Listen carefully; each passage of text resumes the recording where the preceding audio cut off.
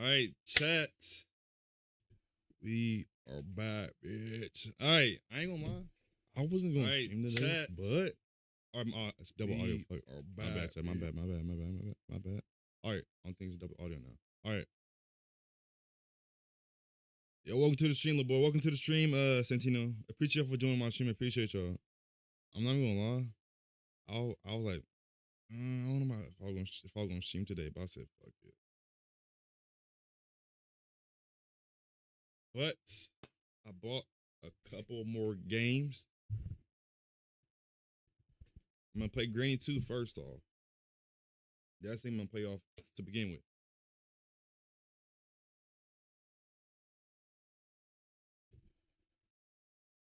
with. All right. I need to put my chat box a little bit bigger.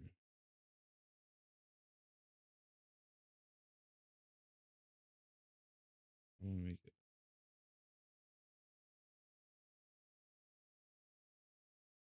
Probably 26.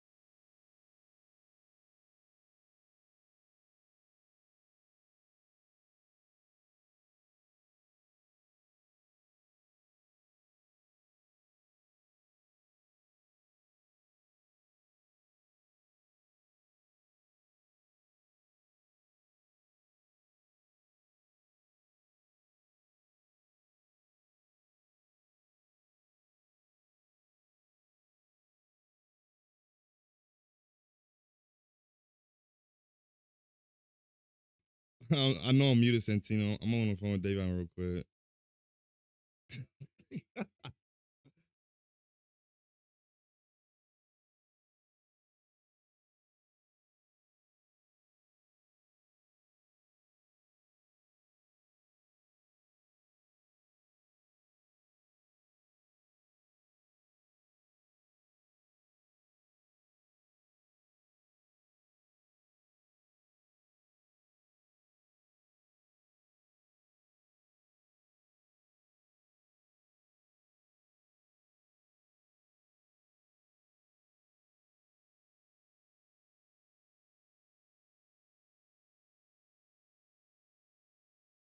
Now I know I was muted, chat.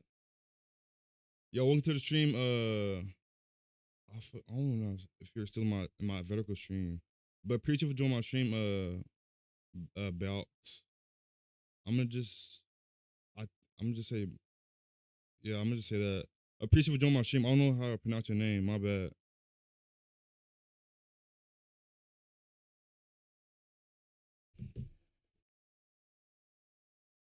How we doing today?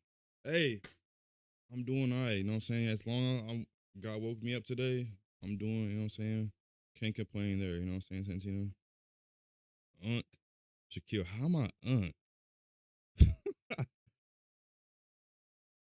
No, I know I was muted. He's on the phone. Well, how y'all doing in chat? How y'all doing in chat? I made my text, my box a little bit smaller for my chat, so hopefully it's not too much in the way. Are you okay? Yeah, I'm okay. I'm gonna just say Maria. I don't want to pronounce your name. I'm gonna just say Anna. Is that cool with you? Mariana? I think that's how you pronounce it, I think. But appreciate for joining my stream, Mariana. Appreciate you. Can't complain. You know what I'm saying? Can't complain. There's always somebody doing worse than you, so can't complain too much. As long as you waking up, hey, can't complain too much. But we finna hop on Granny chat. Granny 2. You know what I'm saying? We finna hop on Granny 2. We beat the first one. You know what I'm saying? Now we gotta beat the second one, then the third one, then the next, you know what I'm saying? Can't complain as always. Facts, sentient facts. There's 2 of them!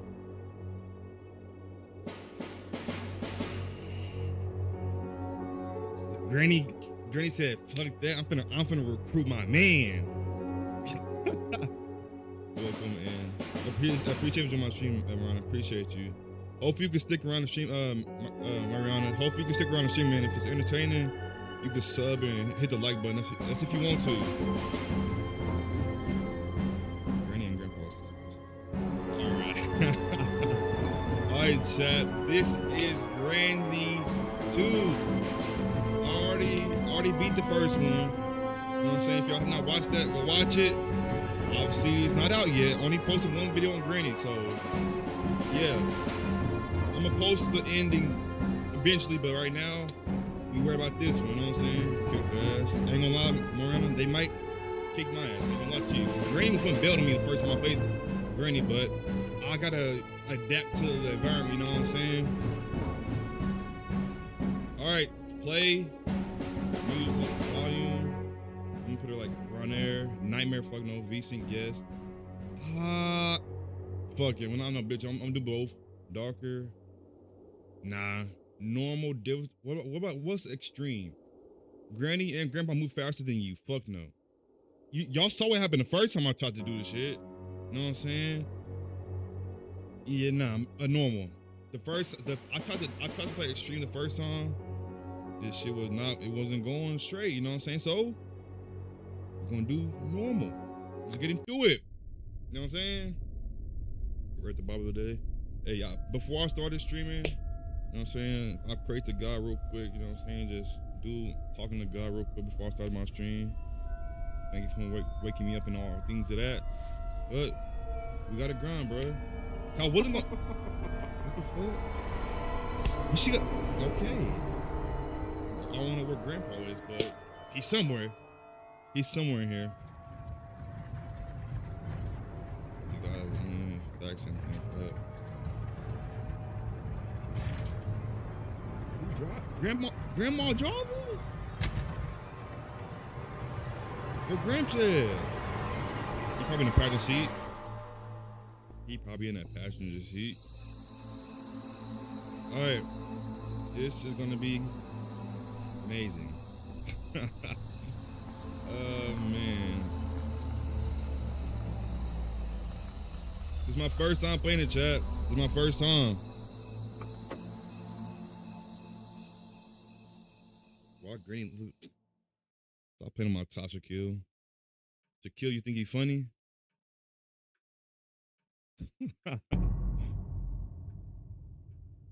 Day 1. Oh man, I'm at the adapt to the environment, so I'm just letting y'all know, bro. This is my first time playing it, bro. So you know what I'm saying? Give me some time. And we still can't run. I need a crowbar. All right, crowbar. Don't know what that is. Need this hand wheel. Door lock.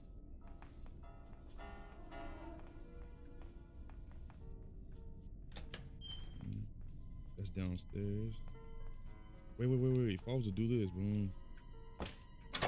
Oh, I can lock the door. Hey, if I'm getting chased by them, I can lock the door. That grandpa? You don't see shit. You don't see shit. I see you. No, fuck you know. And he got a crowbar. Fuck no. You got the right idea, but the wrong motherfucker, you know what I'm saying? You got the right idea, but the wrong one. How you doing? All right, grandpa's right there, over there. Is that grandma fucking snoring? Her old ass. What the fuck is that? All right, this is a way to escape. I need a padlock. I don't know where none of this shit is.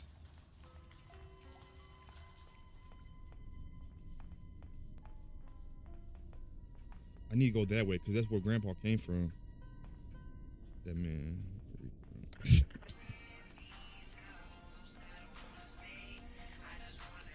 What grandma listening to?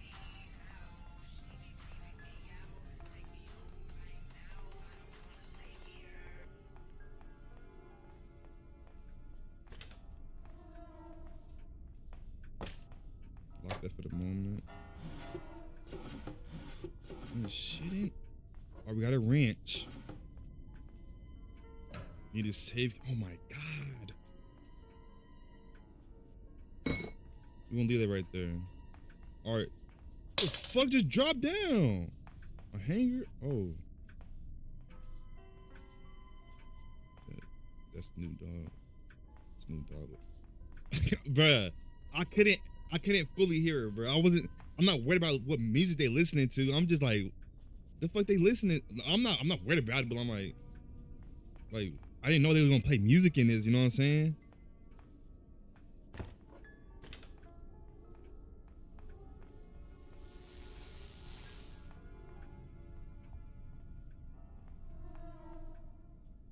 Picture. What the fuck is that? I don't know what the fuck that is. Was that me that rang that shit? It couldn't be me that rang that shit.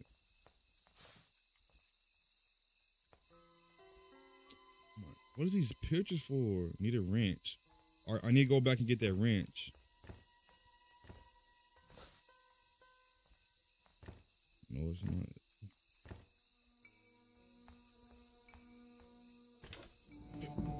Oh fucking god! Granny just pop out of nowhere. Pop out the cut. How you doing? Day fucking. I haven't got no information, and it's already day 2. Great. What's this game? This game is Granny 2, Chris. It's Granny 2. This is the second version, Chris. I just beat the first version not too long ago. I'm gonna go downstairs. I'm gonna be downstairs. Oh yeah, I have the boats down here. Yo, welcome to the stream, Faye. Appreciate what you're on stream, Faye. Appreciate you. I'm gonna close that. There's nothing. I'm gonna keep that open just in case. What's over here? Nothing. I see you. You don't see shit.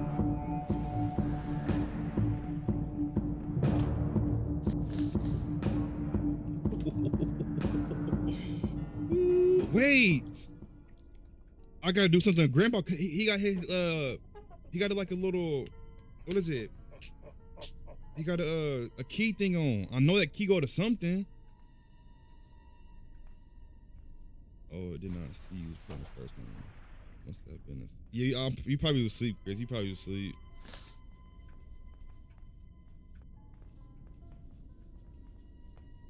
I see you.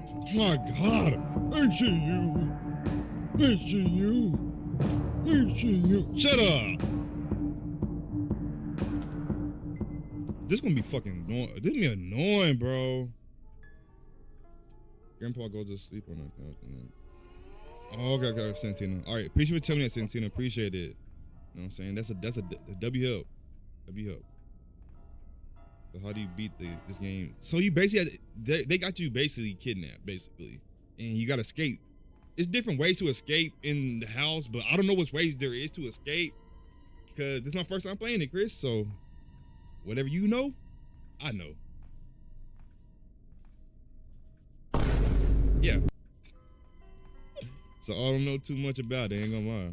I just know you got to escape. And then he has a crowbar too, so I'm gonna need that crowbar too. I'm gonna go upstairs. No, I'm not. No, I'm not. No, I'm not. No, I'm not. Oh my God. This is gonna be a fucking annoying, bro. Then she got the bat, he got the crowbar. They duel. I see you. Same thing, Grandpa. I see you. You don't see shit, motherfucker. There's a chopper.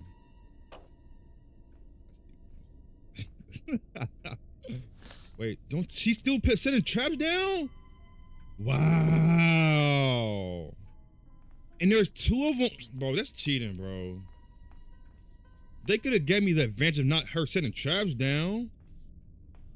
That's some bullshit, bro. I ain't gonna lie. That's bullshit. I can't even get over there now. Fuck granny bitch, man. I'm going upstairs. I'm trying to explore the plate. I didn't know where grandma stay at. They got surveillance! Please! When the fuck did they get equipped a fucking surveillance camera? When the fuck did they equip a fucking surveillance camera? They got fucking, what they know about technology? Fucking, I haven't got no research this whole time I've been playing. All right, so don't go upstairs, cause that's what grandma is. I need that wrench though. Where's the wrench go to? Oh, downstairs. Fucking. Nice to you. Nice to you. Fucking God. Already day 4. Oh my God, bro. It's my first time playing this shit, but fuck, I'm not getting no information. They straight put in Belta. Straight belt. I can't do nothing about it. Let's go. Yo, welcome to the stream, Dynasty. Appreciate you joining my stream, Dynasty. Appreciate you. I need this. Pick it up. I'm gonna go downstairs now. I'm fucking limping. Wait, was it wrench for down here? I think it was. No, what was it? Oh my God, where's the wrench go? Need gasoline, need a spark plug, and then the bolt thing too. And then they got the fucking wheel. They got everything. Oh my God. I told you Granny 2 normals like Granny 1 stream. I won't say extreme because they can't catch you, but it's just like, it's more, what is it? It's 2 of them now.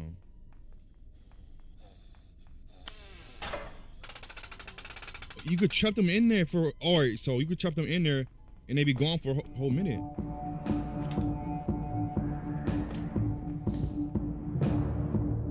See, all right, she's not too fast. She's not too fast. All right, do they go to fucking sleep at any time? Oh my, I don't know. I do not know. You said Grandpa go to sleep. I don't know if Granny go to sleep. She be staying up, you know what I'm saying?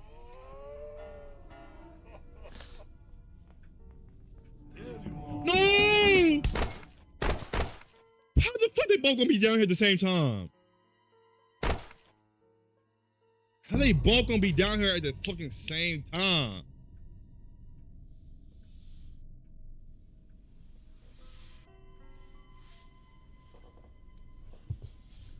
bullshit, bro. I haven't got nowhere.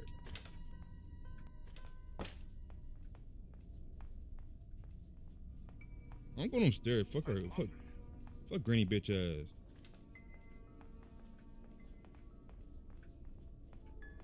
That's meat. I could distract him with that.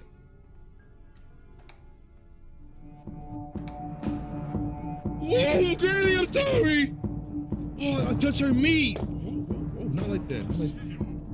She gets dick in your mouth. Oh, wait, there's a trap right there. Oh my god.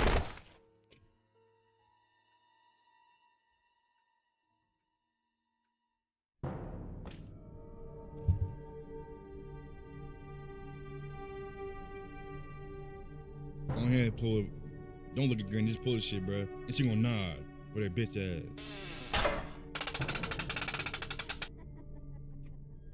Great. Great.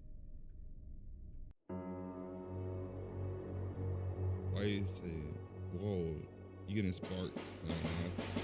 All right.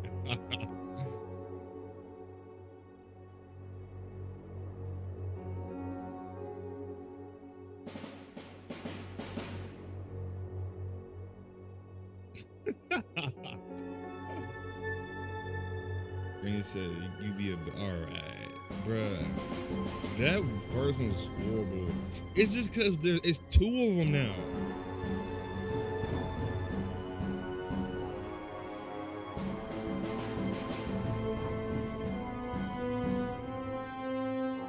Hey, fuck.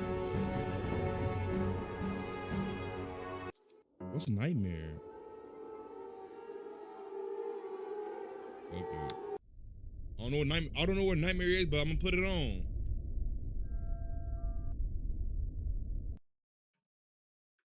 She's one ugly. Rest in peace. What do you mean? Was it a bad idea to put that on? Night. What you mean night? Was it a bad idea to put that on?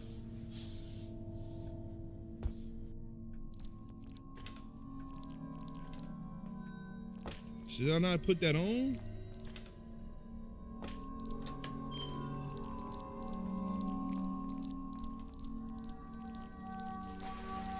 I'm getting scared of that shit. Duct tape. What the fuck do I need duct tape for? I don't even know what I need duct tape for. It's like the one episode in there.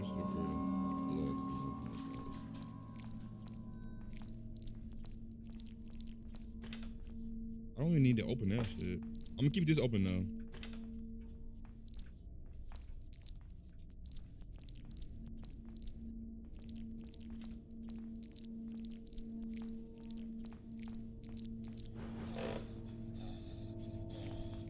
That Granny? That's not Granny. Oh, it's out here where I need to rent. Oh!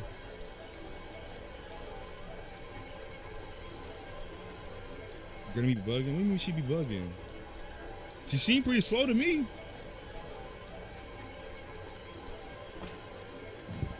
She seemed pretty slow to me, you know?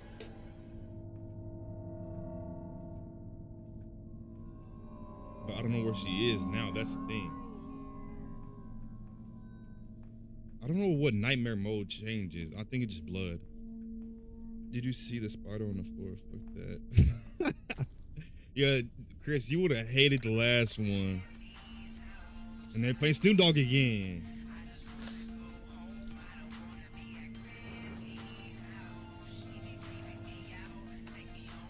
Whatever they're playing, I don't know what that is.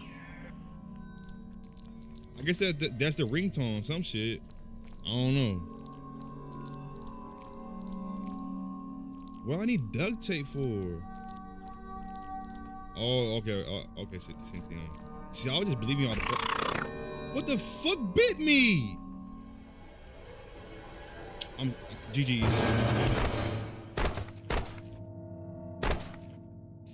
There's a torch right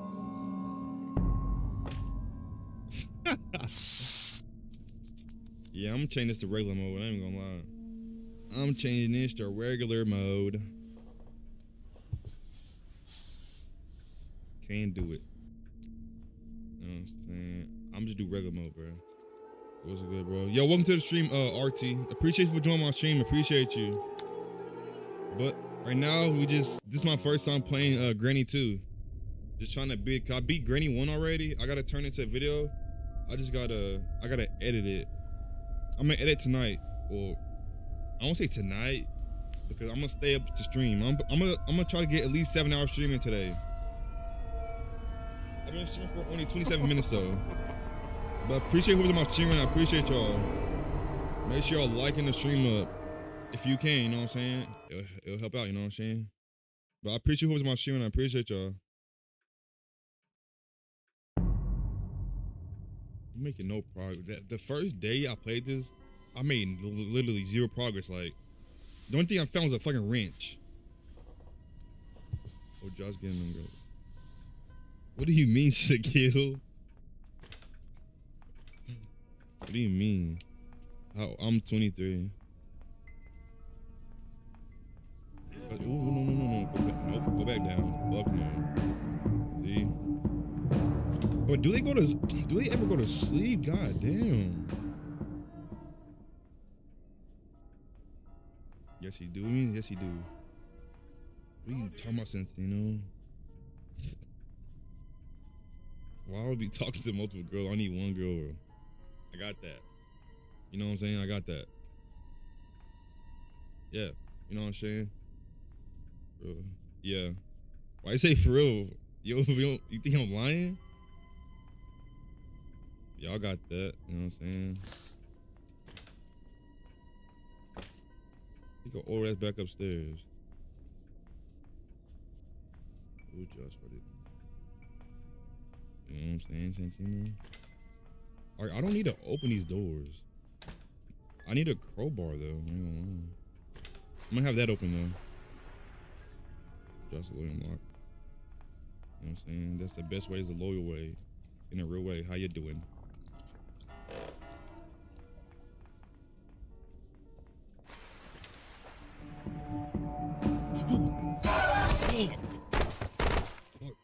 Fuck.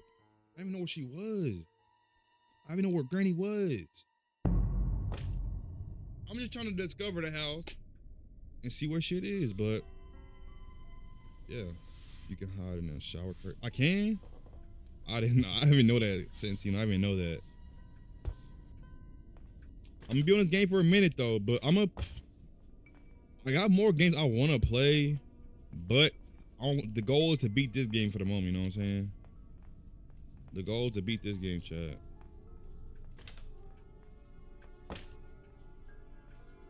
I'm gonna go eat, bet you. All right, bet. Appreciate you for joining my stream, RT. Appreciate you. Hope you could check out my channel if you want to. That's if you want to. You don't got to if you want to, but I appreciate you for joining my stream, RT. I appreciate you.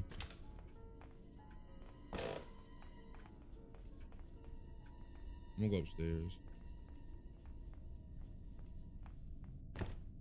That's locked. Where does that go?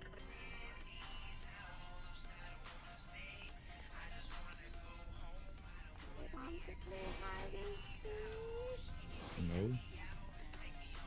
Dirty ass. They shitted all over this fucking whatever you want. I don't know what this is.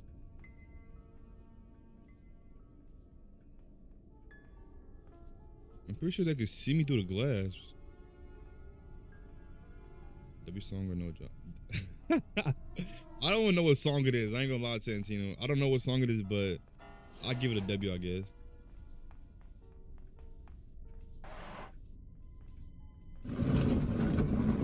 What's the door? I need a weapon key though. Fuck. All right, I'm finding more information though. I'm finding more information. I need a weapon key. So I can hide in here. They can't crowd. Or can they? I don't know. I think it's copyright. I could take it off if it is.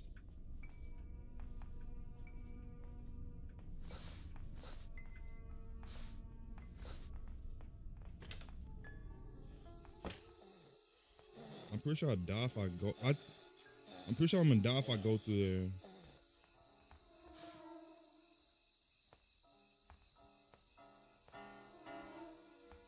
And I need, oh, all right. This is what I need the wrench for. I think that drains the water. Maybe I don't know.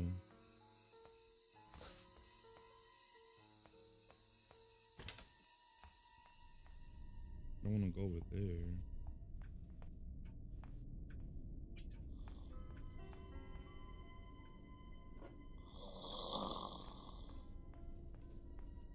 All right, he actually goes to sleep.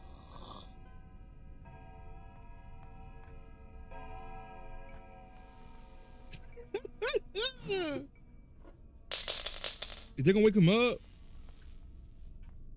Oh my God, they woke him up.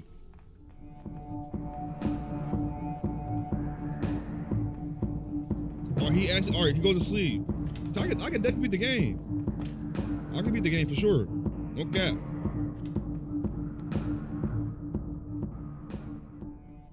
Take your ass back where you was, Grandma. Don't be mad 'cause I woke your old man up. She look like Squidward's house, bro.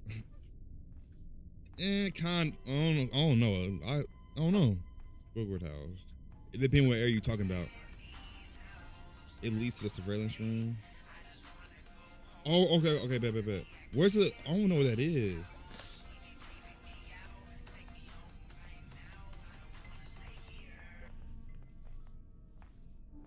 Oh my fucking God, Granny, you piss me off, bro.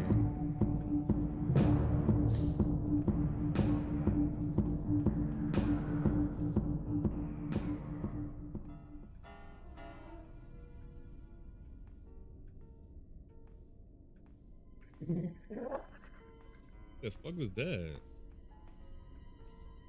Alright. Is there not like a crossbow in this game since it was in the first one?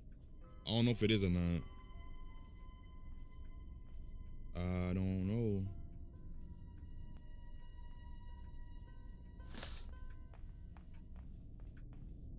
I need a crossbow though, I ain't gonna lie. Oh, so it's not unlimited ammo in this game. Bro, she just sitting there fucking waiting for me to go. Oh my God, I fucking hate her old ass. She literally just sitting there waiting for me to come to the stairs. She could have been and went somewhere.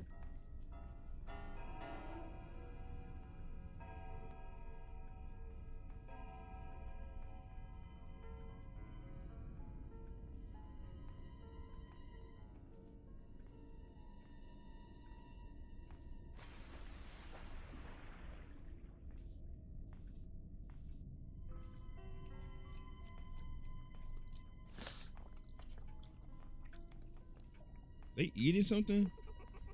I'm gonna lie, getting creeps me out. Hey, creeps me out a little bit too. A little bit, though, a little bit.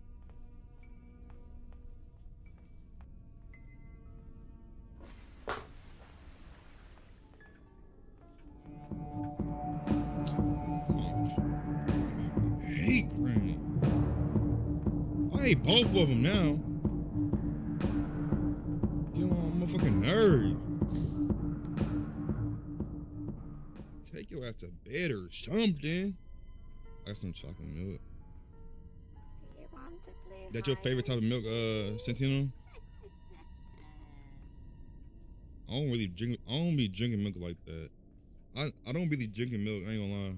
The only time I would probably drink milk is whip if I had cereal, but other than that, the only milk I drink other than with my cereal, I usually just drink strawberry milk.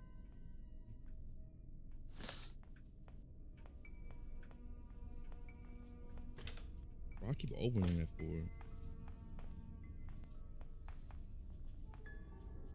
Oh, that's bitch. Yeah, keep going, ho.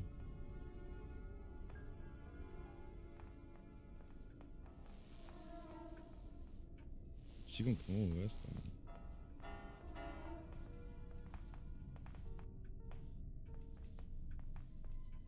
I see you.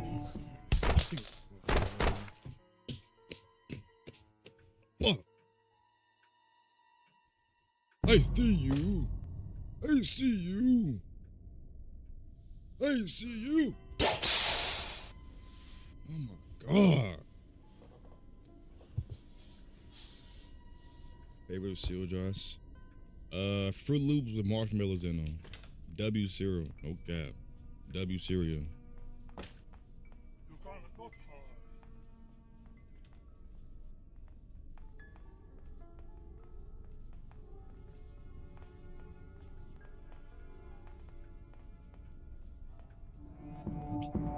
They both up fucking stairs? Oh!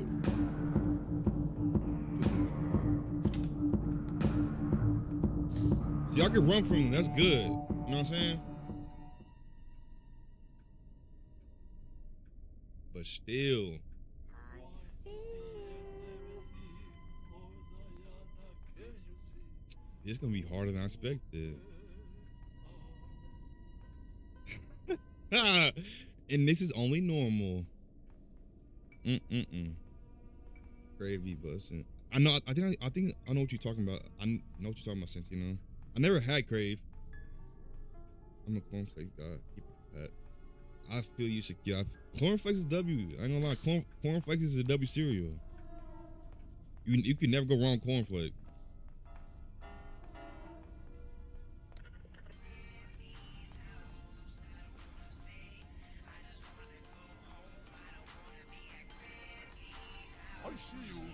I don't no. Don't you dare stop emoting and try to chase me. I saw what the fuck you was doing.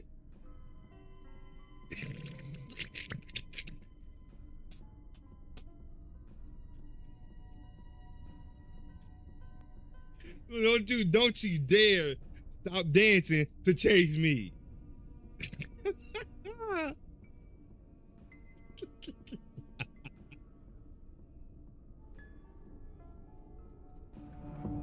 He gonna stop dancing and he's too determined to get me, bruh. There's no way you stop dancing to come get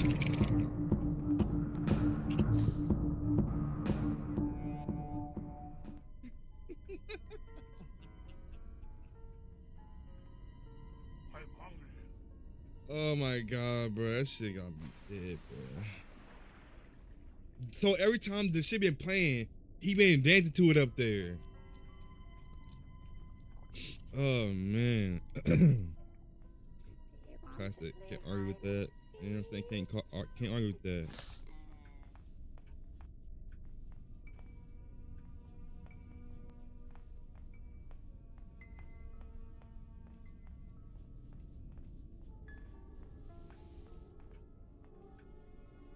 Oh, that's good. I'm gonna go upstairs now.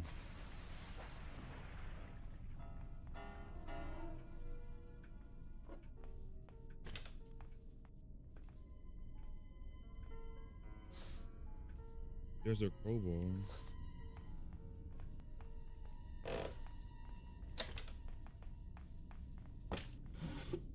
What's that? Our door handle. Can he climb?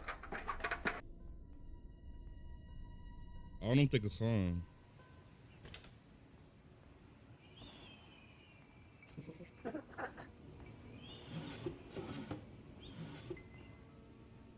Weapon key. Oh yes.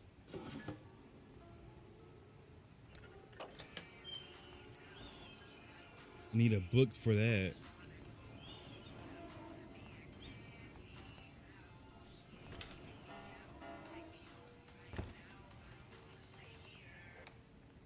That's a hand wheel. Or I'm learning, Chet. I'm learning.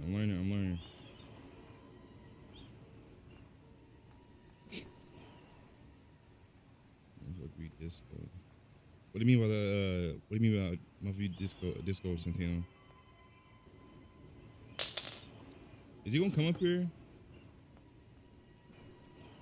I don't know if they could come this loud with their old ass. If they can, that's fucked up, bro. I ain't gonna lie.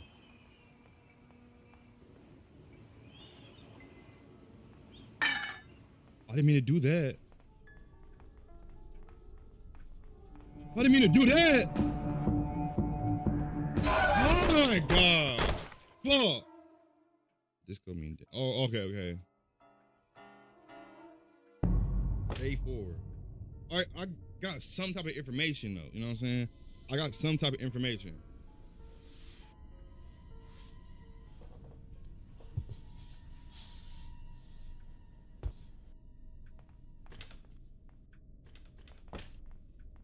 Fuck.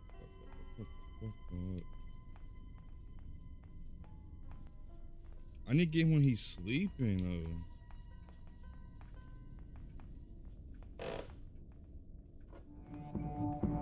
Go. I got the weapon key. Now I can start blowing shit down.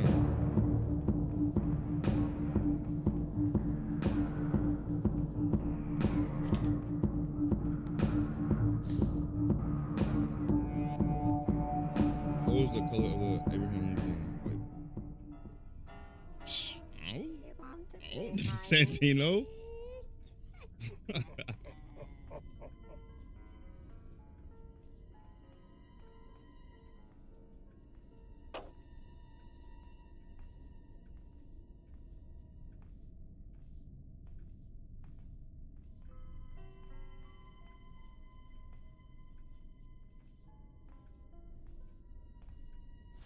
I got the weapon key now. Now I just need to get the weapon. That's always putting traps up. Go up there, old ass bitch.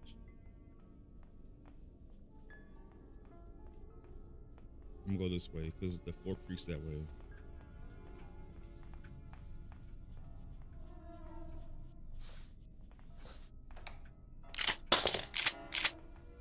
Putting shit to the belt now. I'm putting shit to the belt now.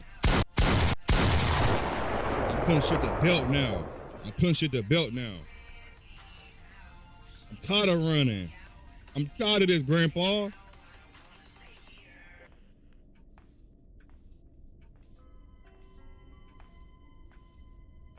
Let me catch one of you motherfuckers lacking. I want to catch one of you motherfuckers lacking.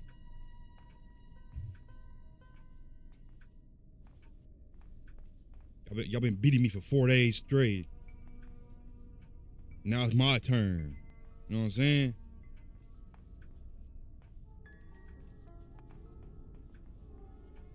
Are they gonna give me more ammo though? Cause 2 bullets not a lot. 2 bullets is not a lot. Give him one when he sleeps. I gotta see when he actually sleep first.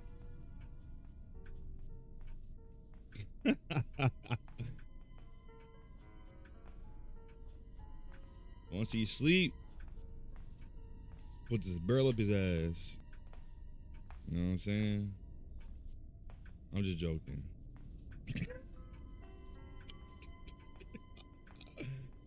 I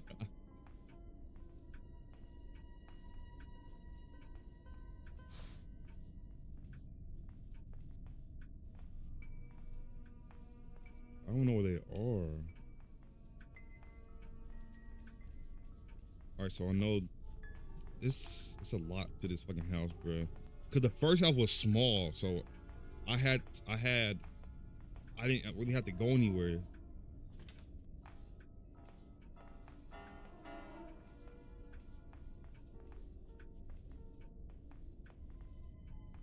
You in the bathroom, bitch?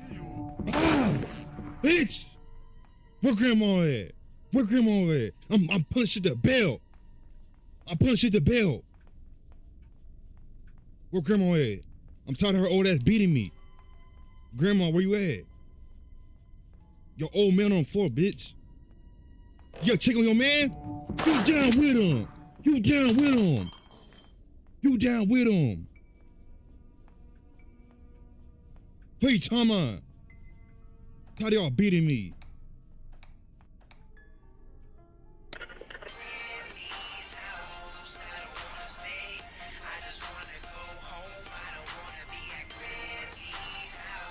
Turn this shit off. Yeah, I'm putting shit to the belt now, bitch. Putting shit to the belt now. Putting shit to the belt now.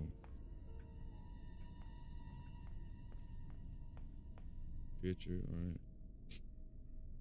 You could kill him or Anyway, by the way, look at the question about Abraham Lincoln one time. If you don't get your stuff. Black, red, black. Bro, don't waste time. Don't waste it.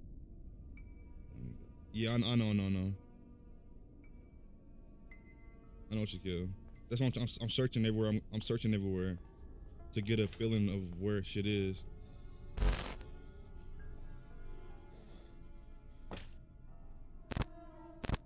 Okay. Got it. Surveillance. This is why I can tell where they are. That's a door handle, but I don't know where. I know it goes to a door, but I don't know where door it goes to. You know what I'm saying? And I fucking failed.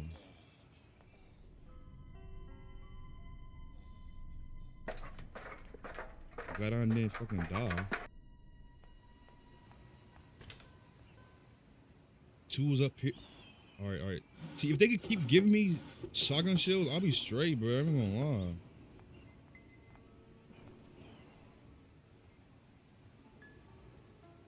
I'm pretty sure I gotta shoot that. But what would that lead to?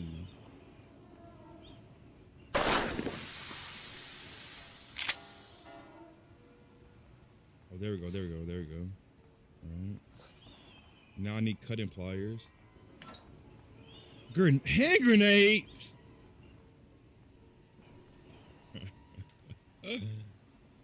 Man. Oh, motherfucking man.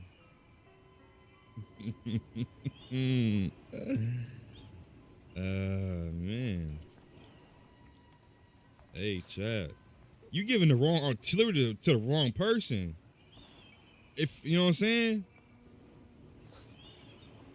That's a security key that goes downstairs. I might have to shoot both of their ass whenever they're down, and I come up here. Ah, shit. Why you say ah, shit, Tantino? I can't. I guess that's the way I gotta go down. Open this door. I want somebody to open this door.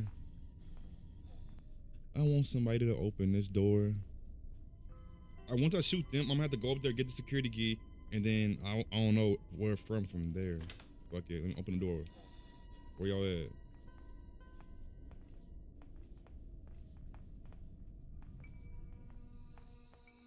Need a crowbar.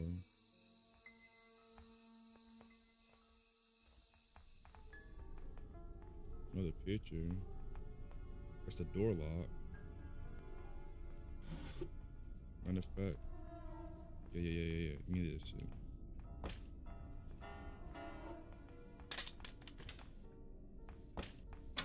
Boom.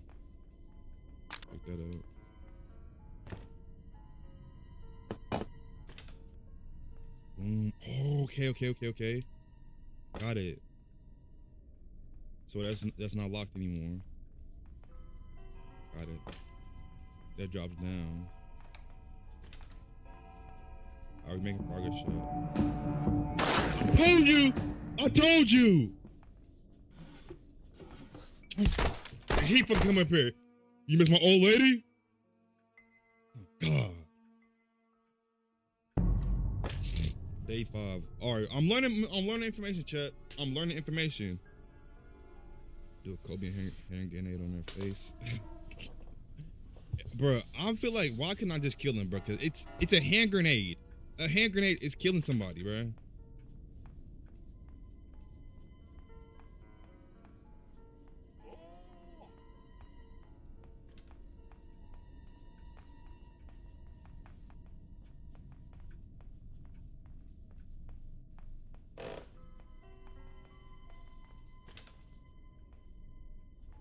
Look her old ass back up.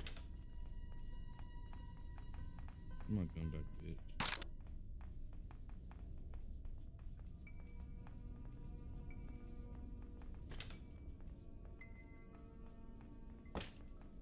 Security, but what? I don't know.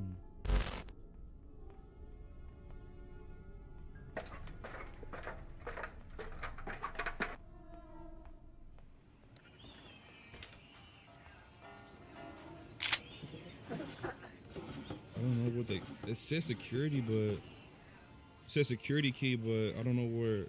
I was just unless that's not the security room I was in.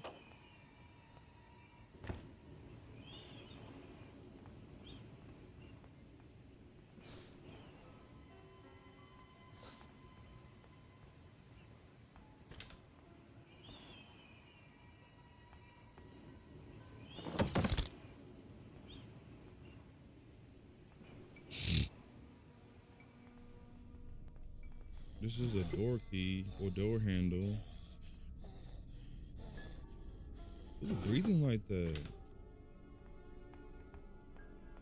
Come over, bitch. I want you to. Gut shot, bitch. Where your old lady at? I'm gonna put her old ass down too. Yeah, you wanna go with him? You wanna go with him, bitch? Yep. Y'all both gonna die together. That's a door lock. Nothing in here. There's something right there.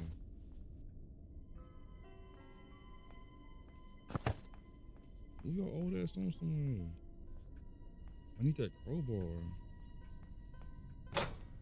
It's a wrench.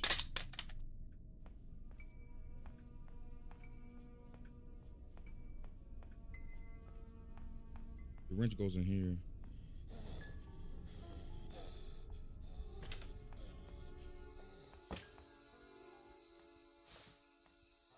Alright, that's Uncle and Granny. What do you mean by act as Uncle and Granny? What do you mean act as Uncle? That flushes the water out. Now I can go over here. There's a picture. Cute. What the fuck? That ugly ass thing. I'm gonna die by that, but something in there. All right, goddamn. Wait, I know what I need the meat.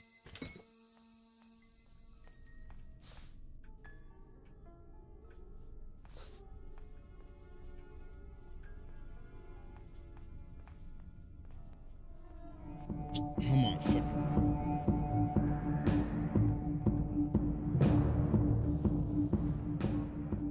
Yeah, I know. That's why I figured that was the meat was for Santino.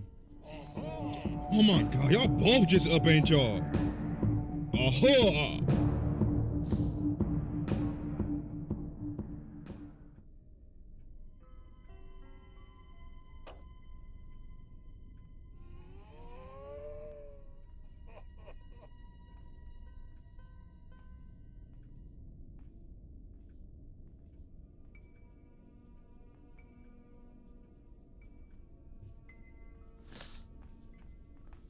Y'all both just up, ain't y'all? One more shotgun. I need my shotgun.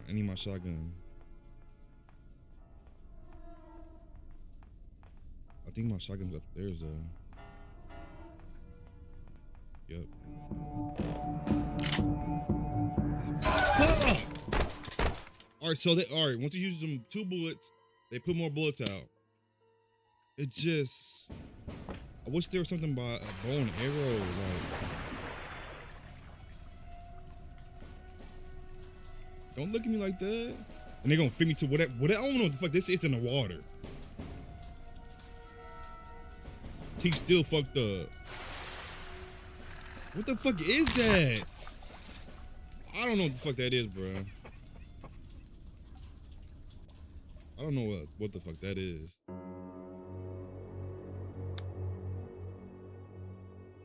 It's an octo.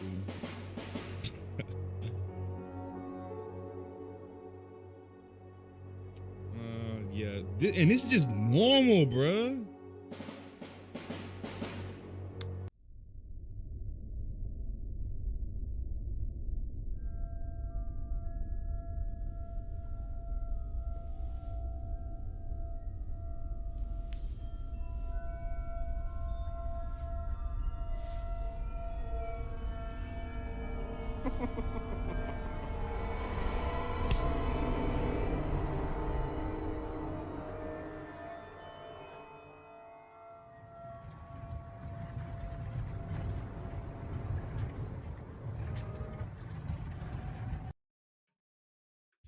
Oh man.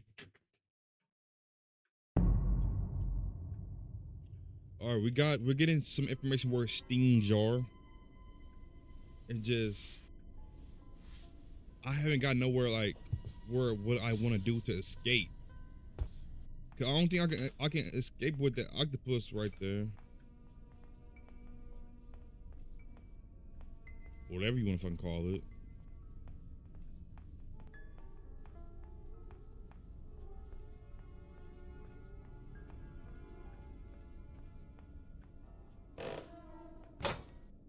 They definitely heard that.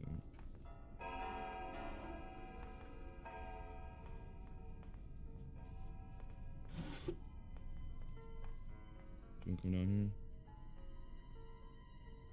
I don't know if she gonna come down here.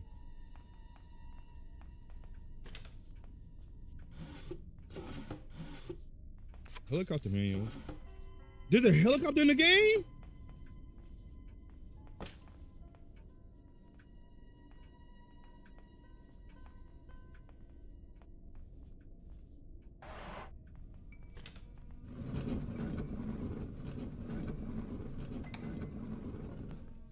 What's this?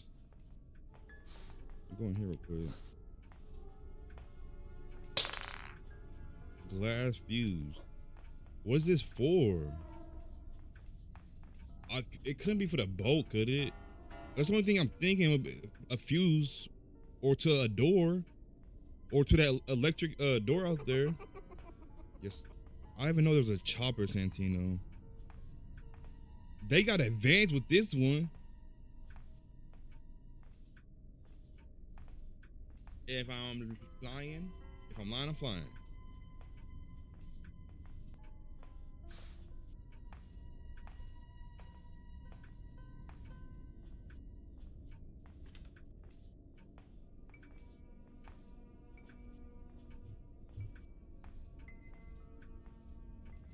All right, so I'm learning. I gotta adapt to it being two of them now. It's not one of them bitches. It's two of them. It's two of them now, not one. Bitch, don't play the piano and gonna try to. No, don't stop playing. See, you gonna stop playing. You gonna stop playing the piano to come get me. You could have been over there doing the piano lesson that you see, grandma. You know what I'm saying? Me, Casa, you, Sukasa. You know what I'm saying? However it goes, you could have teach me how to play the piano. Why you teaching? Why you want to play the piano? Then try to come over and kill me.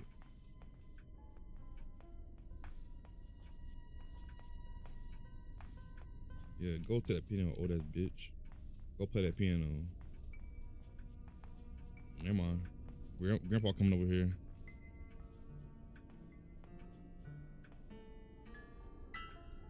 Ooh, he had a nasty ass build.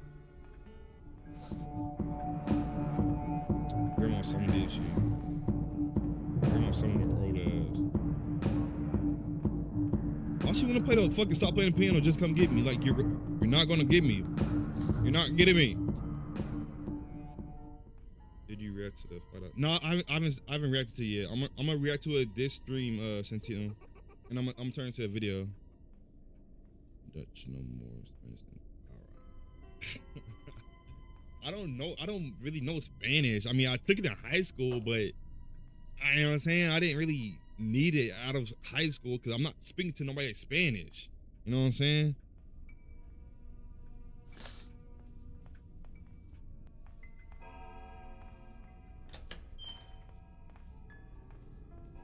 Lock in. What do you mean lock in? Like I'm not trying to lock in. What does glass shit go to?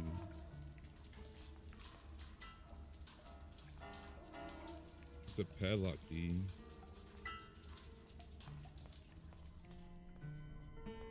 What does this glass shit go to? She can't even play the piano with her old ass. I see you. I'm sorry about talking about your old lady, bro. I'm sorry. He protecting fucking the ground level while she playing the piano.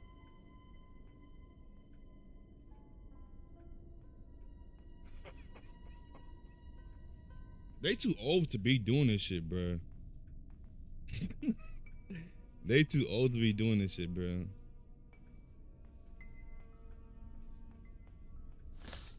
Where does glass fuse go to though? Probably the helicopter? Or that.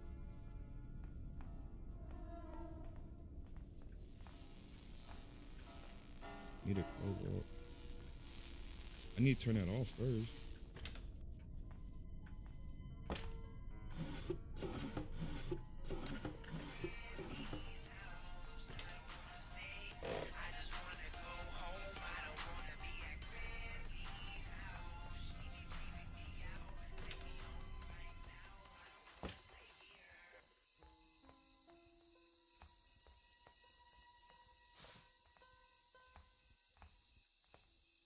Stun gun? You're lying. Oh my god. Alright, so there's alright, so I think I can get these from them.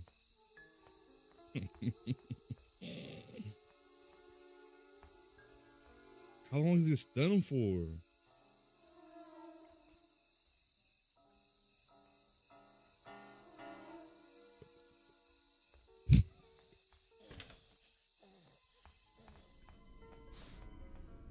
I'm trying to see how long it's gonna stun them for.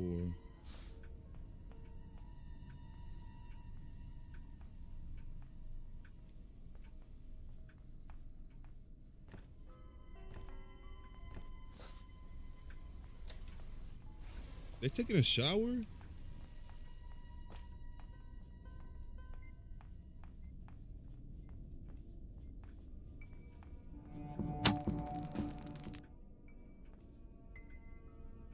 All right, 1 minute. Bet. All right, good. That's a gasoline. See this bitch? See that bitch? See that bitch?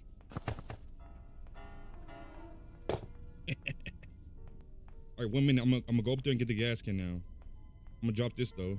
Boomski. I'm gonna drop that. And then I'm gonna go get the gas can. Cause it's 1 minute. Come on. Grandma's still on the floor. She not no more. Boom.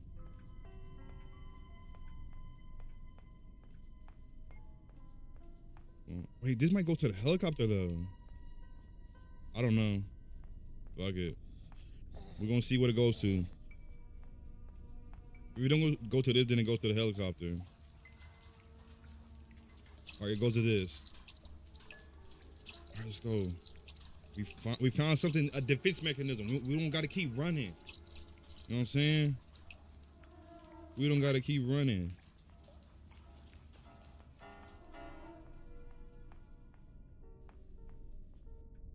Come down here. I'm gonna tase that ass. I'm gonna tase that ass. Come down here. I'm gonna tase you and I'm gonna start searching some more. You know what I'm saying? Wasn't feeling my best. Appreciate your stream. No problem, Shaquille, no problem. That's why I do it for. You know what I'm saying? Yep, tase your ass. Yep. Go in here, shake. Shake like a stripper girl. Shake like That's why I use. That's why I stream for it. Make people day better and all things of that. You know what I'm saying? I see you. See this bitch? Yep. Tase. See, I don't gotta run from y'all now. You see what I'm saying? I don't gotta run from them. No, there's nothing. All right, meat. All right, that meat is for him, but I don't need the meat right now. Nothing there. All right, I'm gonna keep that open now. I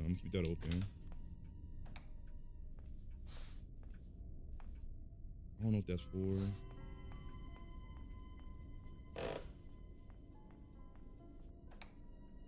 Spark plug. I think that goes to the boat.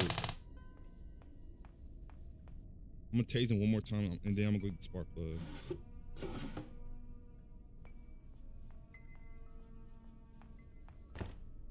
Okay, that's it. All right, so now I know where the key goes to.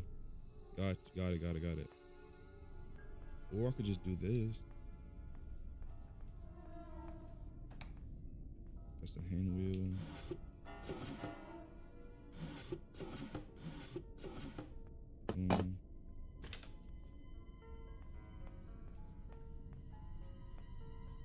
Where they at? I don't know where they're at. I know. Check. Come on, bitch. Yep. Give me that shit.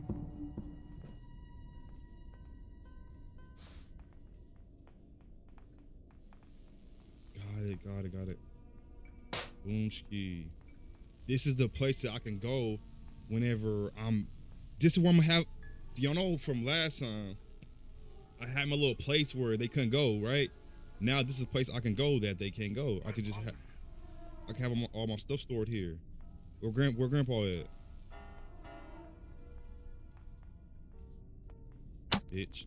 Punch your ass looking, nigga. Punch your ass looking. Yeah, drop to the knees.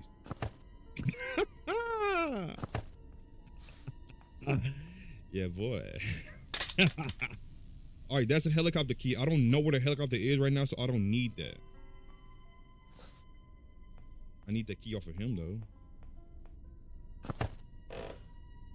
Oh, I need the security key.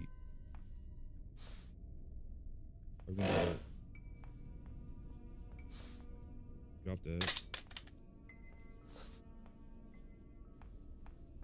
Oh, fuck, he's not here no more. Fuck. All right, we're going to do it again. We're going to have to do it again. We're going to have to run it back. How you doing?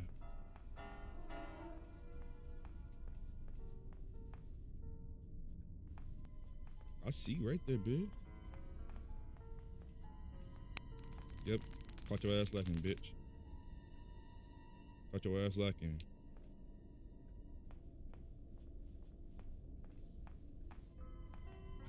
There's nothing in these, is it?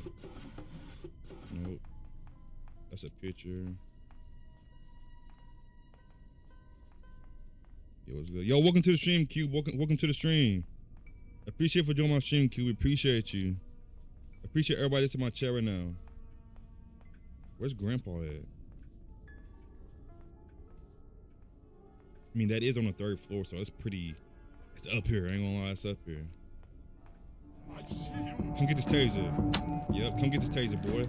Come get that taser, boy. Now what I'm gonna do is, boom, I'm gonna put that down there, and I'm gonna get the key off of him. Boom. Go upstairs. I could run from Grandma.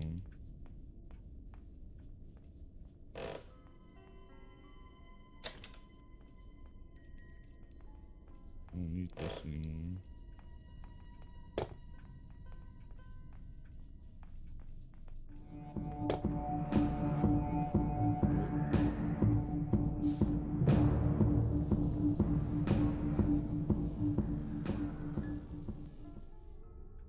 Go home. Go home somewhere, bitch. Do you want to play hide and seek? No, I don't want to play hide and seek with you.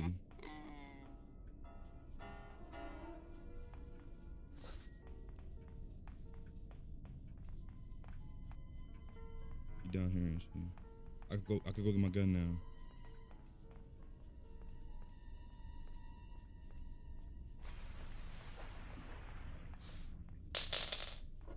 Yep, come down here, bitch. Come down here.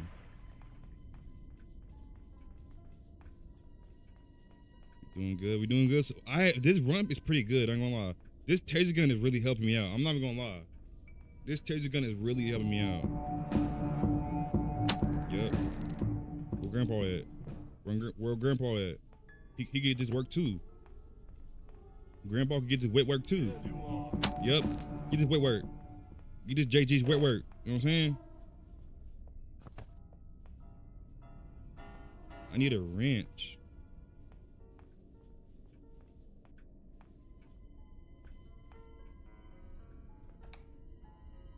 There we go. Boom. Okay, this wrench is gonna be in here. We gotta hurry up and go do this though. I need my taser back. I'm defenseless right now. Where's my taser? It's in here somewhere. There it is. I could take his little ass in here too. What do you like, more crossbow? I'll say taser. But the crossbow, well, I'll say taser because, well, I mean, honestly, they both do 1 minute, but the I feel like I don't know. I feel like the taser is like more is a hit advantage.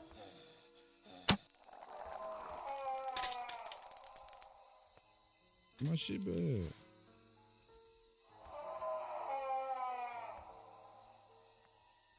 I can't get it back from him.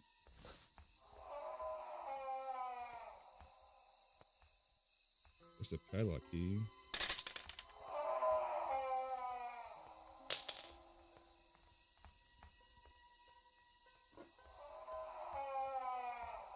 What's that dumbass screaming?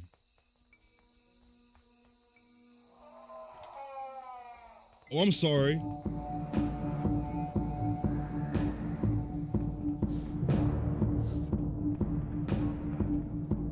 I got the padlock key now. I got the padlock key.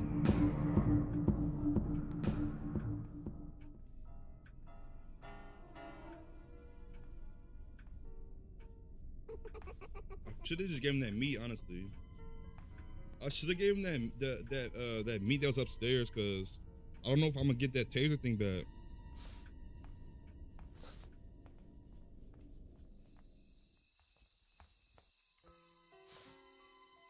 I can't get it back.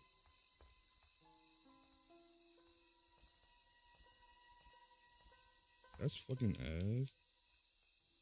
I thought I could get it back. I could get it back from grandma now.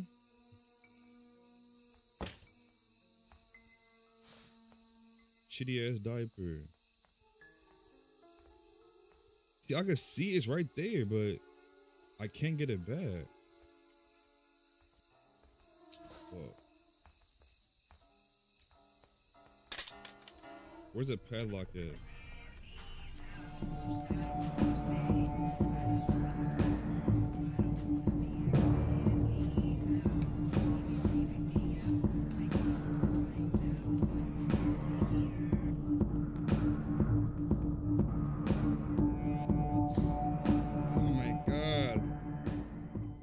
We haven't got caught yet.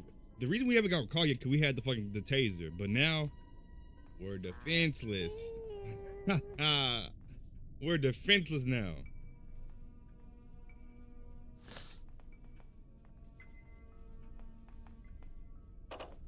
Oh, the padlock thing is down here, I think. I think this is the padlock key down here.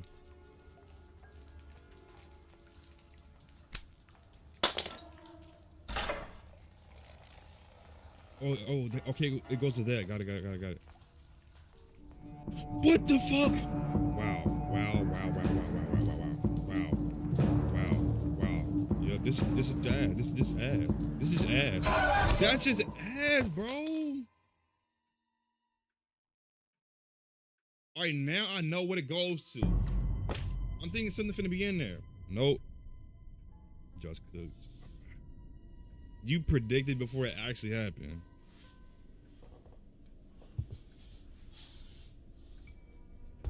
Oh my god, I'm cooked, bro. I don't got my taser no more. And then she set a trap right there with her old ass.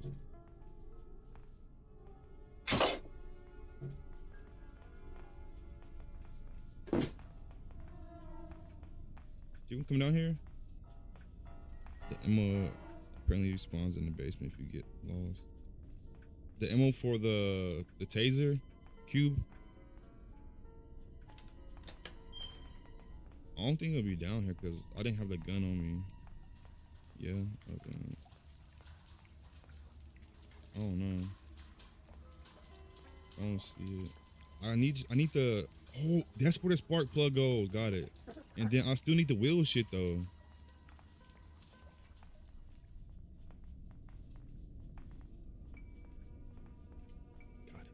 Got it. I need the stun gun. Where is the stun gun at? All right, appreciate you for telling me that it responds, Cube. Appreciate you. We just need a stun gun now, chat. We just need the stun gun now.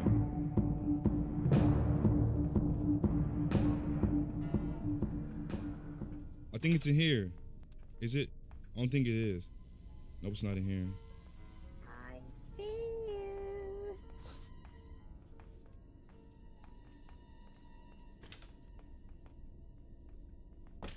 It's a boat steering wheel.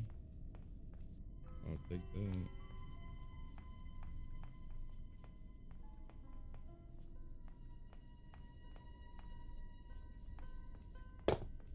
Damn it.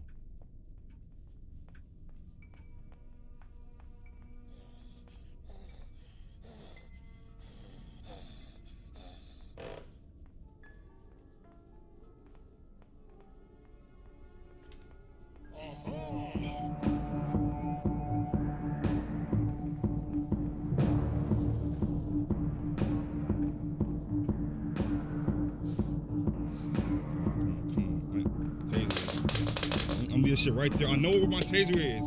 It's in that room above, in front of me. Do you want to play hide and seek? No, bro. I don't want to play hide and seek with you. I don't want to play hide and seek with you. I think that gas spark plug is for the. It could either be for the helicopter or the boat. It's either one or the other.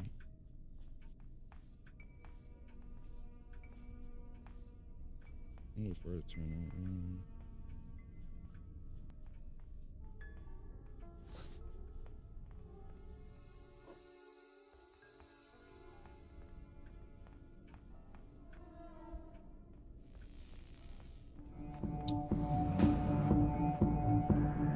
I don't know where Grandpa is. I don't know. Grandpa, I don't know where Grandpa is. 'Cause if I could do this, I could just fucking have 1 minute of freedom. I just need my, you know what I'm saying? I just need that thing on me. While she's over there, I'm going downstairs. And I'm getting my thing back.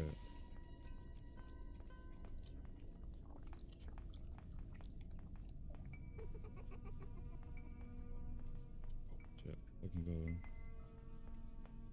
The basement is where you spawned and the ammo is on the bench. All right, bet.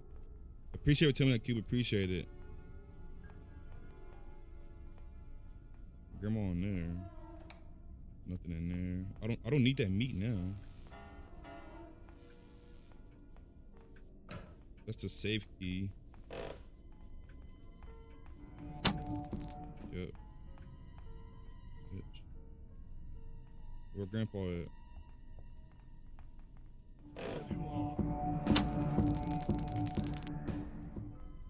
Put that right there. Move, Grandpa. Now I'm gonna get the steering wheel.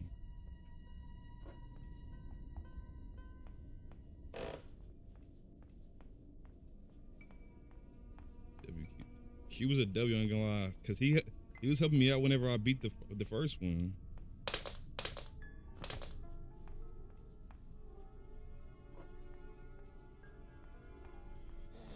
I don't know nothing about these games, you know what I'm saying? Cause this is my first time playing the games.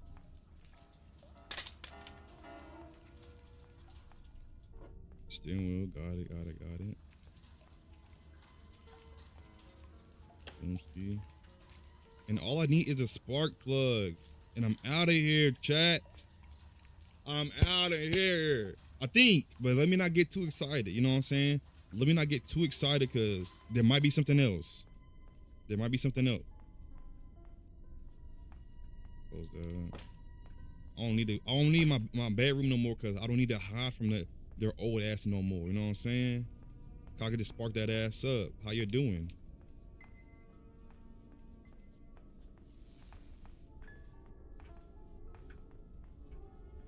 Nothing. Need to go upstairs now. There you are. Yep. Chase that ass too. Chase that ass.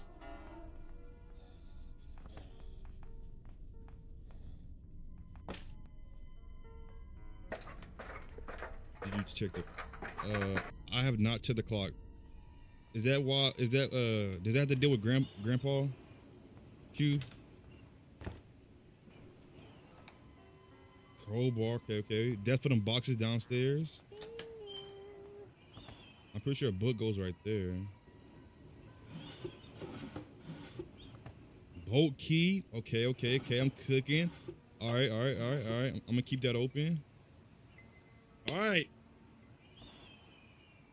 All we need is a spark plug. We need a spark plug. You can open the grandfather clock and it might have it. Hard bet. I did not know that. Appreciate for telling me, Cube. Appreciate it. WQ, bro. WQ. All right. I'm gonna definitely do that.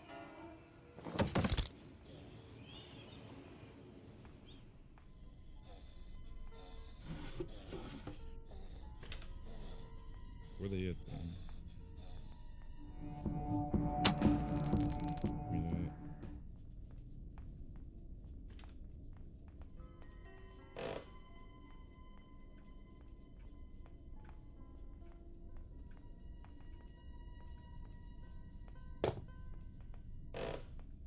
I know where his old ass is. Door lock. Okay, wait. Just down there. I need to go get that boat key now.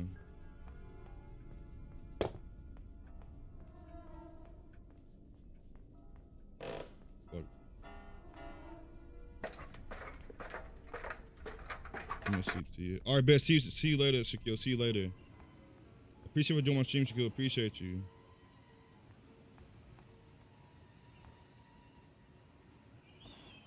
I can't like.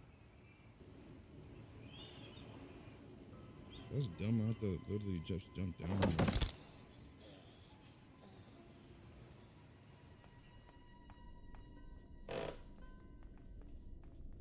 They finna come up here.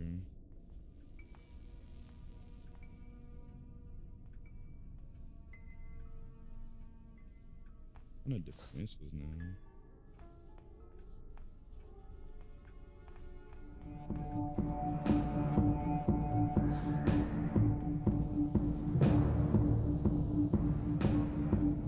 Appreciate everybody for joining my stream. Appreciate y'all, bro. Make sure y'all liking the stream up, bro. And subscribe. Fuck.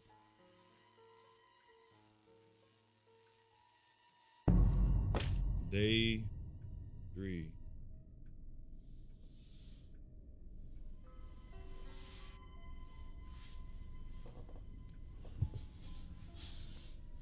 All right, I know I got my taser down here at least.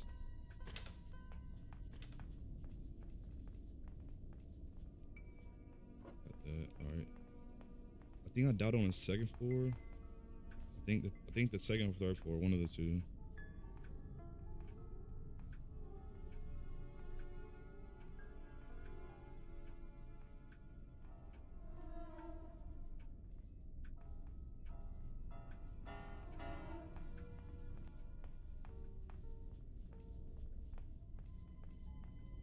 I think it's the third floor that I died on.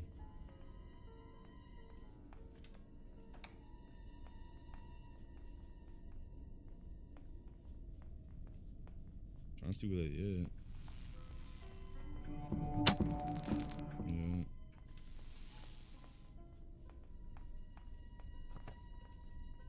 Grandpa gotta be upstairs. That's the boat key. There's the meat.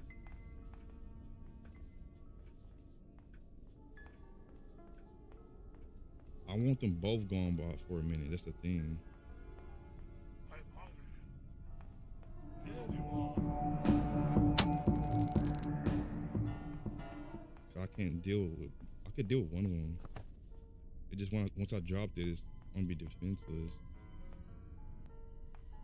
Fuck it. I need that boat key.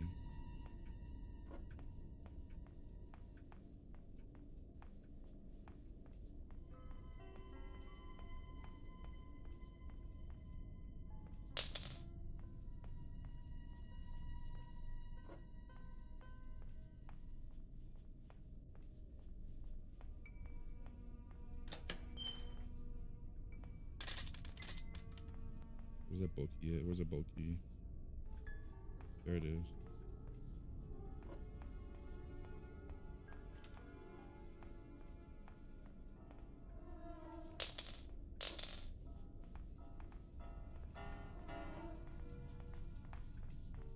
All right, let's go, bro.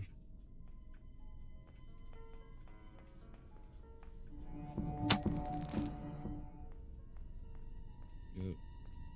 This taser really helping me out, bruh. I don't gotta run like you know what I'm saying? I'm gonna leave the key right there. All I need is a spark plug and I'm out of here, bruh. I feel the gas already. This is a good run, bro. This is a good run. Aha, this motherfucker. Go ahead and shake like a stripper.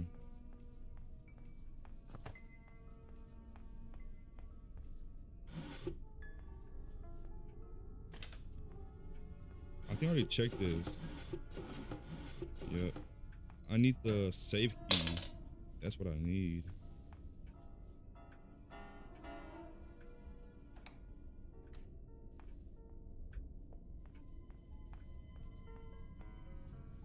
That's what I need is a safe key. There gotta be something in it. Hand wheel, I don't know what that's for. Shake like a strip. Hey, they gotta shake like a stripper, you know what I'm saying? You know what I'm saying, Santino? Oh, the crowbar, I forgot. The crowbar somewhere. I forgot where it is though. Is it upstairs? I don't know. The thing about this ladder is like I can't calm down. I gotta jump down, which makes me lose fucking shit, bro. Nothing in there. Oh, here's the crowbar. I'm gonna drop this down there.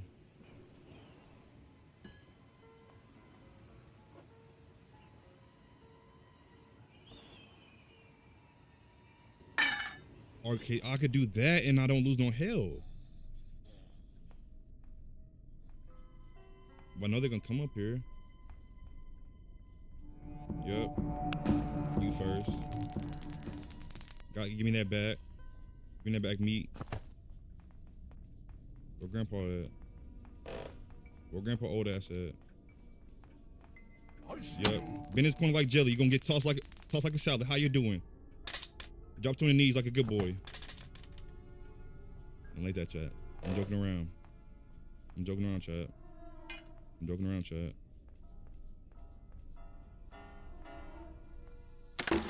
That's duct tape. I don't even know fucking duct tape. Move, old ass bitch.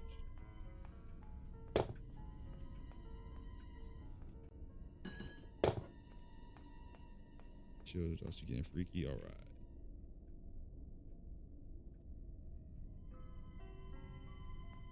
Hey, I'm not trying to get that way. You know what I'm saying? I'm just playing the game, having fun. You know what I'm saying? And trying to, you know what I'm saying? Make the stream entertaining and fun. You know what I'm saying? Not Shaquille, but Santino. That's the whole goal. You know what I'm saying?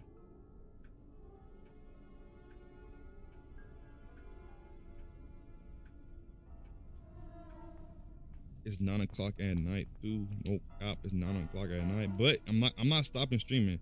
I've been streaming for an hour and 30 minutes. I'm gonna try to at least get 7 hours in. I'm not gonna stream tomorrow because I gotta go somewhere with my mom. She wanted to go somewhere with her, so I'm gonna go with her.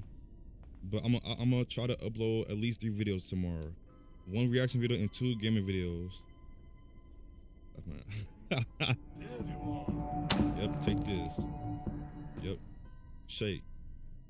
Drop on knees. There we go. How you doing? Need Grandma to come down here. Where Grandma at? Come on, Grandma. I'm right here, Grandma. I'm right here. Yep. Yep. How you doing? How you doing? That crowbar's over here, right? Yep. Give me that crowbar.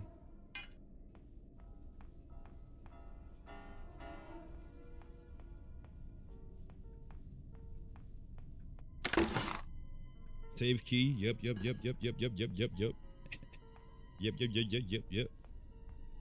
All right, he's not there no more. I'm gonna leave the safe key up here though. I'm gonna leave the safe key up here. Boomski. Grandpa, where you at? I got something I want to put inside of you, and I'm talking about a weapon. A taser. Don't think wrong, chat. Don't think wrong. I'm not saying, you know what I'm saying? Josh got the Wild West. All right. The Wild West is crazy, Santino. The Wild West is crazy.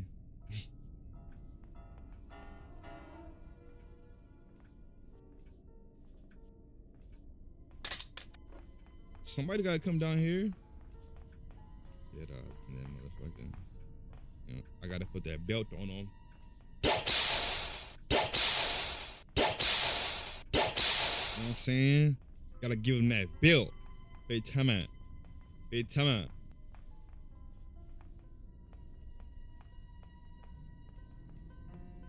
Don't play the piano. I said don't play the piano, bitch. You too. Give me that bag. Give me that ass crack. How you doing? Give me that ass crack. Don't pay if I say something out of the proportion, don't pay attention. I'm just being Josh. Cutting pliers. I don't need them. I'm gonna leave them right here. I think there's boxes downstairs I can open too. If I'm not mistaken. You know what I'm saying? If I'm not mistaken. Alright, I can't open these boxes. Alright. What? Alright, I think that's all the boxes I can. No, it can be. There's some boxes I haven't opened yet. It gotta be.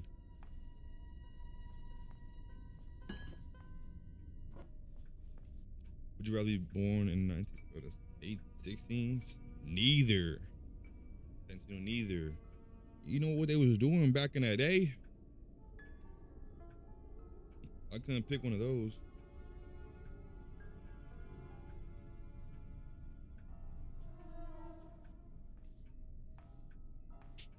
Either way I pick is gonna be a bad choice.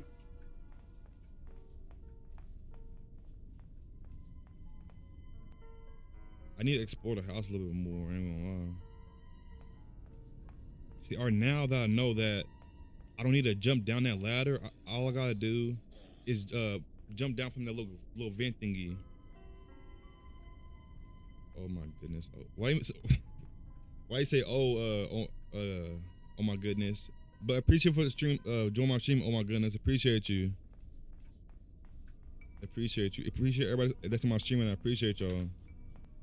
There's no boxes in here.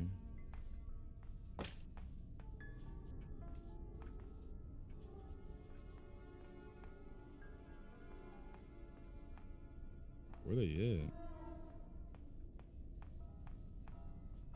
at? I know they here somewhere.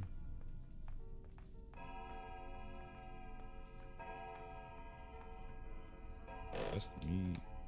Somebody finna come up here. It's either grandpa or grandma. Yep, come on, grandma. Come on, grandma.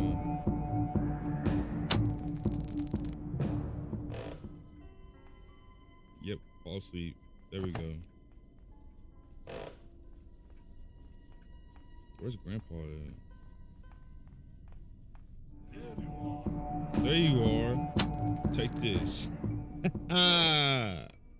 Yeah. I just need to see where these boxes is now. Cause duct tape, I don't know what the duct tape does. Spark plug. I need that.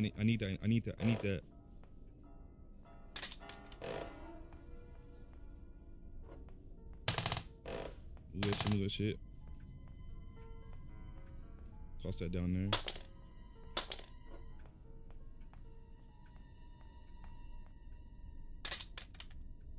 Boom she. Boom she.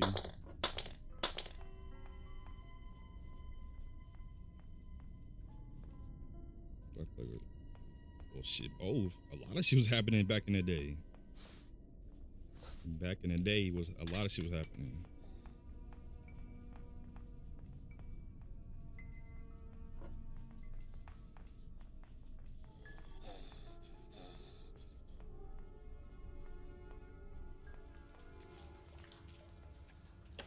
Boom.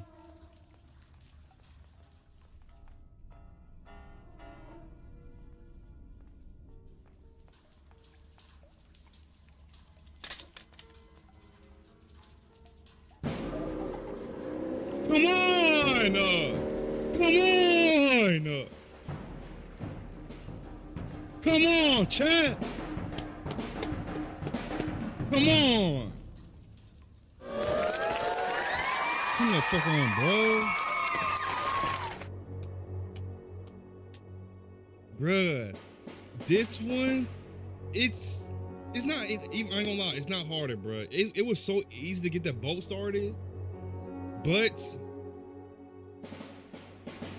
will I play another, I don't know, because there's no point in me making a video on escaping this way and this way, you know what I'm saying, because I escaped from the boat. First playthrough. How you doing? You know what I'm saying? Motherfucking W's. Wait, time out. Brittany probably divorced Grandpa after that. I don't know, Santino. I don't know. But that's a W, no cap, bro. That's a W. All right, so I'm gonna make all this into videos. The way I'm gonna do this right, I'm gonna do the first playthrough, Granny 1. I'm gonna put that in the playlist. And Granny 1, 2, and 3 are all gonna be in the playlist all together. So yeah. Oh, Josh game 2X or all right, that's that game. There's no point in me playing it again unless I play it on extreme, but I'm not playing on stream for the moment. I might play extreme in the future, but for the moment, let's just give me my fucking dub. You know what I'm saying? I gotta go back into it so I get my outro. I'm turning it into a video. You know what I'm saying?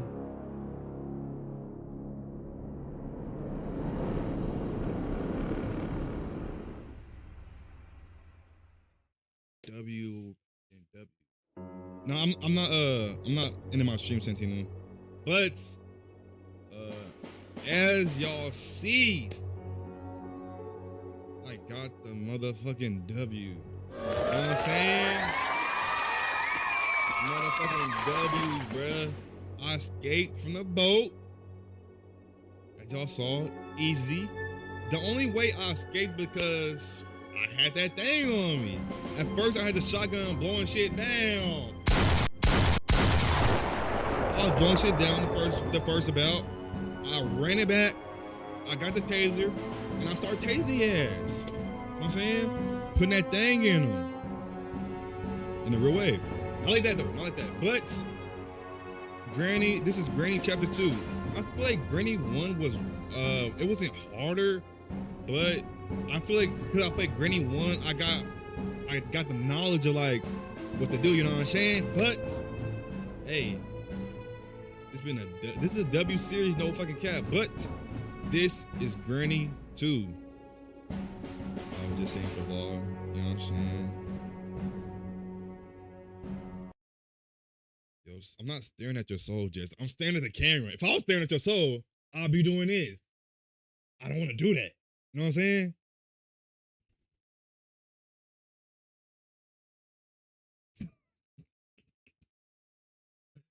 Welcome to the stream, Jess. Welcome to the stream. All right, chat. We're done with Granny 2. Beat that. We beat this. We beat this. We beat Granny.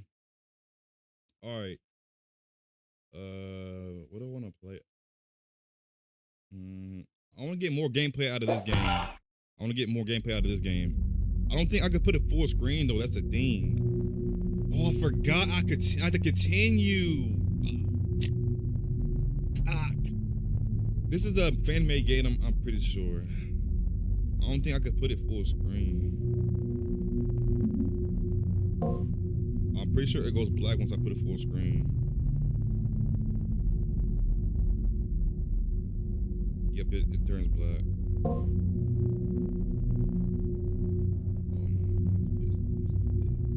no, back up. I say back up, Jess, dude. What I didn't do nothing. I didn't do nothing, bro. Alright, I'm gonna put it over here.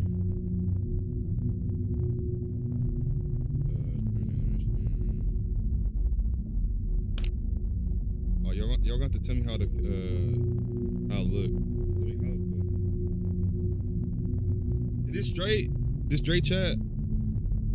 Let me know if it wouldn't just put that camera back.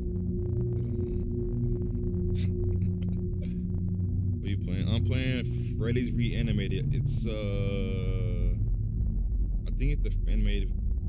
I think it's not made by the developers of that made Five Nights at Freddy, but it's similar to it. But we was playing this shit. It got me. I ain't gonna lie, bro. All right, let's continue, bro. Let's continue. All right, this is Tuesday, 12 a.m. Blast her when she's ready to attack. I tried that shit last time. That shit wasn't working, bro. Hello. Hey, so I got your emails from yesterday, and look, I'm not saying I don't believe you that one of the mascots. All right, I thought I was good. I was skipping that shit.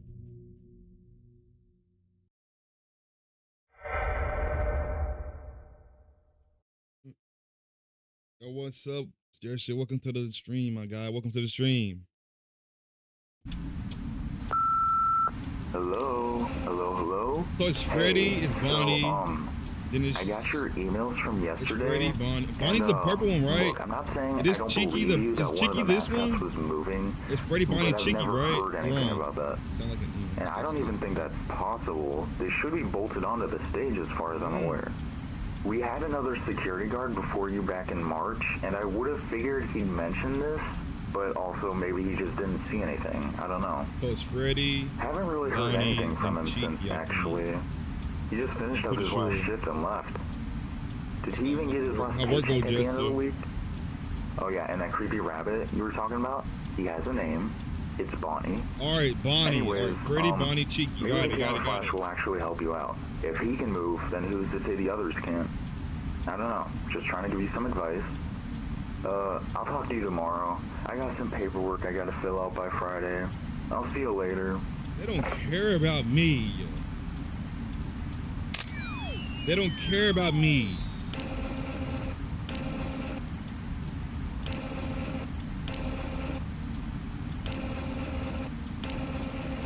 All right, we're good. See? No, who fucking moved? Cheeky moved. Cheeky moved. Where's she at? She's already at the fucking room.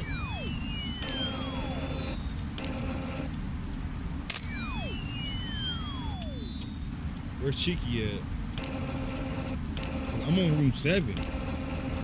Room 6 not working. I don't see on 5. Or she on 4, she on 4. Flasher. Bonnie moving now.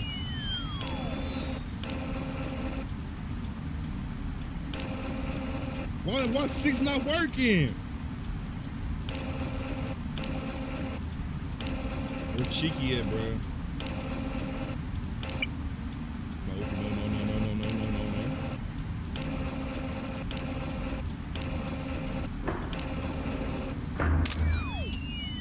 Stop! Fuck! She not even bothered. Oh my god, bruh. Oh god, I pulled up. I don't know what the fuck did I even pull up? Oh my fuck. She just ran in there. She didn't give her brother no time to think about what I wanted to do. God, bro. Flash Chica before she sneaks around back through the front end. Bro, I fucking flashed her shit. She still got me.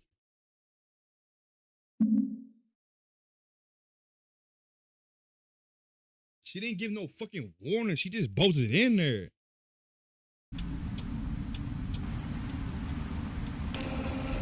Shit, I'm not gonna complete this one. I'll turn into a video, but I'm not gonna be able to complete this shit. You know what I'm saying? Jump so hard. Ah, you think you funny? You think you funny, Santino? Where is she at? She's already at 5. How am I supposed to stop Chica from coming in my room? It said flash. I flashed the fucking room and shit don't do nothing. She still gonna pop up in this bitch.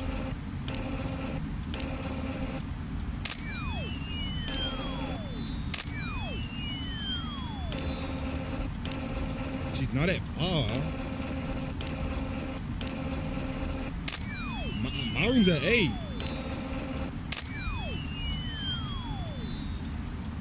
Where's she at?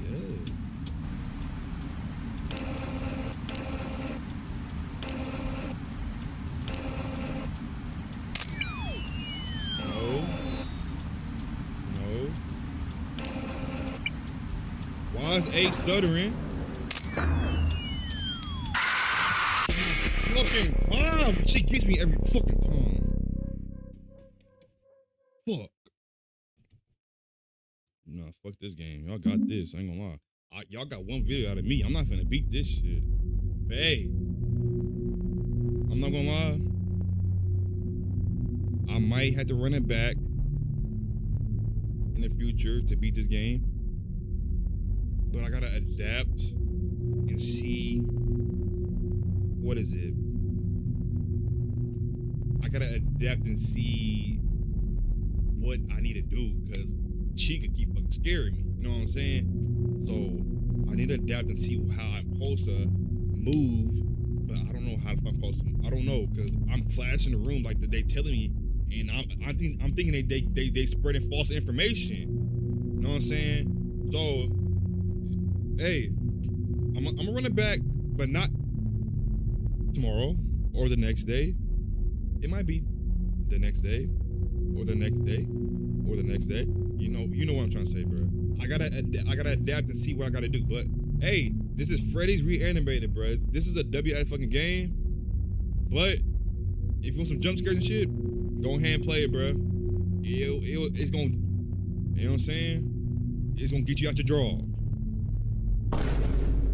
In a real way, how you doing? But I ain't gonna lie, this is a W game. I didn't beat it yet, but I want to beat it. But till then, I'm not gonna beat it for the moment. I had to update my profile. You and his profile picture. I'm gonna look at it real quick, bro. I'm gonna look at it.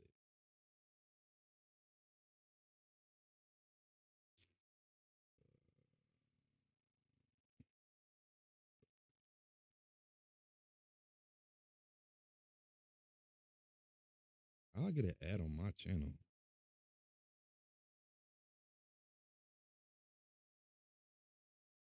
Okay.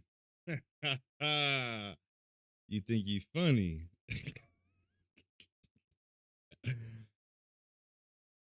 How do you just get the perfect moment of that happening, bruh? It's a W. It's a W, Santino. It's a W, but I don't know how you get the perfect moment of me jumping.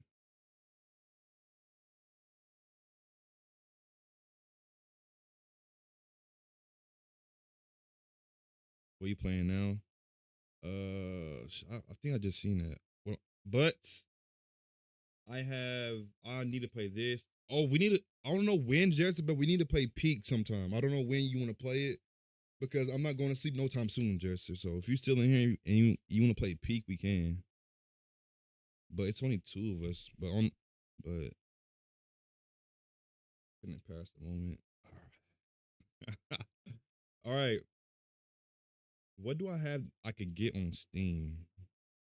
Cause I wasn't expecting that Granny Part 2 game to be that easy. I'm not gonna lie. I didn't expect it to be that easy to beat that game. Assassin's Creed. I'm gonna do an Assassin's Creed marathon. I need a block. What if I was to like to get the newest Assassin's Creed? Would y'all mess with that if I was to do a marathon on it?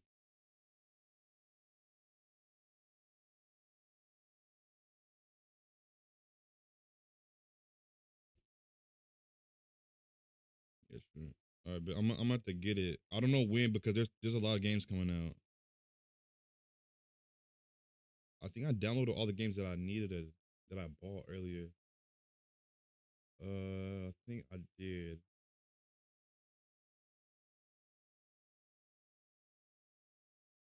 I'm gonna play. I got this game. What? I thought I bought more than one game. I bought this game, Slackjaw. I'm finna play Slackjaw. Chat Slackjaw.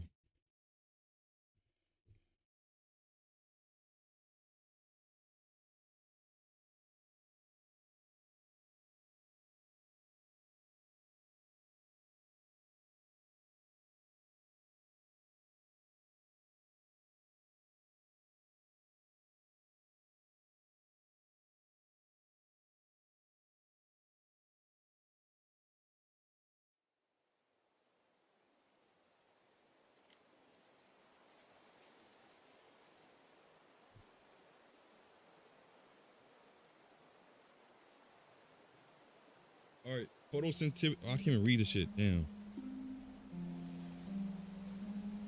All right. Stats. It's spooky time. You know what I'm saying? Get your diapers on, get your Pampers on, get your Snuggies on. It's spooky time. You know what I'm saying? Make sure you don't shit yourself. But today we are playing Slackjaw. Don't know what it's about, but we're gonna figure what it's about. You know what I'm saying? Wait, my camera's in the way. But y'all know what I'm playing. I'm telling y'all, it's Slackjaw. But we're gonna see what this game is about. Hey, don't shit yourself and enjoy the video. Hey, you know what I'm saying? What's up, y'all? All right, we're gonna take the settings out. All right, I can use my controller, but I don't use my keyboard. Just for purposes of, I want to make it more intense. You know what I'm saying? Because if I use my controller, I can just be back here. You know what I'm saying? Display.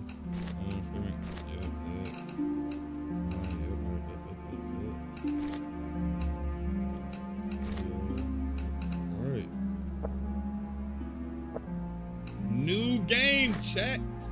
New game. Don't you shit yourself watching this. You know what I'm saying?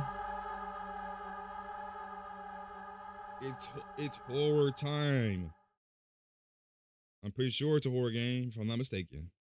All right, this game does not autosave and it intends to be played in one session. So you tell me if I die, I just restart the whole. Okay.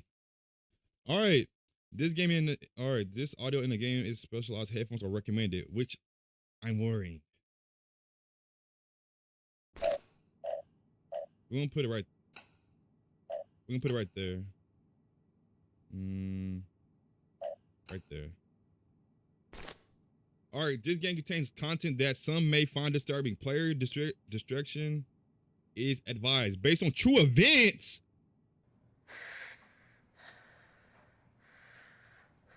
Okay.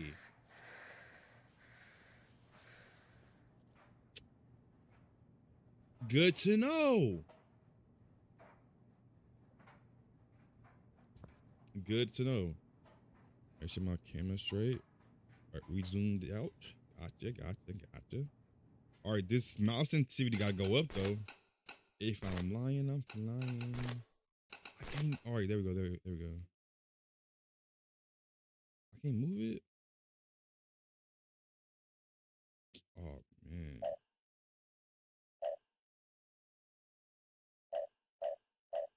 Are we gonna? What's this about? All right, that's better. Let me my headphones. Hey, let me know we got it. All right, E. All right. E.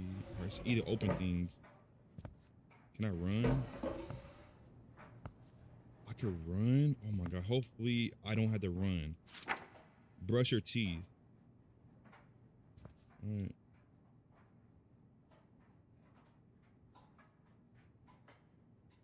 I can't brush my teeth on here.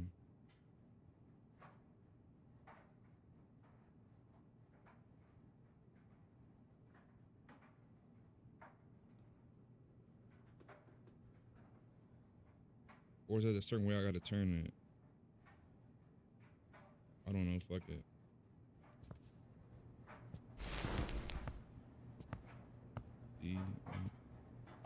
It's gym. I need something to pry it open.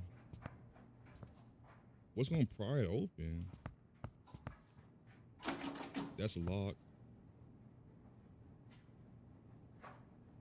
Yeah, take this. Tab. All right. So we could get 6 things.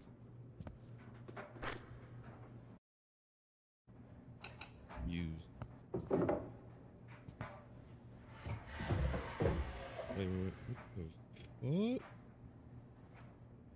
Oh, and this is based on true story.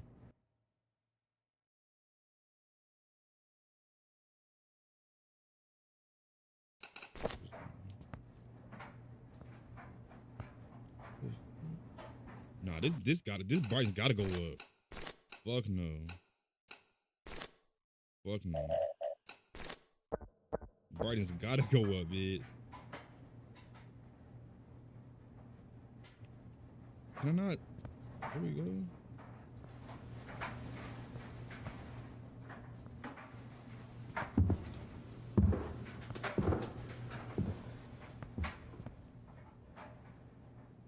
Escape the basement. Is somebody in here?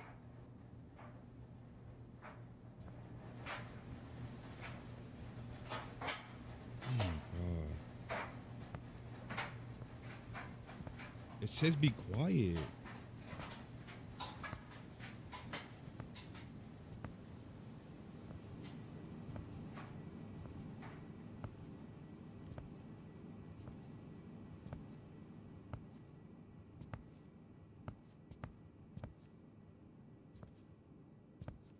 The fuck is he eating? It's jammed.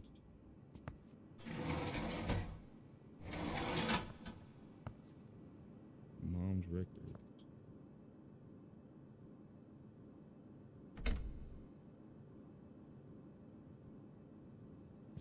Yeah, I'm pretty sure I could hide here when it's darker.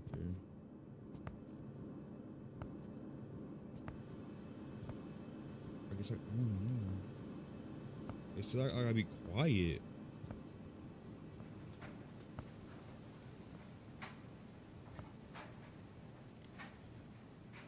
I don't know the code to that shit.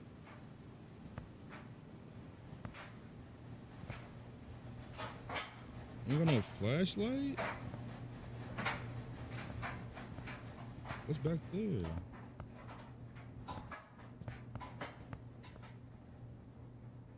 It'll be loud. He'll hear it. I should wait for a good opportunity to put.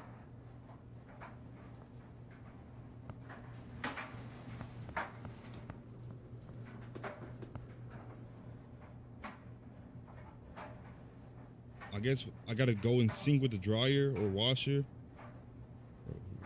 With me, bro. Who, Santino?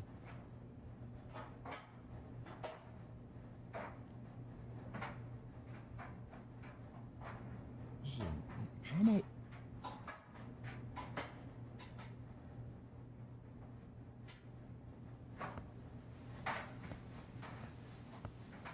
Was he cutting bodies up down here? I gotta crouch because he gonna hear that shit.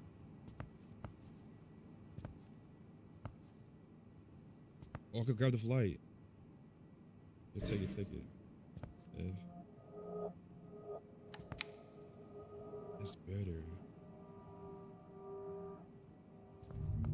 The fuck? He got shit to fucking.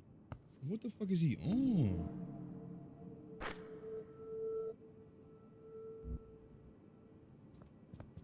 The missing.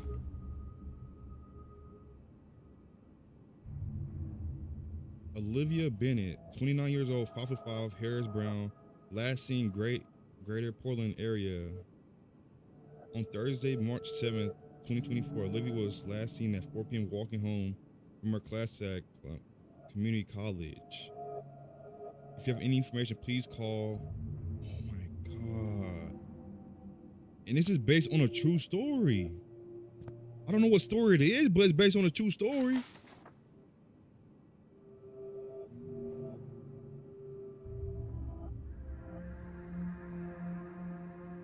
Ripping jaw off from behind is breaking the jawbone.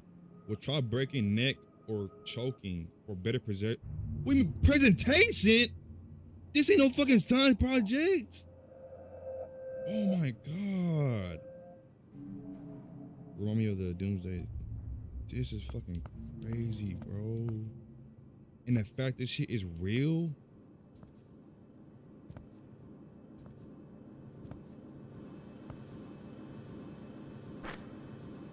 Maybe can't. Wait, what does it say? Maybe I can take the wire out.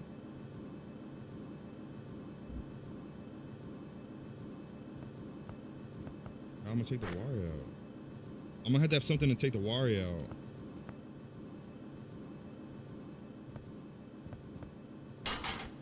It's locked.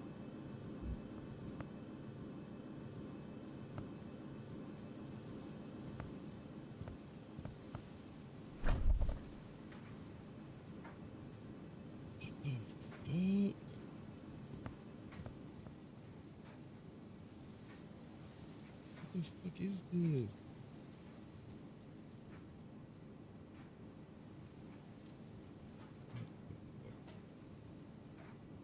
Driver license.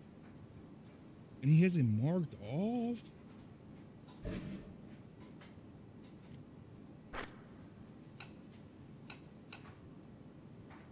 I guess that's for, I don't know, the womb. The fuck is he on? What was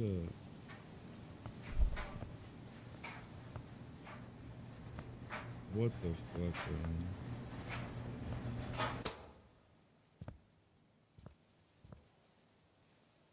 Oh, I could take that and the brawl. I could use that for the brawl. Cause it said it had a wire in it.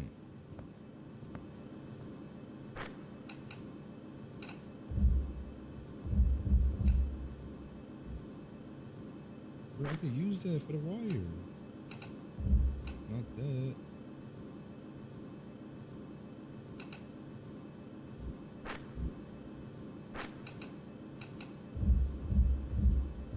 I guess I can't use that.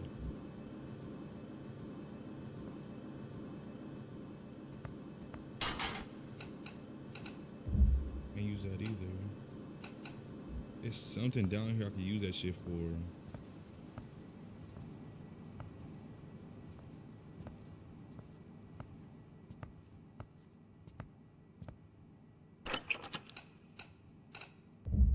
Can't even use that shit.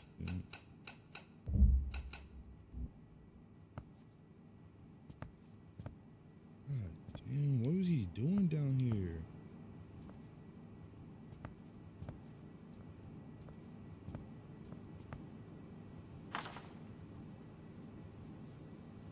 Delicate Dental, Emily Cartwright, Jessica Holloway, Samantha Holloway, Olivia Bennett, Natalie Prescott, Rachel Montgomery, Hannah Steening, I think, Madeline Harper, Victoria Ellison, Lauren Whitaker. And he has their address. Check if lives. That's crazy. I ain't gonna fucking lie. What? Ain't talking about dental like he a fucking dental. Fucking he could work on fucking teeth. He not finna work on no fucking teeth. He finna kill him. Definitely not that.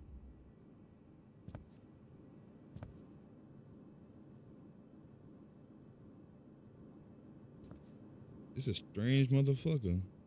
Very strange.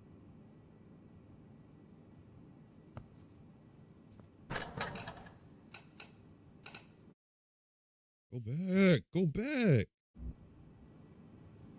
Oh my. Fuck. Now I gotta click on this shit again.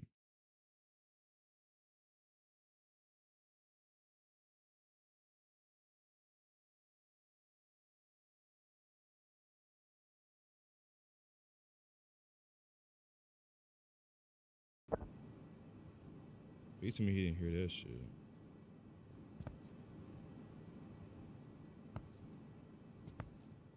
I don't know where I use it for this. There we go. That's the key. Alright. I don't know what that key is for. Alright, so once I use it, it gets out my inventory. Got it. Gotcha. So I gotta use that ID for something, but I don't know what.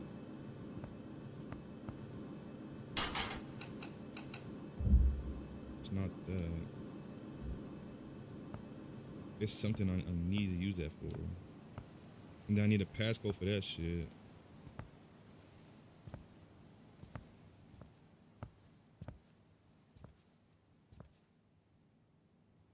Damn! What shoe size he fucking wear?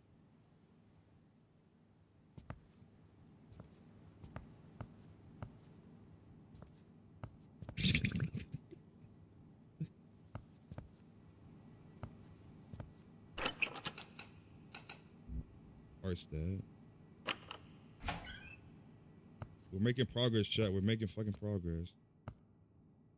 Some type of progress.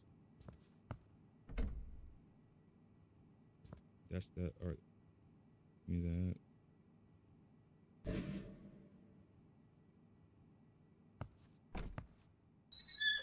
Doesn't work, obviously. And it's fucking blood.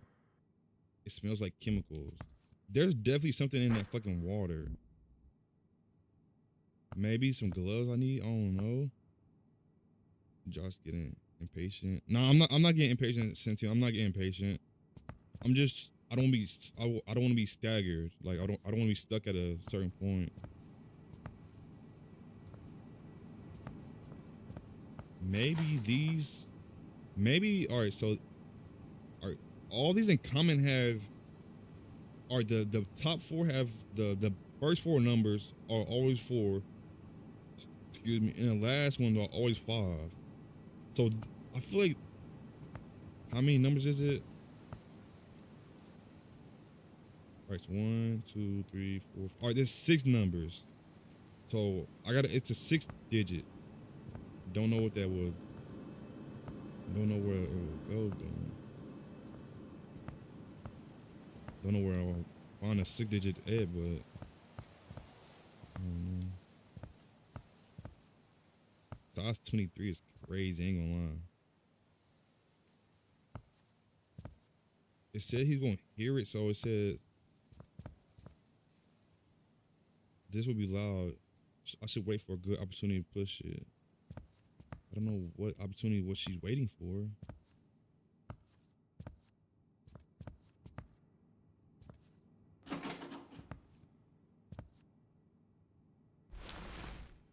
I guess I'm supposed to just come back in here if he sees me. I don't know. But wouldn't he be this way since his footprints are this way? I don't know.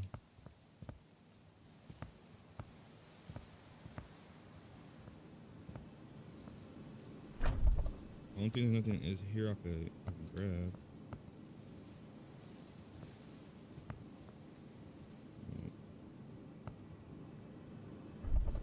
I can't go up here, can I? It's locked from the other side. I knew it wasn't gonna let me get out that way.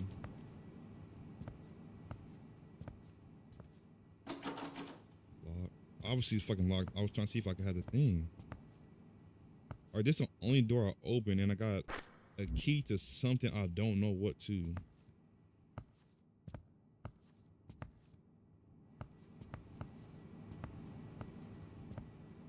I wonder what that key goes to.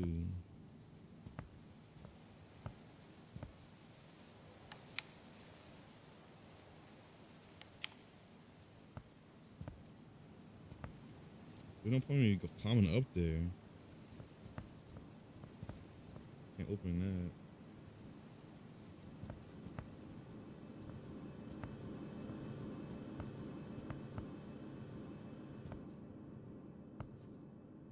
What would this key be used for?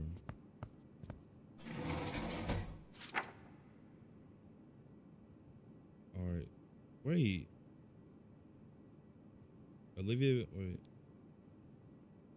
Olivia Bennett Spring Community College. He had a whole map out of the college and where she was going, when she was alone with friends. Oh my God, this at home. Yeah, her fucking whole schedule. He's devious. Yeah, he need to be. I don't know who did this shit. I ain't gonna try to figure it out. I ain't gonna lie to you. I don't want to know who did it. I ain't gonna do no research on that shit.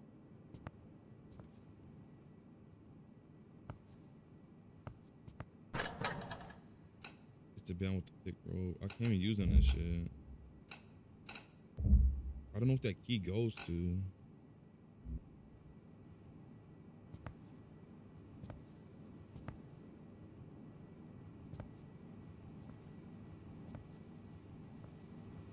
I don't know where I need to go, honestly. Unless it goes to this. Yep.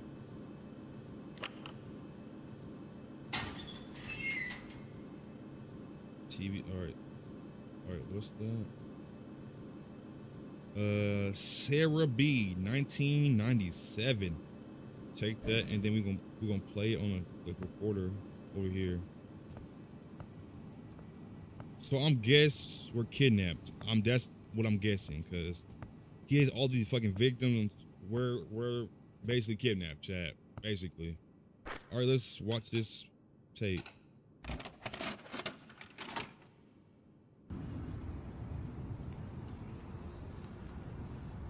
He had a recording of her? Wow. Yeah, this nigga weird. So you're just recording her from a distance.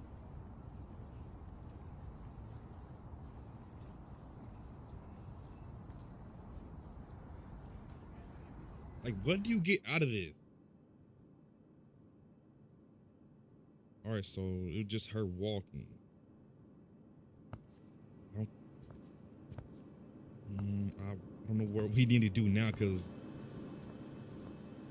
wait, what's this? Oh, for the bathroom. We're getting somewhere.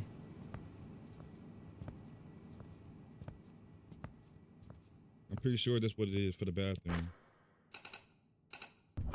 Yep, knew it. I knew it. And something's got to be in here that I can use. Let me get that. All right. I can hear him upstairs. Is he gonna come down here?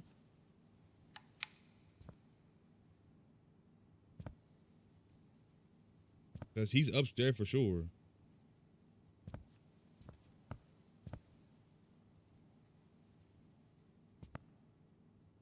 I don't know if he's gonna come down here or not.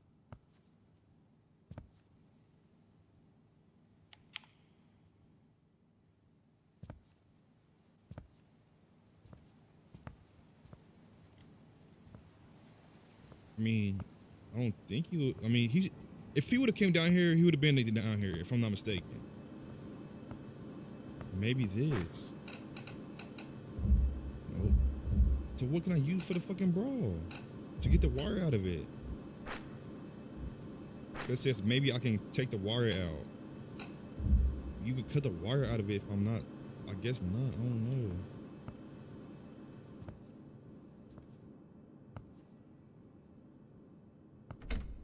And there's this, but what the fuck? I did not see this.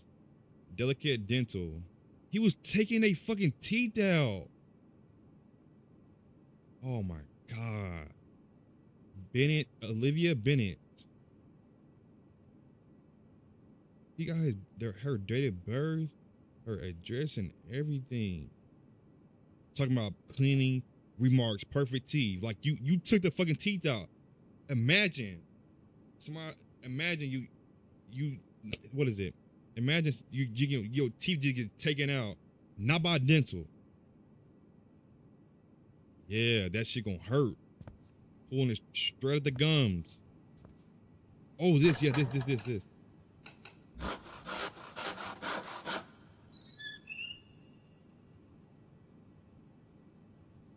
that. Take that.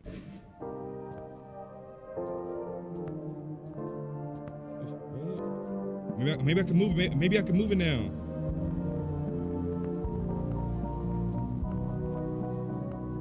What the nigga listening to up there?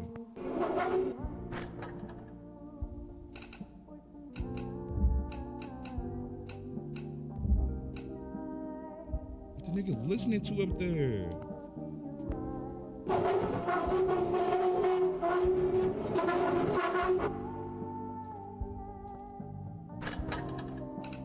Yo, welcome to the stream, Terry. Appreciate for joining my stream, Terry. Appreciate you. It's not that. Not that. Like, what can we do now?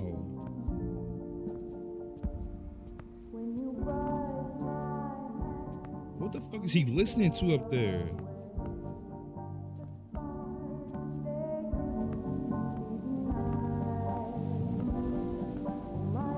Maybe the wire over here. I could take it out with one of the things I picked up. There we go. Take that and the wire goes over here maybe. Appreciate for joining my stream, chat. Appreciate whoever's on my chat right now. Appreciate y'all. Make sure y'all liking the stream. Appreciate y'all for being here. All right, wire maybe. Then what else can I? Where is the wire gonna go?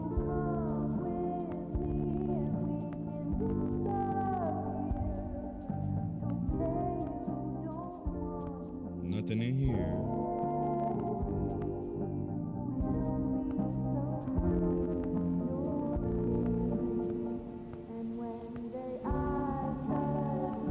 There's nothing else that I can use over here.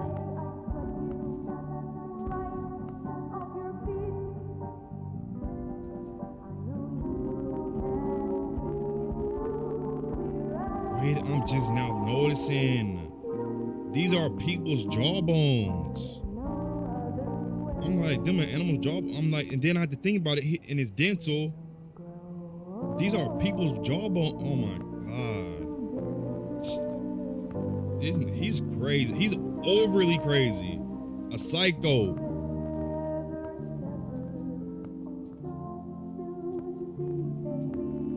Why can I not use this shit for? I can't use a hammer or the fucking this. So what can I use for that? It's something that I have not researched. I haven't found yet. Why say, oh my God, Terry?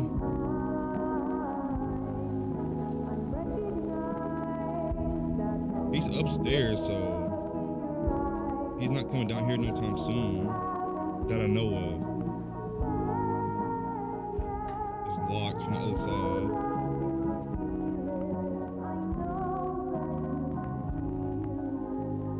What game are you playing? I'm playing what game am I playing? I'm playing Slackjaw. It's Slackjaw, Terry.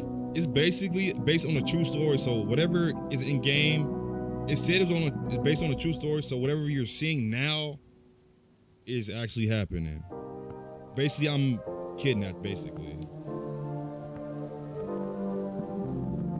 I mean, I don't think I can explain it any more than being kidnapped and being based on a true story, honestly. Which is fucking weird. Wait a minute. So see, these look like animal things, but his weird ass might turn them did that to humans and turned them to looking like animal thing. I don't know. He's a weirdo like that.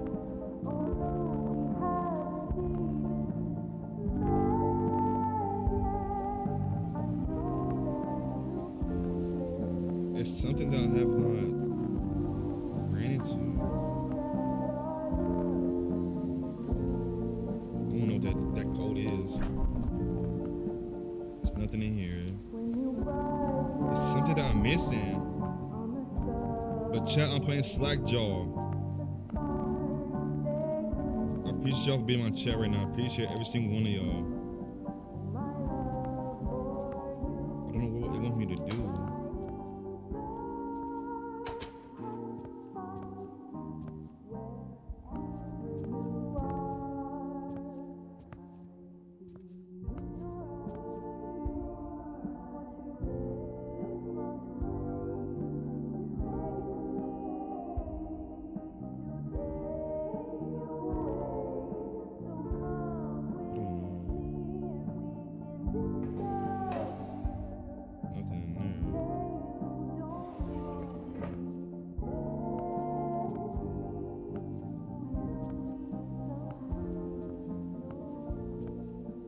I got a hammer, but I don't know what it would go to.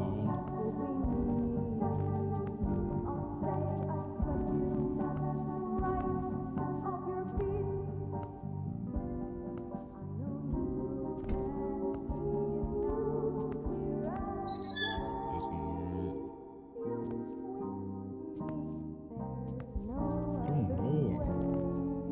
I feel like I'm not going over where I need to go over. It's something I'm missing.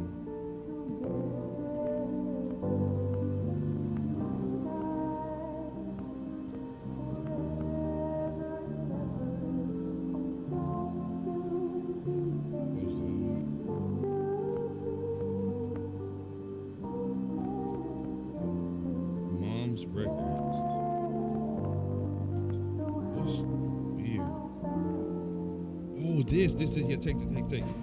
That's what I probably was missing. Maybe I could go over here now. What can I not? All right, I can't use that. So what can I use? Please tell me. What can I use to fucking pry that open? I thought I had some type of information, but I guess not. I don't know what the fuck that even is.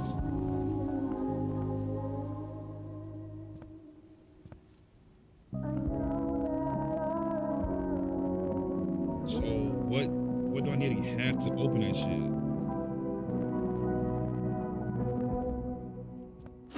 I know that's locked.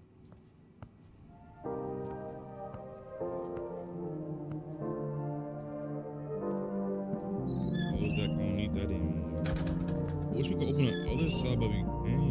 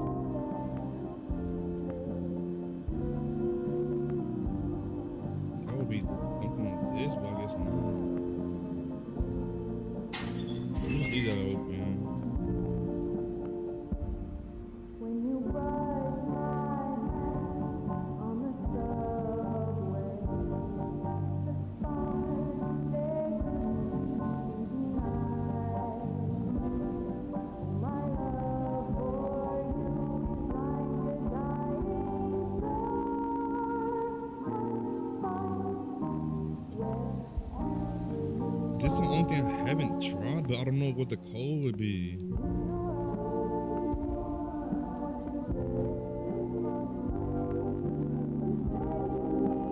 I need to pry that open, but I don't know what I need to pry it open. This is annoying.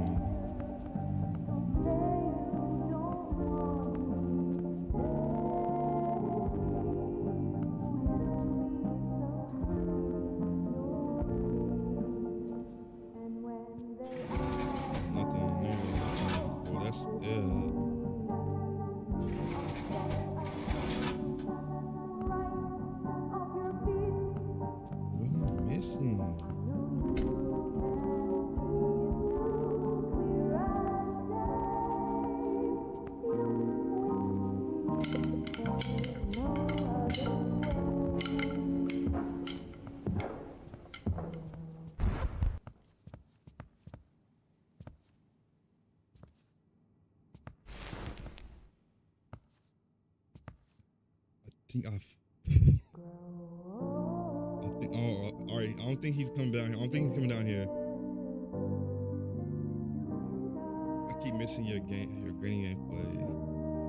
I'm in the this game, by the way. I'm in the what's that Monson or Gibble? This is Slackjaw, I'm pretty sure. Yeah, this is Slackjaw, Gibble. I feel like the second granny wasn't as hard as the first one because I got sense of what to do. But appreciate for joining my stream, Gibble. Appreciate you. I can't use this.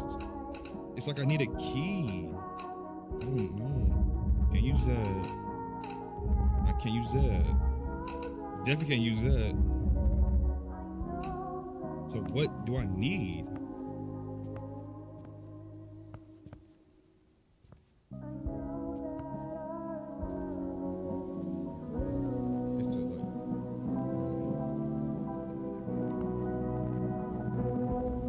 I never heard of. I was asking. I never heard of somebody say that Gibble. Is it like the power went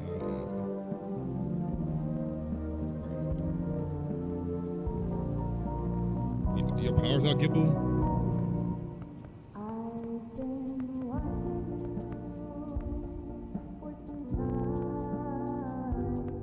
What do I have to do? I know it doesn't work.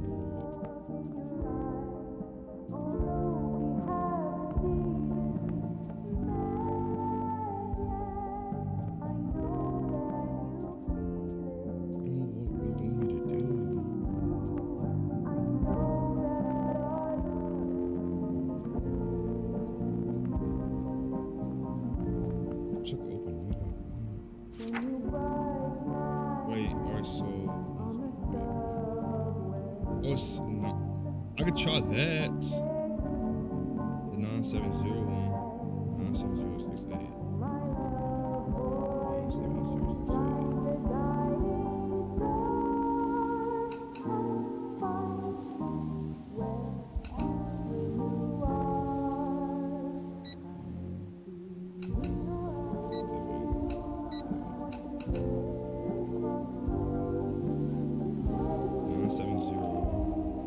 Because I mean that's the one that he has as what is it?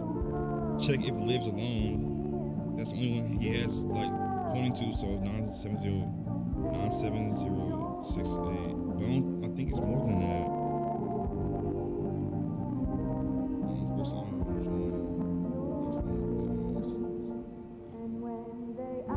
I appreciate you doing my stream. Appreciate you. Awesome. This first name is the easiest. I'm bad with it too. Yeah, at first I didn't really get no information at the first couple tries. That wouldn't be it because that's not 6. It's only 2 more for them. Because it's 97068. I don't know what I would need to do.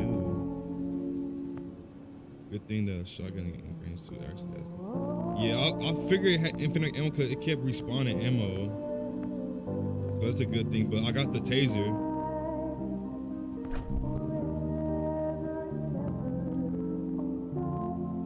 I can't grab nothing else.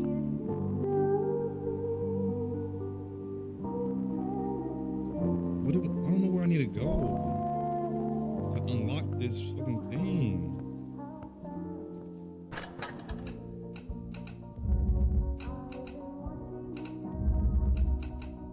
Where do these other ones go? I don't know what the other ones go to, bro.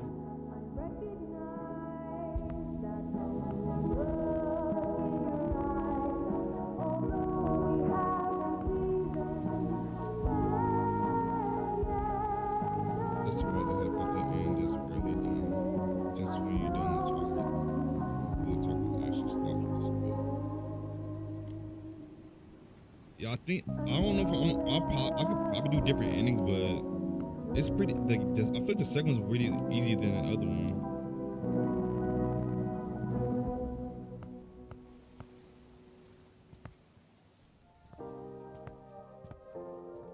Bro, what am I supposed to be doing?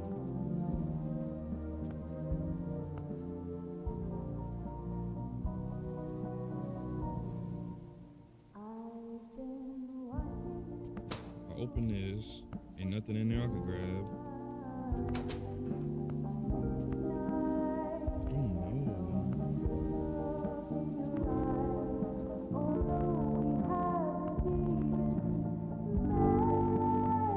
I literally looked at everything, if not everything. I don't know. So maybe it's 390, then 970. 390, 770. I don't know. I'm just gonna try anything at this point. 390.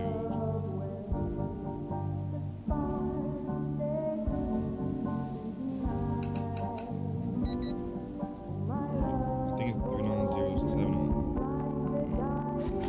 390, 970. 390.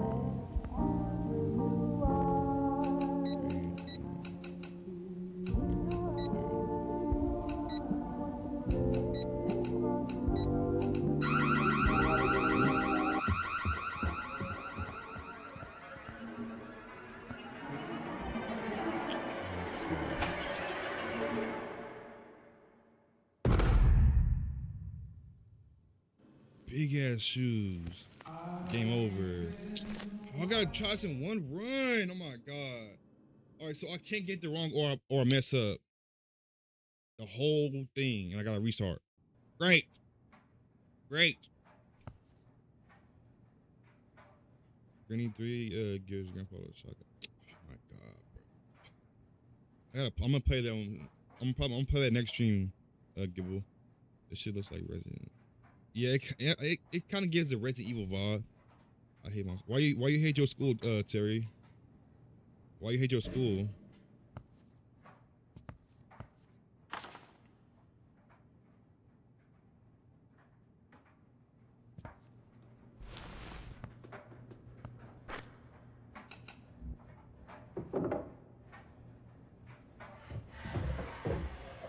Alright, so don't do the alarm.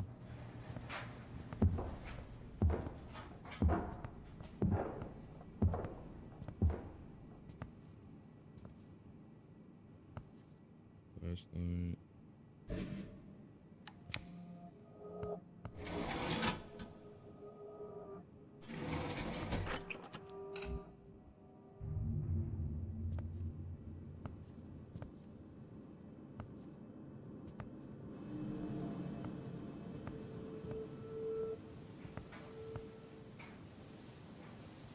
I wish it could tell you what they could be, what they're used for, so you don't like confuse what you need to use it for.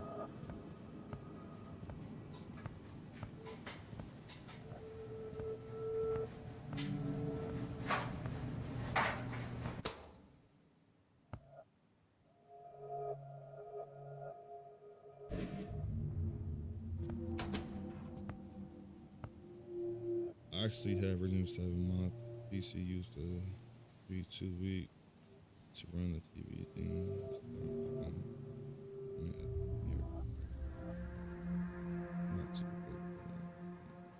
Yeah, I usually don't run games at max quality. I usually, well, it depends what game it is. Some games I do, but it depends on the game. But the Resident Evil series is an amazing ass series. I'm even gonna lie. Resident Evil is an amazing game. Alright, got that key. That goes to that. I don't know what I'm missing though. I honestly don't know what I'm missing.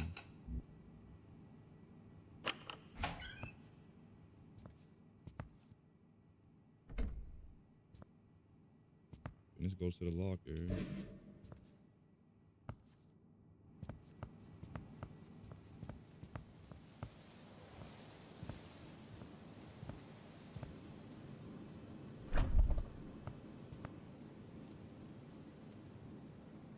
Get that.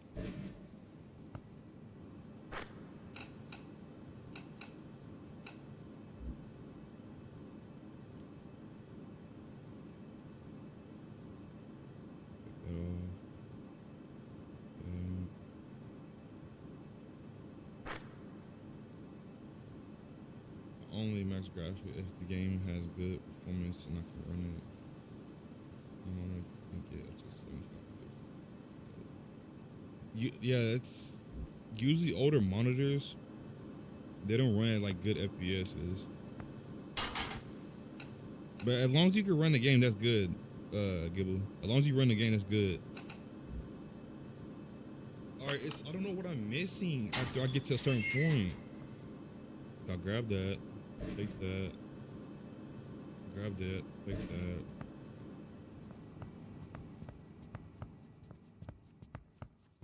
That glove goes with this.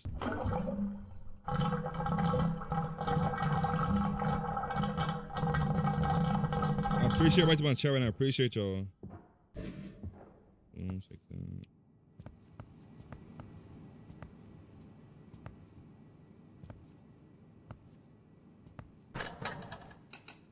Use that.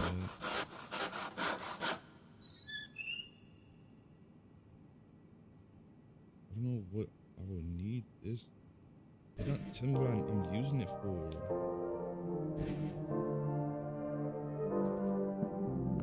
Then put that in there.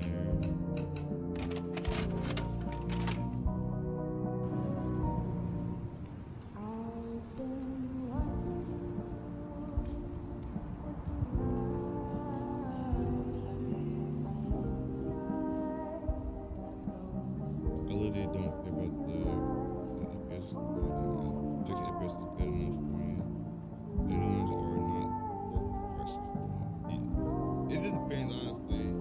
Usually it's people that like just care, like that like want to like take it serious or like just for graphic wise. But usually you don't really need the best, honestly.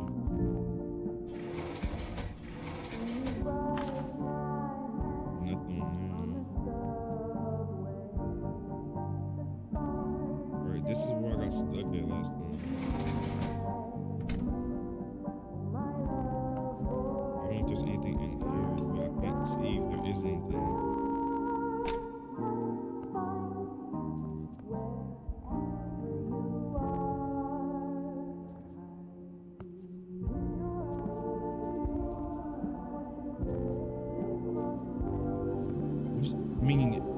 feel like the chest would be one, but I guess not.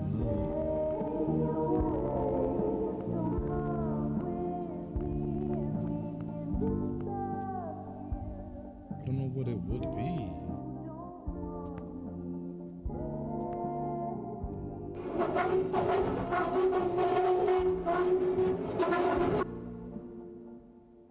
The Doom. Just know this. Like, where does that wire go to?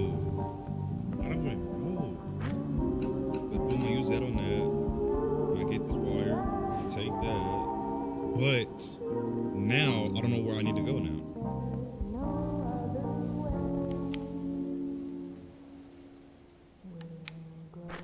Oh, maybe this? Never mind. Nope, it's not. I had to take the security off. Fuck.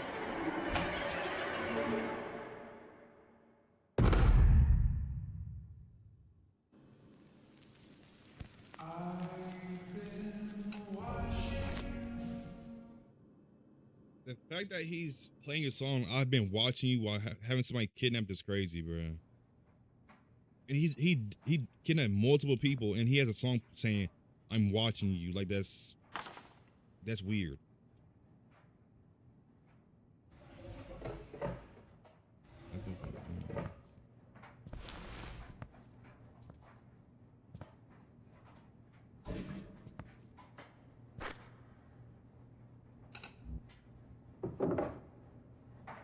FPS, on the FPS in the work, that's 500.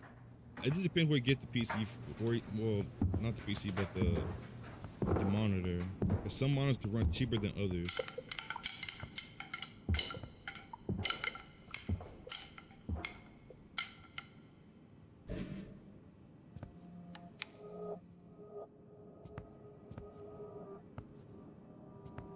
I don't know if it would be something back here. I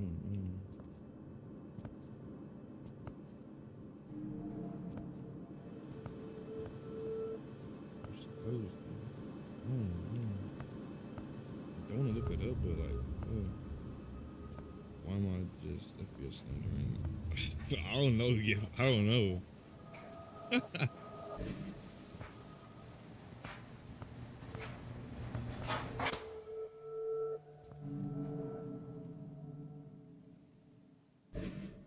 guess I just stay watching. Lock in, bruh. Terry, bruh. What do you mean lock in? I don't. I get to a point, and then I don't know what to do after that, Terry. What do you mean lock in? It's like I get to a point of the game, and it's like I don't know what I need to do after that point.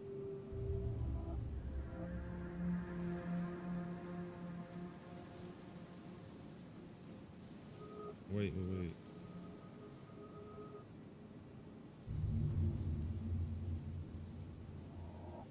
03 11 24 03, so 24. But that's only 7. That's only 6 numbers. What would that? I feel like that would go to the fucking thing. But the thing has 7 numbers. 03 11. We're going to see what.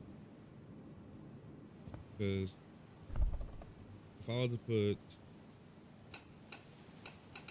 0 3 11. All right, okay. So all right, so it's 03 11. Maybe let me cook 03 11. It's not on here. I don't want to open my fucking tab. All right, 03 11. I don't know what the other ones would be.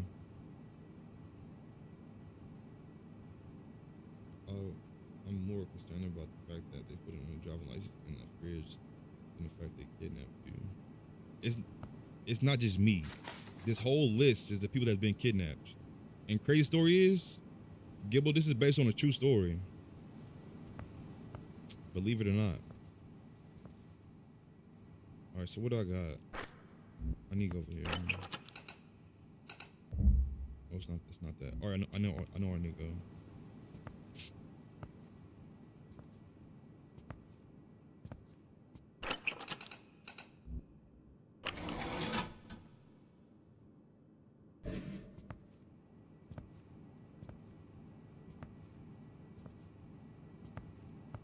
All right, now I can open this. I'm still more. I'll be still more scared by the job list in the fridge. Well, I'm pretty sure there's organs in that fridge, if I'm not mistaken. I'm pretty sure there's organs in that fridge with that shit. So, hey, I'm not the person to ask questions, because I'm not gonna ask questions when you got that shit in your fridge.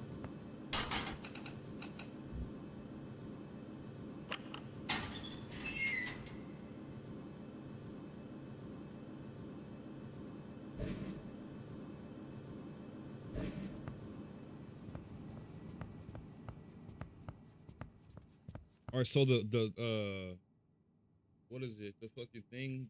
What is it? It's the hammers for the glass.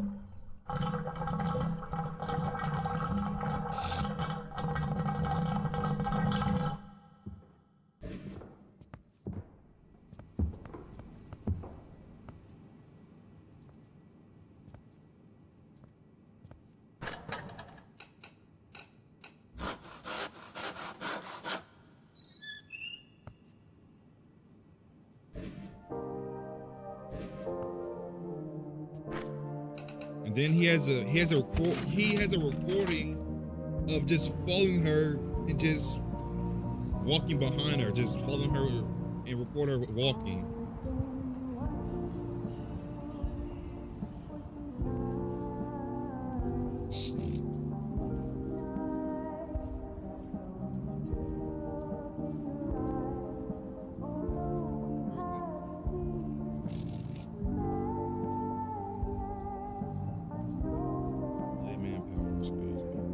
What do you mean by that, Gibble?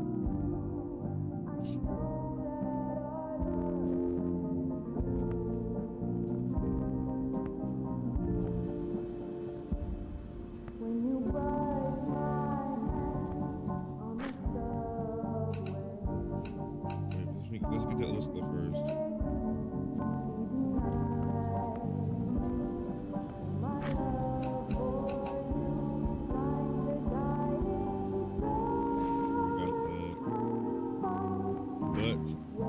What I'm thinking is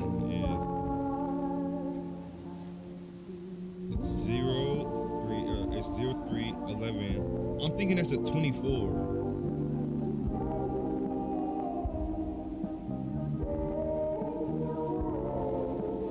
Or 34.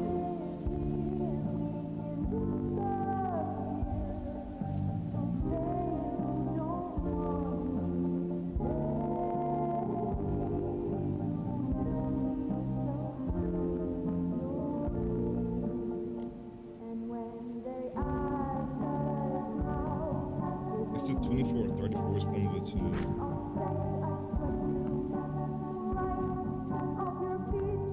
But I don't know. What do I need for this door though? I don't know what I need for this door. I can't use none of this stuff.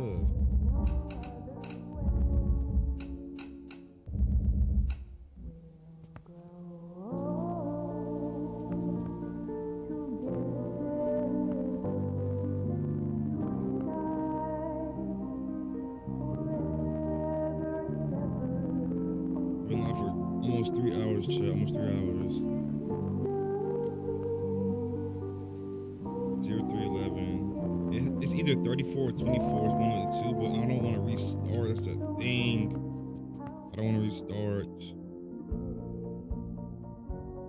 And that don't work.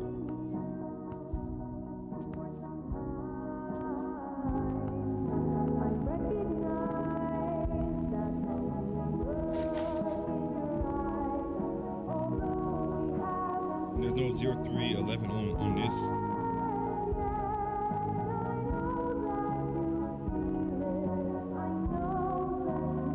Nothing on the back.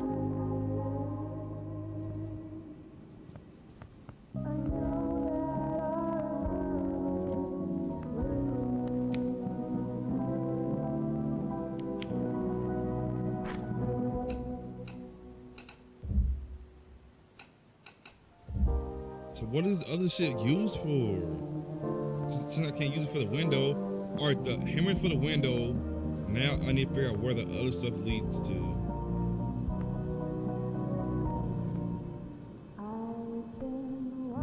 Power still on. How long has the power been out, Gibble?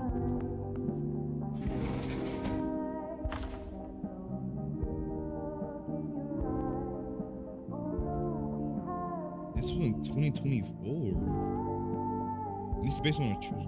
This shit crazy.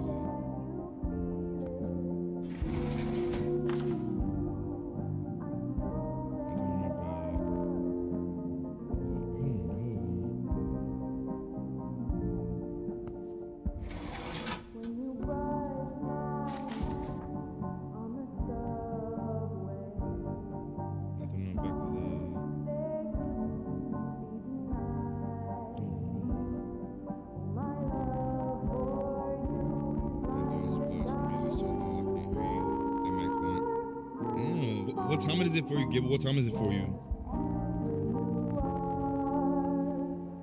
I don't know what I would need.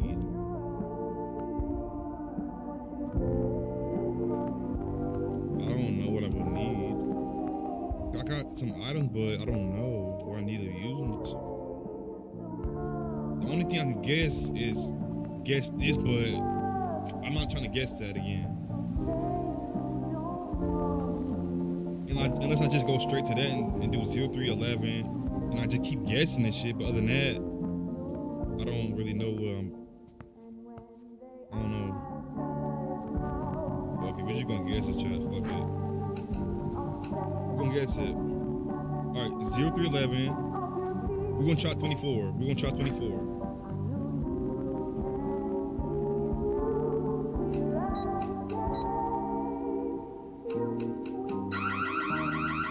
It's not 24. It's not 24.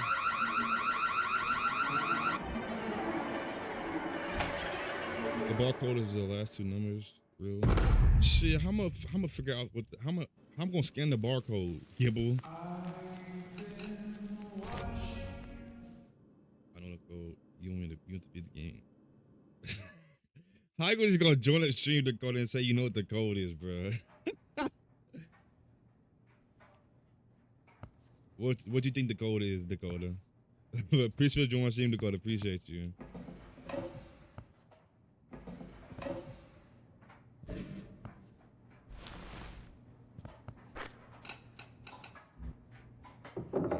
Yo, welcome to the stream, Mariana. Appreciate you for joining my stream.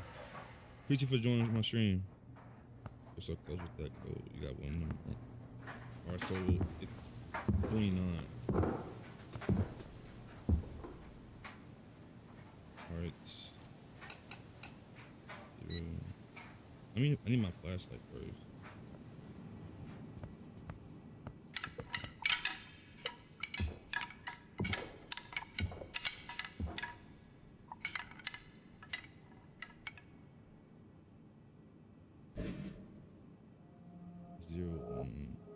How would that be a...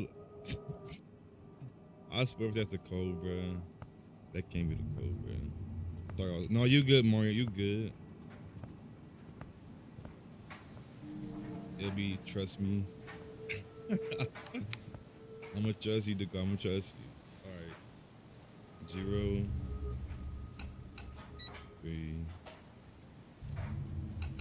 1.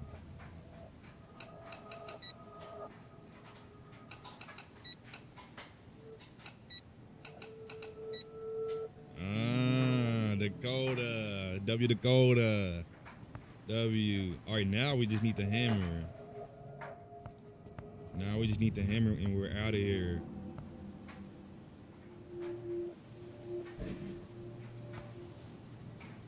Alright, alright, we need to go over here. No, wait.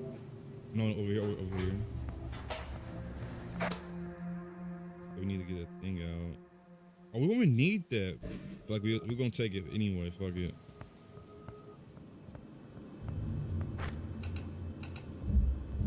No, it's not that. It's not that. If y'all don't mind, where y'all watching from? what country or state y'all. Well, you don't gotta say state, but if you live in a country, what country y'all live in? If y'all live in a country, you need. Yeah, that's what I'm finna do. That's what I'm finna do, Dakota. I'm finna get the hammer. Cause I had the hammer earlier, but I didn't know the code. Well, I got close to the code because I just turned around the thing.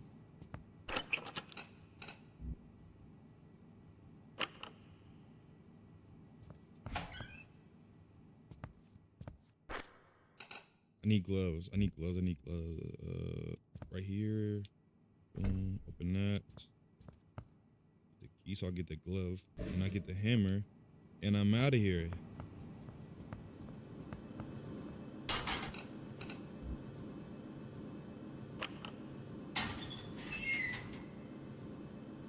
I'll take that even though I don't need it.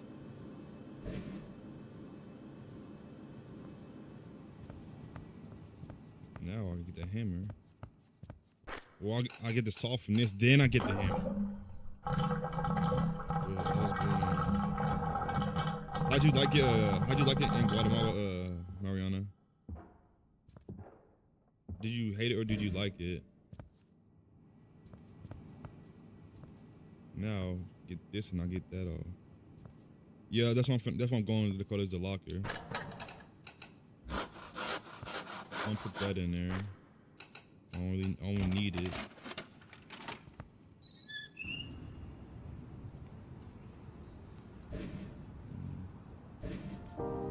I'm pretty sure it's more than this can't be the only way out. I'm pretty sure I need all of this stuff down here, so I'm gonna just collect everything.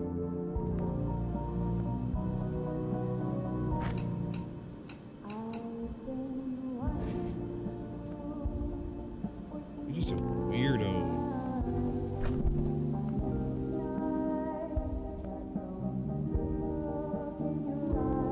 Good. All right, that's good. I'm glad you liked it.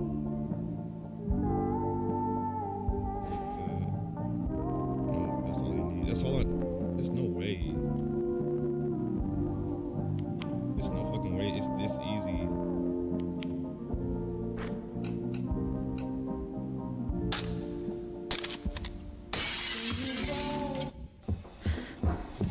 Go. What the fuck?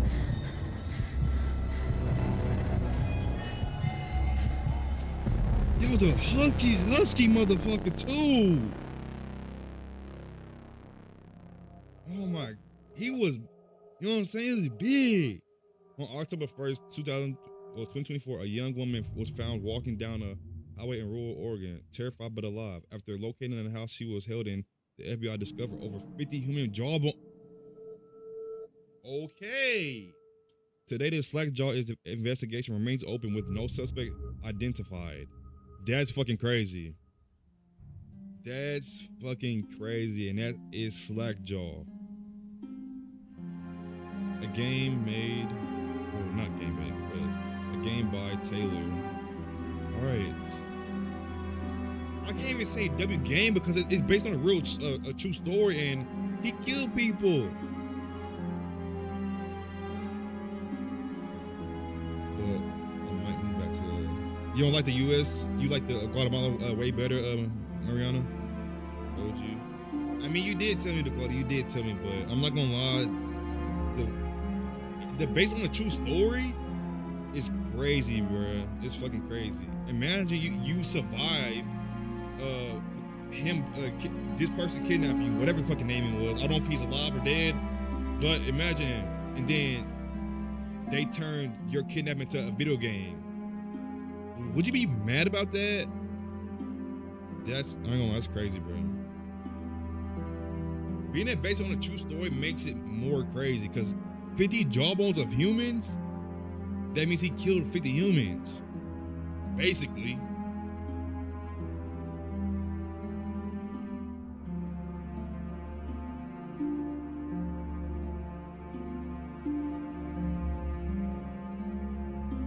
This game is crazy, bro.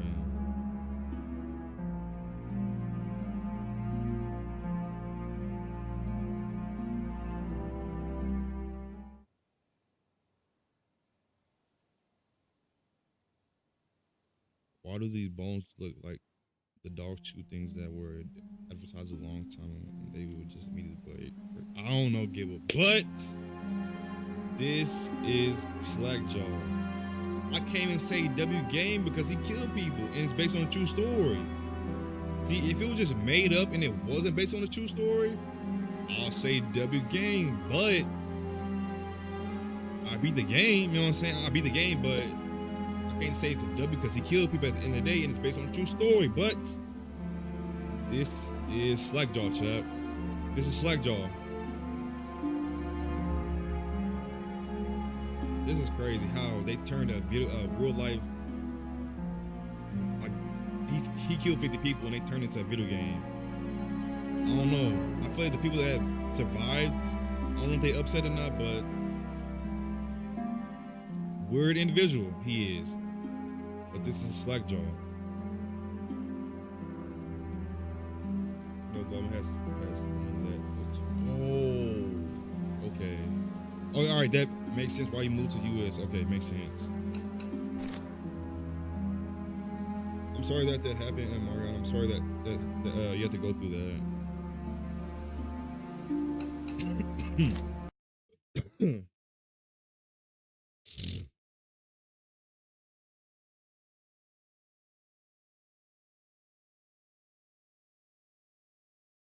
All right, it is 11 o'clock at night. All right. I have one more game I could play, which is Lost Luminosity, whatever that's called. And then I'm gonna react to some videos after I play this game.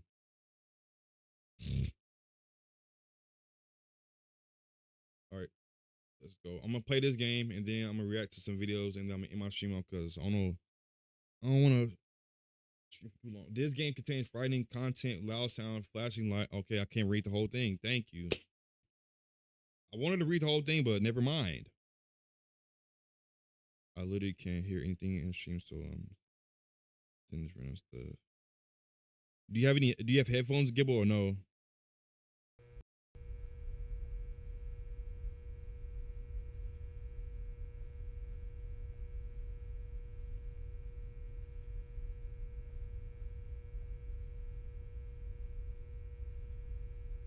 It's okay, but everyone that I that's crazy. I ain't gonna lie, man. I'm sorry that you have to go through that. Also ignore. Oh, okay, Gibble.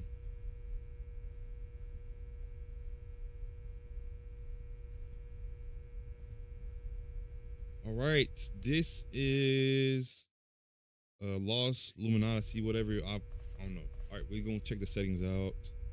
Depth field on, field of view, turn it 95. Smooth camera on, realistic walking, yes. Sensitivity, put that 1 point. We could put it to 1.5. Subtitles on, notification on, yes.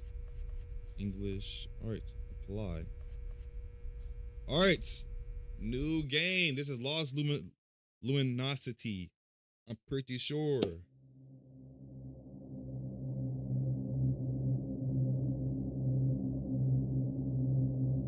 Ember Wings Game presents.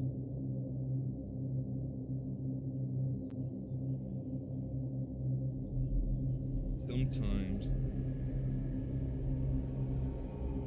forgotten memories come back with something bright, foreign inside. That has to be a deeper meaning. I don't know. Lost Luminosity.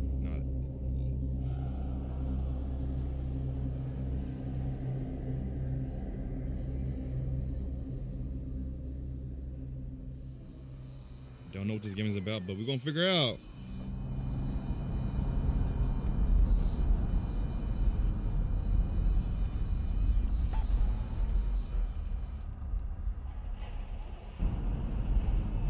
I feel like it's a horror game for sure. The way it was presenting itself before I opened it, it looks like a horror game.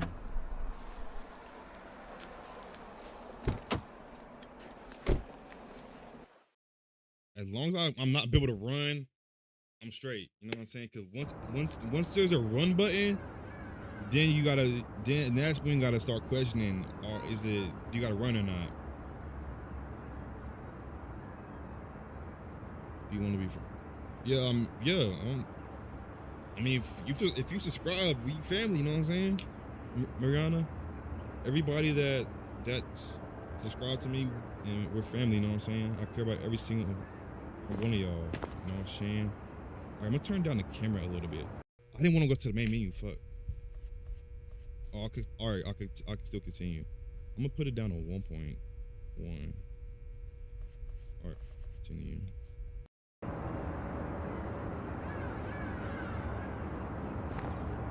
All right, there's not a run button.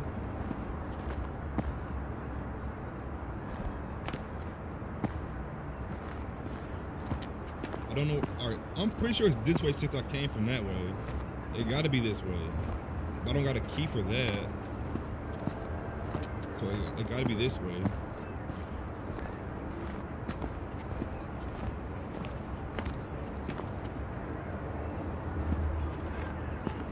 Unless I have I don't know. Is it this? No, it's not this. It's definitely that gate over there, but how I'm gonna get into it is locked. It got a little thing on it. Okay, when are you doing another live? Monday. I don't know, cause tomorrow I'm gonna be somewhere with my mom later on in the day, so I might do like a little short stream like in Thursday when I'm subscribed. All right, bet. Appreciate you subscribing, Mariana. Appreciate you. All I really ask for, since you subscribe, just just support me and watch my videos. That's all I really ask for, Mariana. Or that's for anybody in jail who subscribes to me. Just watch my videos and like the stream like the stream and the videos. You know what I'm saying? It's locked. It would be a shame if I could get into the house. Maybe there's something in the trash. Maybe. Do it 24 hours tomorrow. I can't. I gotta go somewhere with my mom, Dakota. I gotta go somewhere with my mom.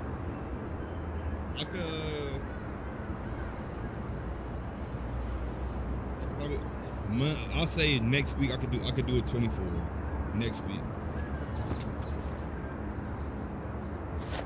That's great. What did I even pick up? I didn't even know I picked that fucking wrench up. I can't run, so I'm glad I can't run, because once I had a run button, that's when you gotta start questioning shit.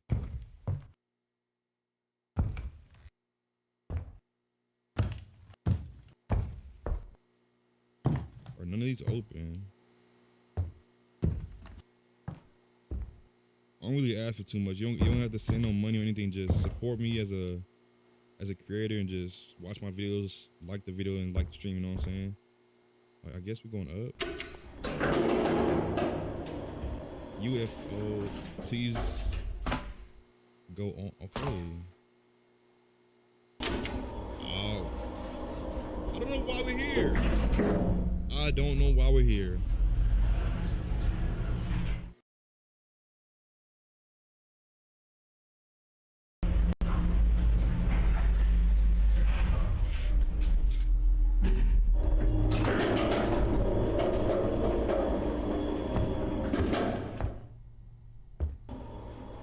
The game, all right, it got save points. I like that. I like it got save points. The key is probably under the mat. How would you fucking know? How do you know the key is under the mat? Oh, you could jump, okay. Who just key? Okay. There we go. Who just leave the key under the mat? That's pretty weird. It's too fucking dark. How am I fucking read the letter in the dark? Hi, congratulations on your discharge. The doctor told me today that your labs are great. Yay. We'll finally be able to have a proper chat. Don't forget to feed that black cat that's always coming at you. I packed you a goodie bag, so come by the office tomorrow and pick it up. It's heavy. I'm too lazy to carry it. You promised you'll call your son, right? I hope everything works out for you. Hugs. I look forward to tomorrow, Martha. All right. Where's the light at? There we go. Oh no, it's too dark. More light, more light. More lights, more lights, more lights, more lights. Nope, you got me fucked up. More lights. In a real way, I don't give a fuck. Photo of young son. I can't see it. I can see it a little bit. How big is your fucking apartment?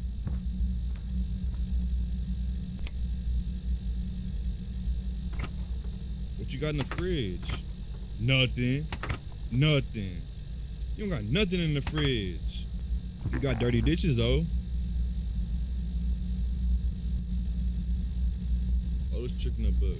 That's what do you mean oldest trick in the book, Gibble? Do you like scary games or scary? Do you like scary movies or scary? I like both, Marion. I like both.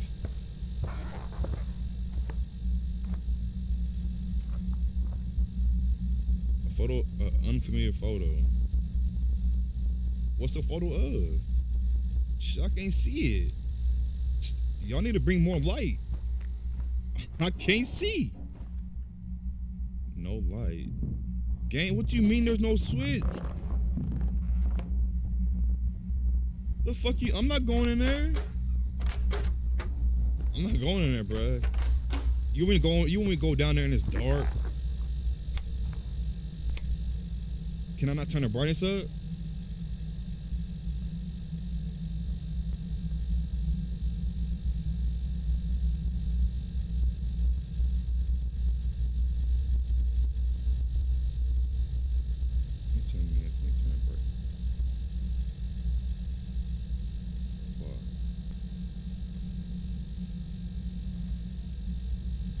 What they even mean? That's making it more fucking jittery. I'm just leave it at 50 then.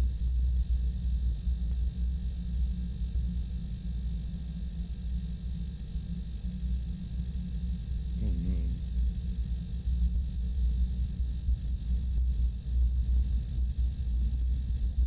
I can hear again.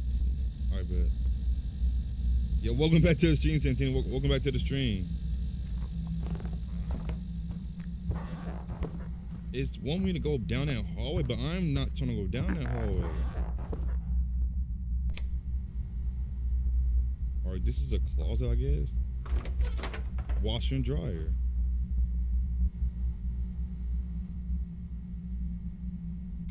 Nope, keep that light on. There we go. Now you talk my language. Turn every light on. I am not playing. What's in there? I don't know what's in there. Photo. He brought me a new angel wrapped in a blanket. He said, "This one won't scream. This one will be better." I didn't understand anything at the time, but he was smiling, a smile not for people. All right.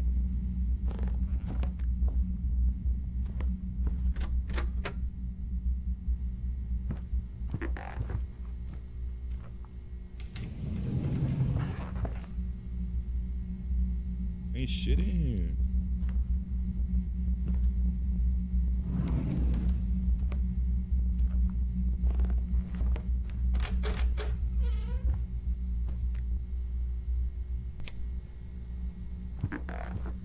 It's pretty weird to have a window right here in your bathroom, but okay. It's pretty weird, but hey, you do you.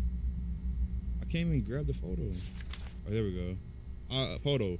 I can't think anymore. When I think, I hear his footsteps. He's dead, isn't he? Okay. Or did we just hide him in the winter closet?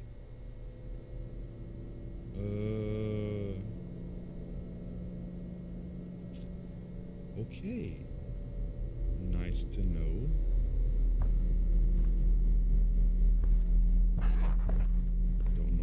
talking about? Him a painting screwed to the wall? Why? Why the fuck you asking me?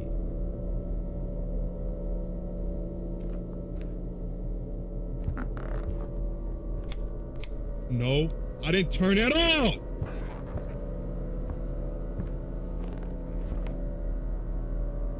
I didn't turn that off either.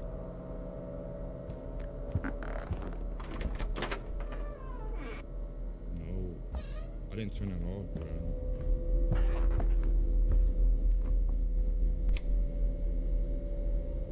Stop playing my fucking lights, bitch.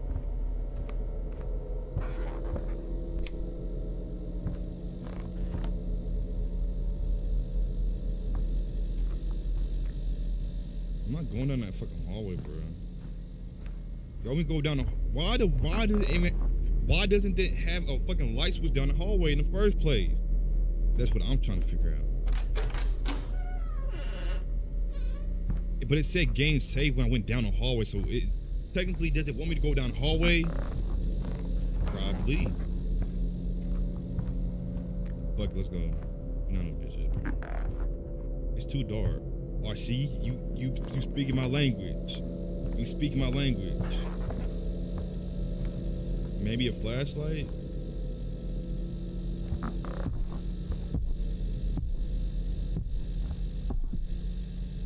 Is that upstairs?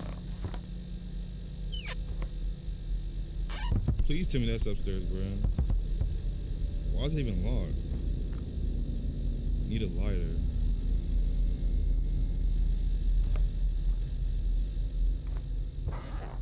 This home is pretty odd. Just use. You think I really got that, Gibble? Where's the TV at? Oh, it's over there. Why is there a fucking couch? Oh, I guess. The fuck? How you crouch? Alright, turn on a. Alright, insert start player. Alright, we have no VHS tape.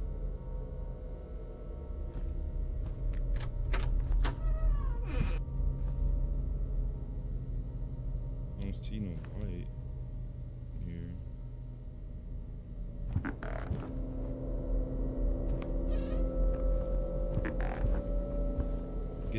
I'm getting weird vibes from this game.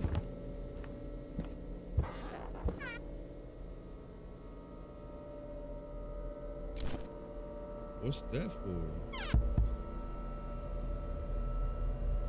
I don't know what that's for.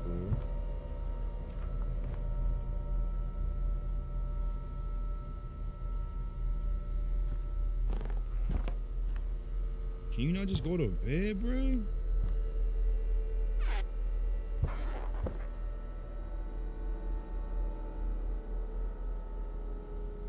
Are these VHS tape? They gotta be. I don't know.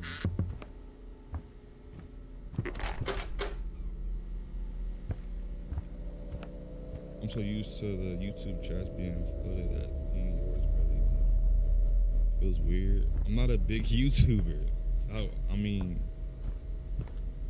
I don't expect it to move. Oh, that's why.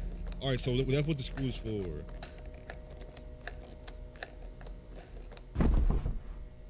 Here's a. All right, who the fuck was hiding a switch? That's pretty weird, but okay. All right, we have a switch now. But basically, what do you mean with the base amount of subs?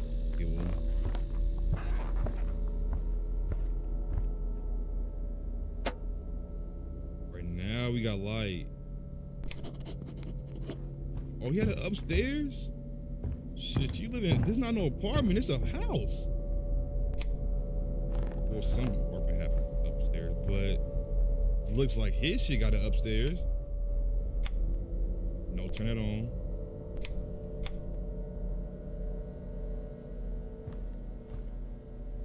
All right, that's the lighter.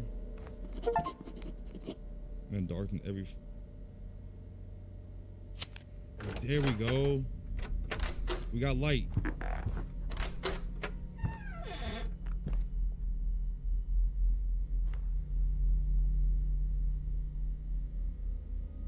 I know I don't have like a lot of people in my chat. I wouldn't expect a lot of people to be here. It's 11 o'clock at night, and I don't. Everybody, it's different times for everybody.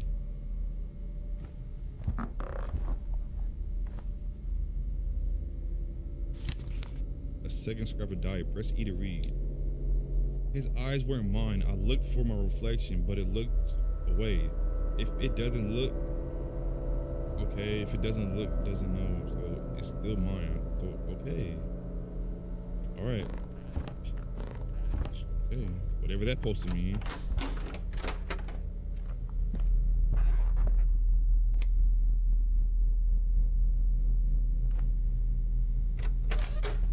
Why the fuck you have a jar and a washer upstairs and downstairs?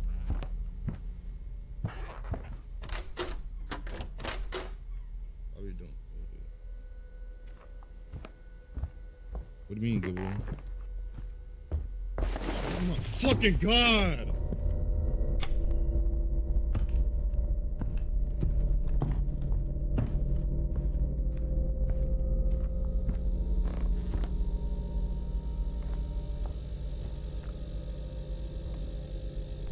Turn the fucking lights back on, bro.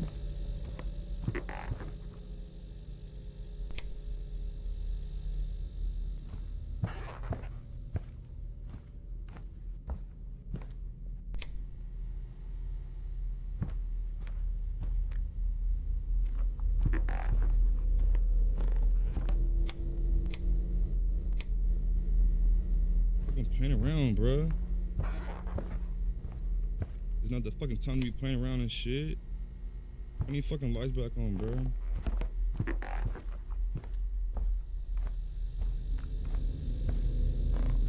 Oh, playing around and shit. This not the time to be playing around. What the fuck was that? I don't know what the fuck that was. What the hell?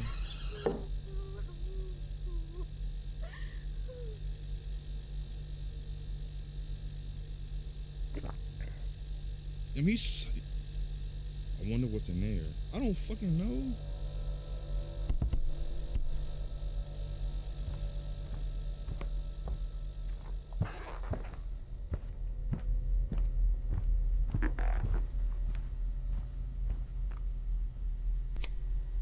I'll turn my fucking lights off. I don't play that shit.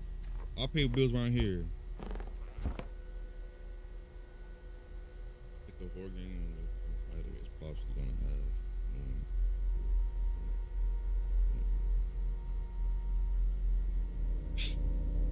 I don't know if he died, he died. That's not on me. That ain't on me. Or if he died, that's on him.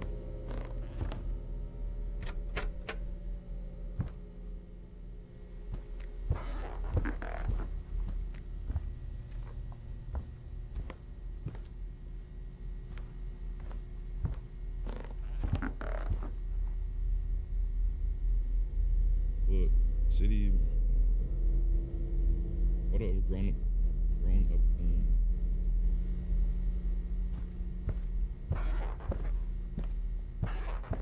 An old vintage painting. I don't got no VHS. How the fuck did it turn on? There's nothing in it. Turn that fucking off, bruh. Y'all turn my lights off again. I don't like that. My fucking lights back on. If you think y'all running in it, I run shit around here. I don't run shit. I run shit.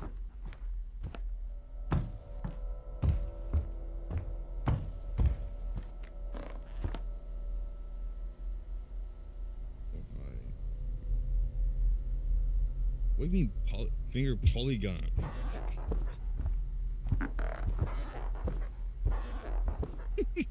What does it even mean, Gibble?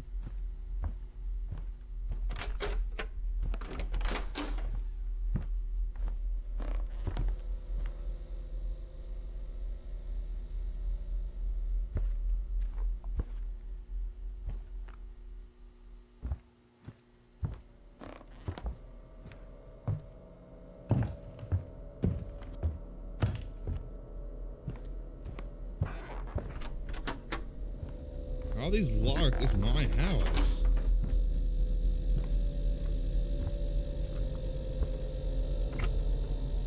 Wait, that food wasn't here? Where the fuck I get the food from? Cause that wasn't there the first time.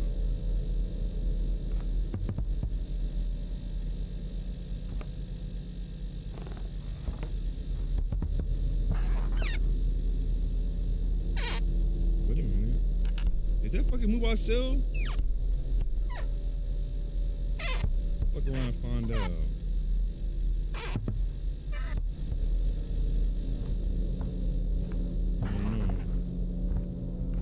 What am I supposed to be doing? Why is a kettle right there?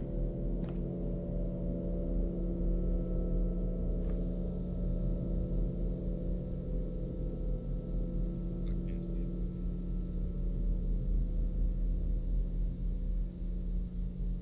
Oh, okay. I don't know what I'm supposed to be doing though. Set VHA state. Turn on up.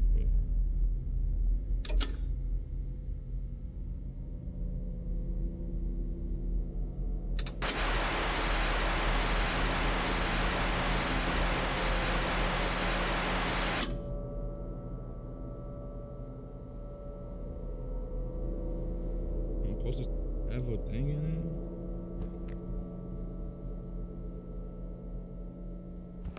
I can't pick one up and start to remove the tape. There's no VHS. Okay, I know there's a VHS. I don't have it right there. I don't know. But what does it want me to do? What is this? RBM? What do you mean RBM?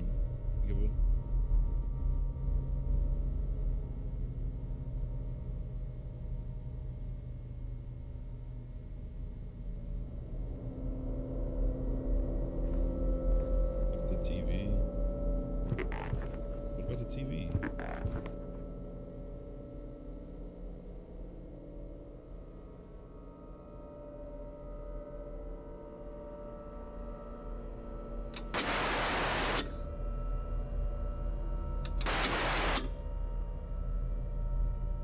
Turn on it. All right, LBM. Oh, you talking about that? That's the click the button. I don't know what it wants me to do.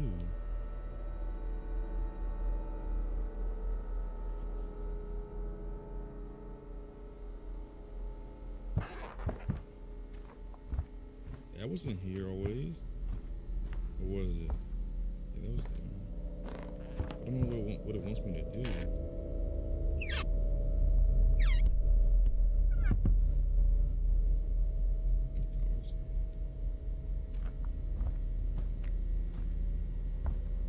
Yes, it's in controls. I don't know what it wants me to do. I don't know if I need to mess with that or not.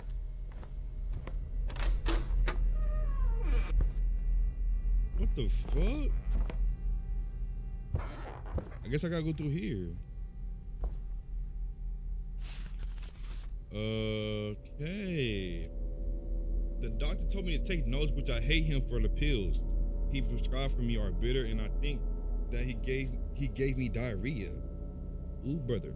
They don't help. They just make me slow, and the forces get louder. When I try to sleep, I never call my son, and I don't think he's my son. They whisper, always whispering, even when I close my eyes, when I cover my ears, you're nothing. You should die. You know what you've done. Who are you? I don't know. But they always there. Okay. Nice to know.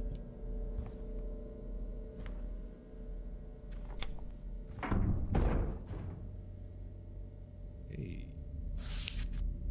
Unknown photographic added. All right, let's look at it. What's under the bed? I don't fucking know. Or I guess we're going to look under the bed.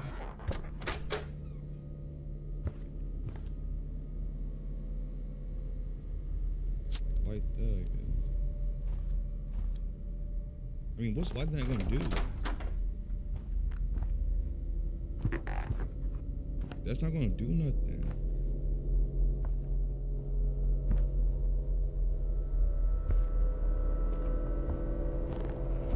You can turn that on. Fucking God. What the fuck was that?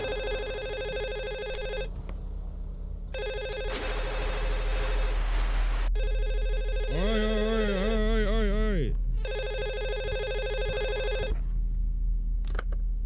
Oh, what was that in the corner of my eye? Sam, hello. Sarah, is that you?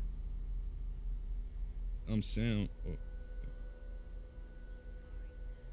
This is Martha. I used to work with your mom. Can you get her for me? She's not here. Martha, my mom. Oh, dang.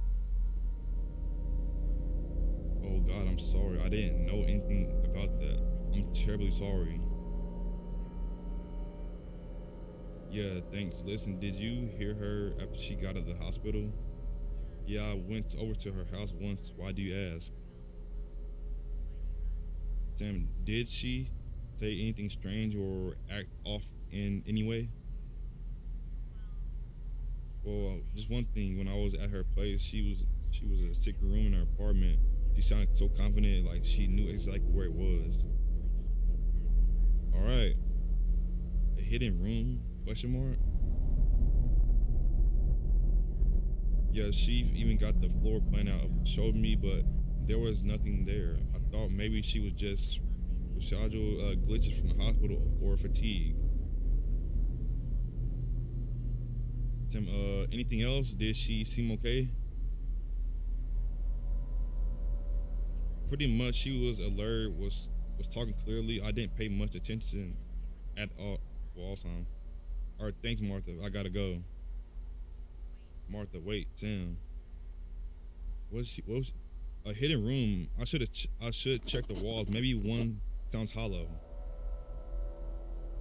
Knock on the walls and inspect the bed. All right.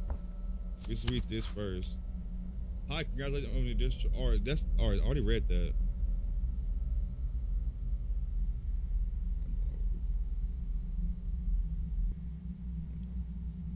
Oh, your dog passing by. Okay, buddy.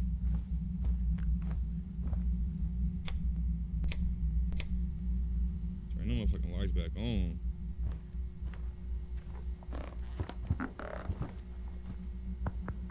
There's no door here.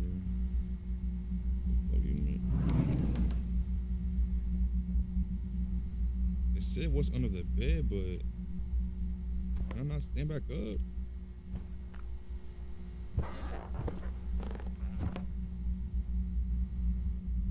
The key. This key right here, yep. There we go. That sounds dull. Turn on the light and close the door. I don't know what the fuck they got going on in here.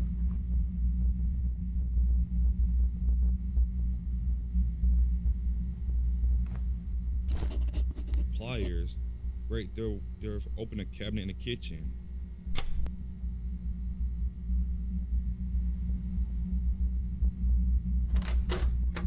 I didn't fucking turn them lights off.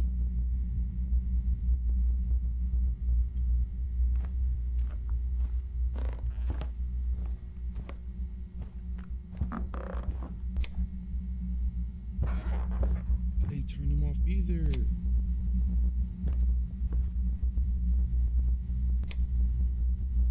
It's making me turn every fucking light on now.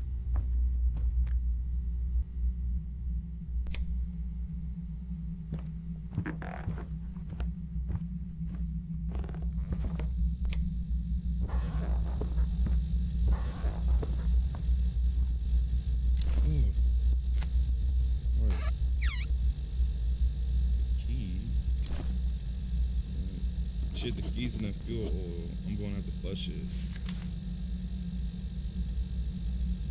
I glued on the picture.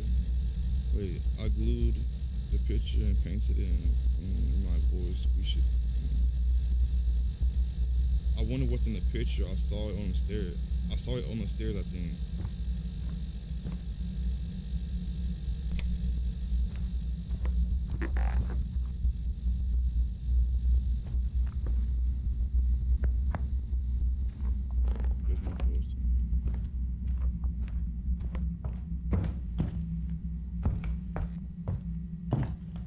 something's wrong with that picture. There's something extra.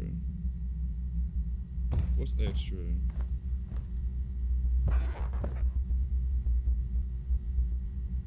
Rinse the key from the resin and inspect the painting. All right, we gotta rinse the key.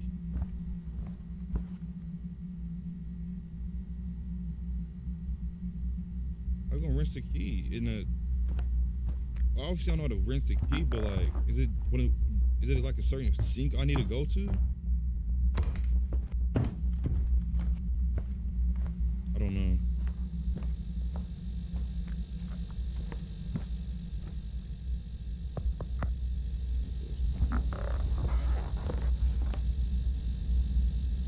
It says, all right, rinse the key from the resin and inspect the painting. Where do you want to rinse the key at? I literally tried rinsing it there, but it didn't work.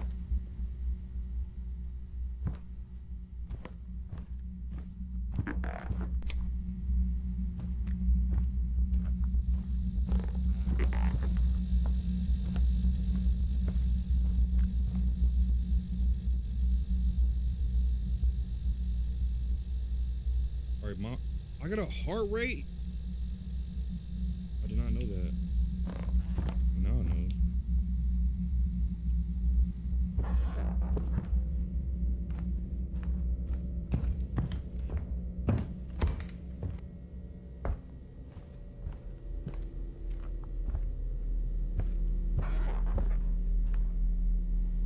Where do you want to rinse the key at?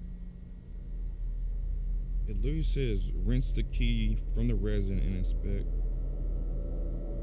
Dirty key not suitable for opening door.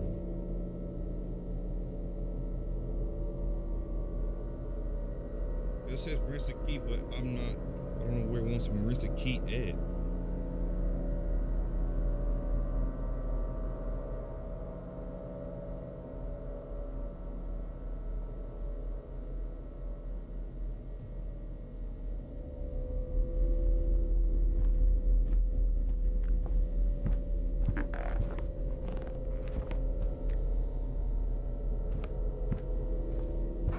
It shouldn't be this hard to rinse the fucking key off.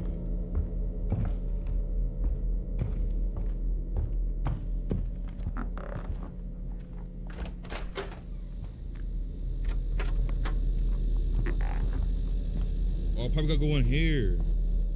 I probably gotta go in that bathroom. I mean, that's the only option I see. Never mind. Oh, there it is. There's no water in the apartment. Oh my god. What the fuck do you want to rinse the key at then? Rinse the key from the resin. Where I'm gonna rinse it at if there's no water.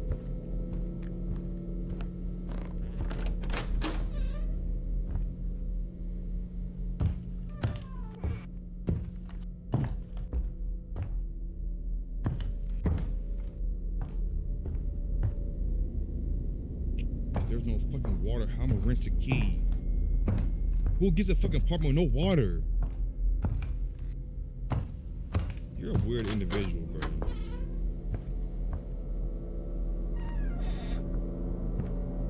No water, but you want to rinse the key.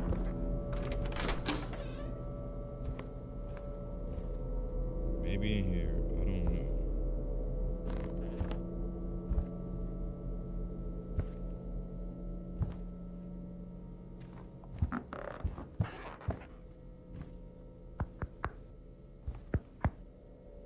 It gotta be this one. Nope.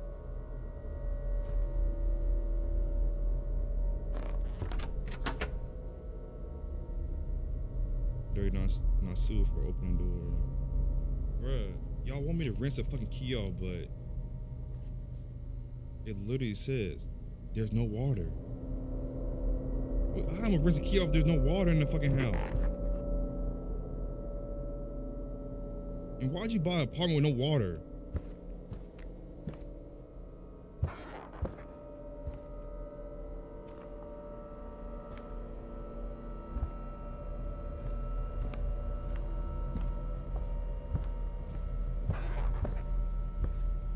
you got food, but you got no working water in the house. How's that make sense? That don't make no sense at all. To me, it don't.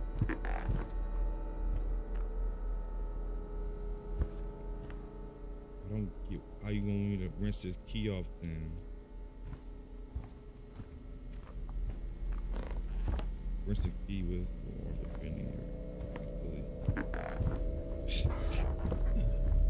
I don't got no. There's no water in the apartment, but you want me to rinse the key off. That makes total sense.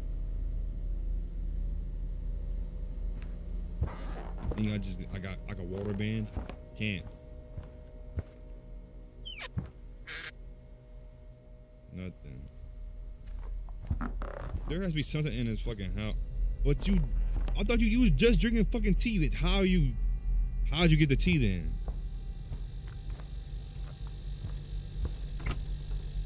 No fucking, you got nothing in the fucking fridge. Nothing. Nothing up here either. You just got nothing.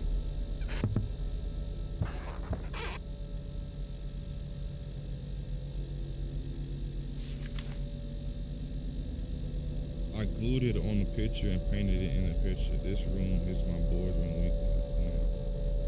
Is that the same one as that one? Up there? Let me look at that picture again. Alright. I'm gonna have to make sure I get.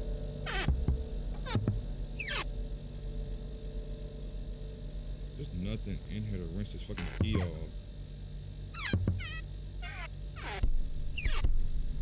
Put it on the toilet. Real funny, Dakota. Real funny, Dakota. Water bin in this house. I can't water bin. Y'all just think I can just water bin.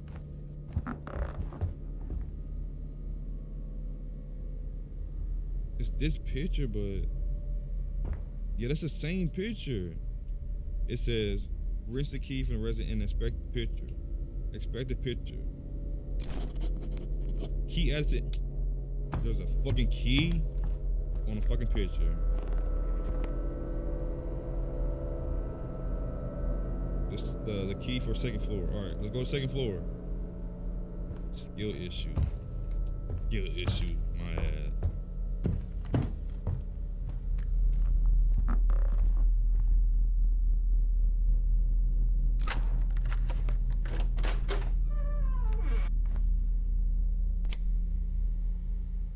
Okay, what do we need to do in here now? It ain't shit in here. Oh, never mind. We got a VHS tape. Got that. We got another key. The key to the pantry. Alright. Who gave birth to whom? Did he give birth to me or did I give birth to him? Sometimes I think I'm looking through the boy's eyes and then he disappears. I wake up and I'm all alone. Okay. Rinse the key. I can't rinse the key, bit. You know, you want me to rinse the key? I can't rinse the key. All right, so we got a tape now, and then we got the key to the pantry. I'm pretty sure. Key to the pantry. Dirty key. All right, we need to go to the pantry. I guess. I don't know. I can't order it. All right, baby. Where's the pantry? I think it's over here.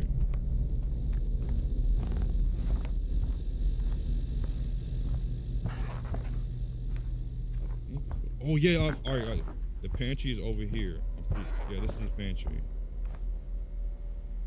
You need to watch the tape. Okay, let's watch it then. Let's watch it.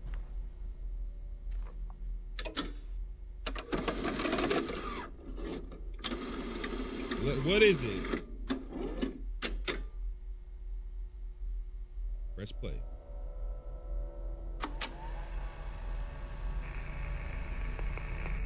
Hi, Sam. If you're hearing this, it means you've started to remember. Remember what? Or maybe you're just close. I didn't know if I should even record this. You just what? I know how heavy everything must You've always felt like something wasn't right, haven't you? Like something's missing. Your father, he was arrested. He did something terrible a long What did he time do? ago. Back when he worked at that orphanage. He what? He killed He killed a newborn. newborn. And then he Switch switched the bait. Nah, he's devious. He's fucking devious. That was before we brought you home. Wow. You had nothing to do with it. Do you hear me? You were still mine. I only told you what I thought would help you move on. Not what would make you remember.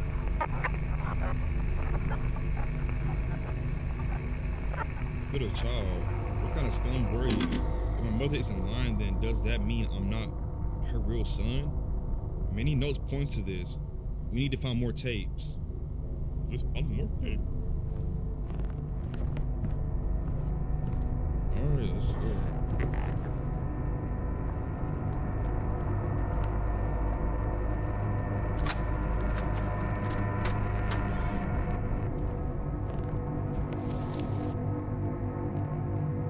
I gave birth to a baby boy. He was warm and quiet, smelling of milk and sleep. He had my eyeballs. I held him tight so he couldn't fall out. But the next morning, he had Eric's eyes and he looked at me like he knew I shouldn't have given birth to him. And then he was gone. And then another one appeared and I said to myself, I'm just tired. I'm just confusing faces. Alright. What the fuck? A painting with a combination lock, probably an axe in there. Why the fuck would an axe be in there?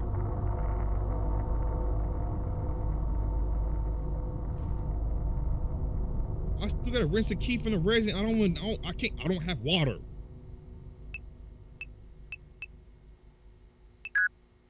What would the code be to that shit? I don't know what the code would be.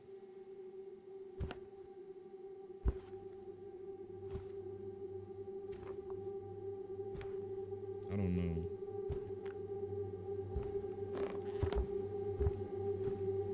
You want to rinse the key when we literally have no fucking water. How does that make sense? I don't know how that makes sense, bro.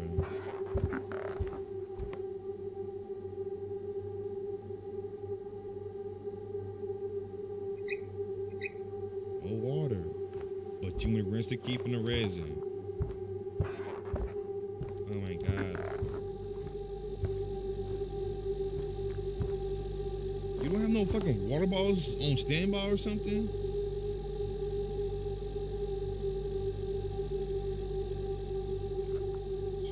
Nothing filled with water. Nothing, nada. Don't tell me it's that. Please tell me it's not that, bro. You can make fucking tea, but you can't make... You can make tea, but you don't have no liquid for water. Your priorities are not straight.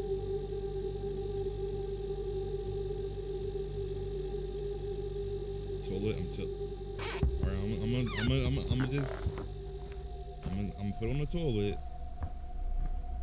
Well, that does make sense because the toilet has water in it. There's no way it's a toilet. There's no way it's a toilet. If it's not this toilet, it's upstairs toilet. There's no way it's a toilet. Well, there's no way.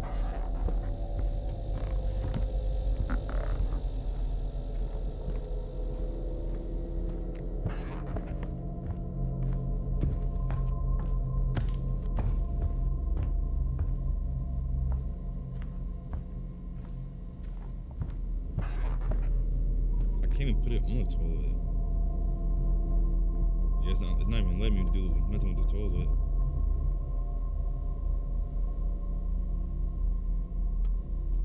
So it's not the toilet. I don't know what it would be.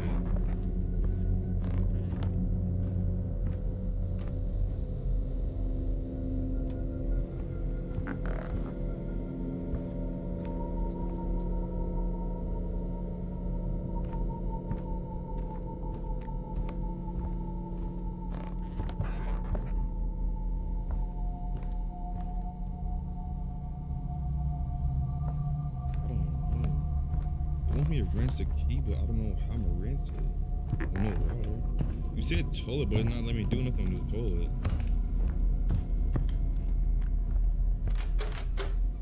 It would make sense, but the game doesn't. Like this game, it's like it's not a bad game. It's just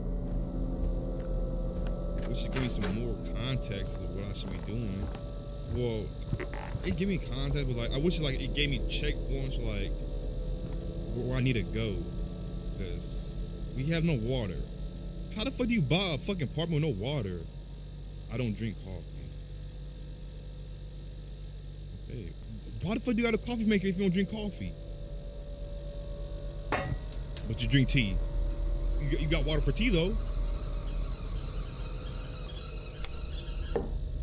You got water for tea, but you don't got fucking regular water.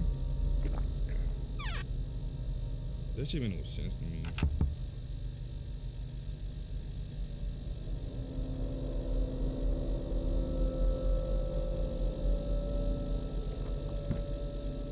I'm finna look this shit up, bro. I ain't gonna lie to you. I ain't gonna lie. I might look this shit up.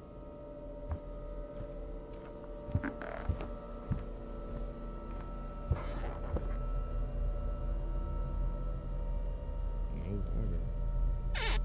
Wonder why. If you can't in the kitchen. Yeah, I can't. It's not letting me. Why the fuck you got olive oil in the bathroom?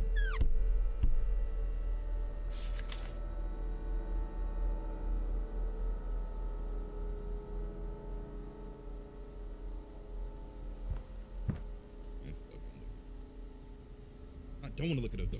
That's the thing. I don't want to look it up.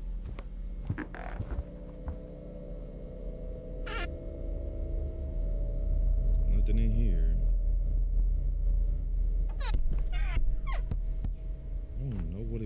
I don't know what it wants me to do. Obviously, I know what it wants me to do, but we have no water in the apartment. Looky there. No fucking water in the apartment, but you got all this food. It makes no sense. But yeah, I can't put it in the kettle. I don't know why I can't. It's not letting me do that.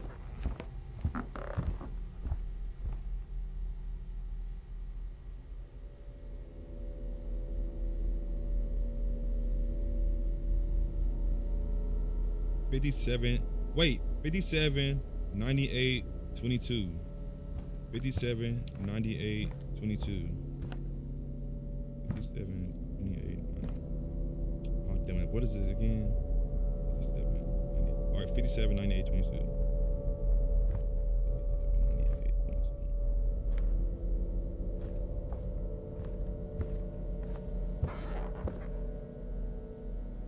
57, 98. It wouldn't be that.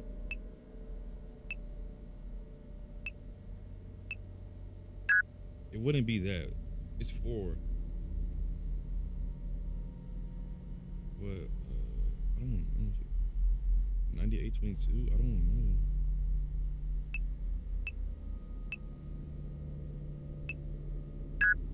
Oh. What? That's the only code I fucking saw.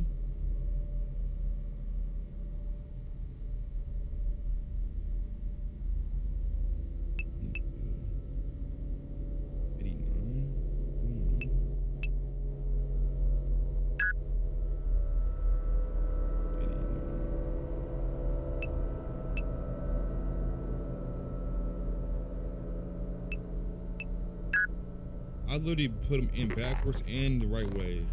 I put them in forward and backwards, and it's still not the code. That's the only code I've seen this whole entire game, so I'm thinking that's the code, but what else would that code go to?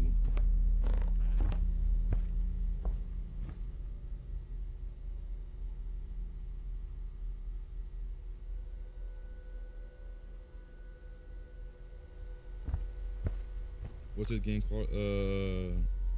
It's called Lost Luminati, I think. Let me look up on Steam real quick.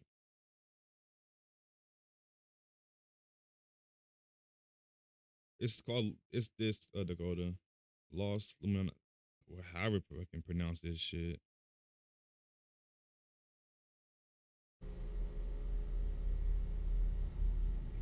don't know what it want me to do. Like, first off, it wants me to clean. It says rinse the key from the resin, but I don't have no water. How the fuck I got no water in the apartment, but I got AC?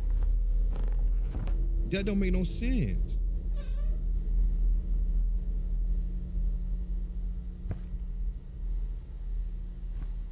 I appreciate whoever's my stream, and I appreciate y'all. Make sure y'all liking the stream up and subscribing if you haven't already. But if you don't want to subscribe, you don't got to. But if y'all could like the stream up, that would really help. I appreciate y'all for being here. No cap. I appreciate every single one of y'all. All right. I didn't turn that fucking light off. Or did I? I didn't turn that fucking light off. I know I didn't. And we got nothing in the fridge. Nothing. Nada. Unless it told me how to clean it earlier and I wasn't looking, but looks of it, I don't got no fucking water. I don't got no fucking water.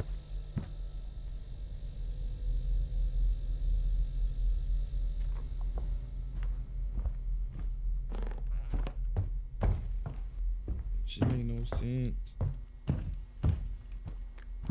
This shit made no sense.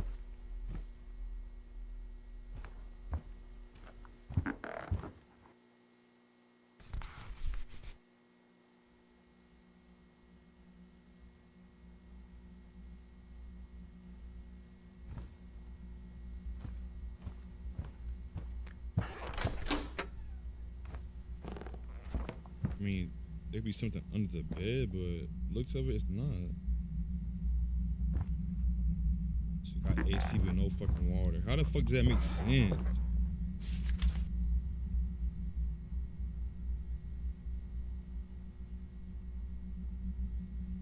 Hey, yo, welcome to the stream, Ollie. I appreciate you doing my stream, Ollie. Appreciate you. Nothing over here. Nope. Bro, how am I supposed to wash this key off if I don't got no water? You got a washer, you got 2 sets of washer and dryer, but no water. You got food, but no water. You got a lighter, but no water. How does that make sense?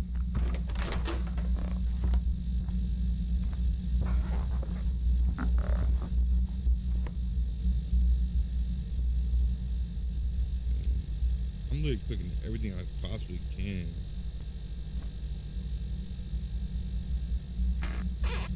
There's nothing in the drawers or cabinets. I don't know.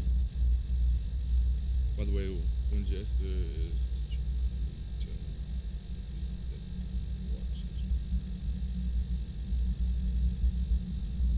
yeah, I could tell him, Ollie. I could tell him. There's nothing I can clean it off with, bro.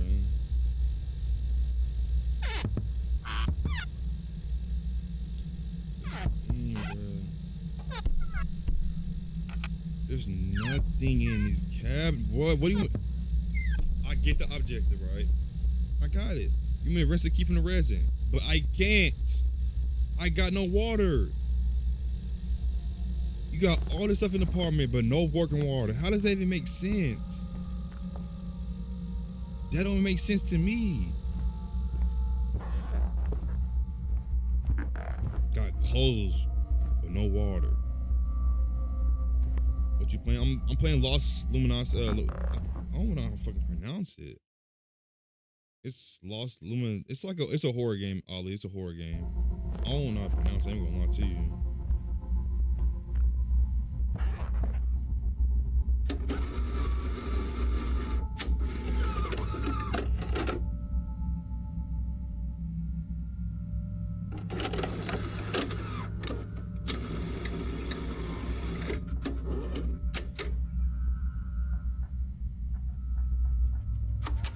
I think this is the same thing I was playing earlier. Hi, Oh Sam. my! I gotta watch it again. If you're hearing this, it means you've started to remember. Or maybe you're just close. I didn't know if I should even record this.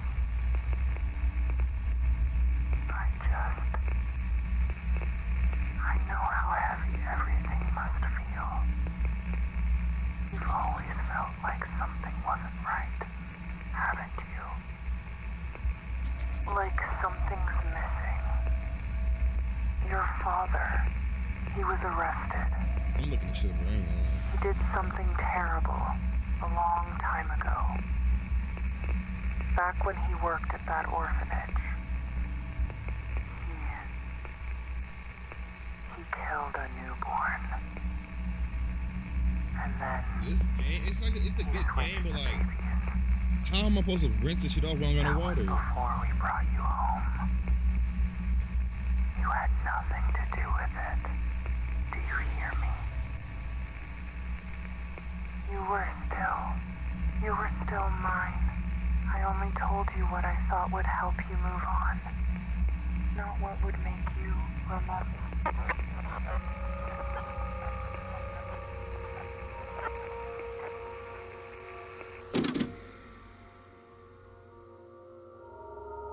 I'm trying to figure out how to clean this fucking key.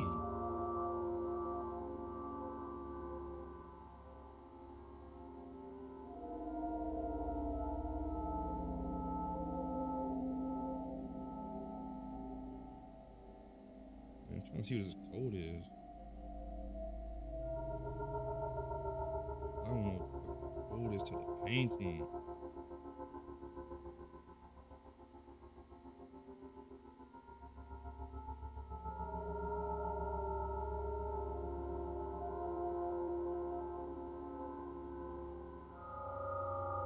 I'm trying to figure out the code, but shit.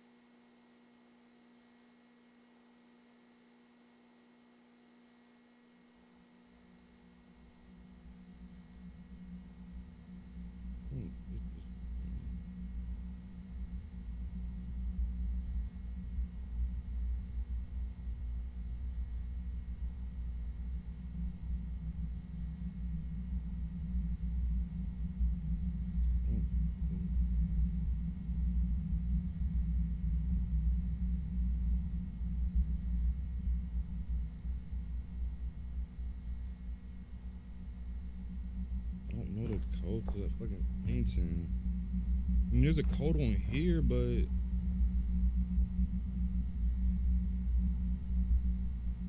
says 579822.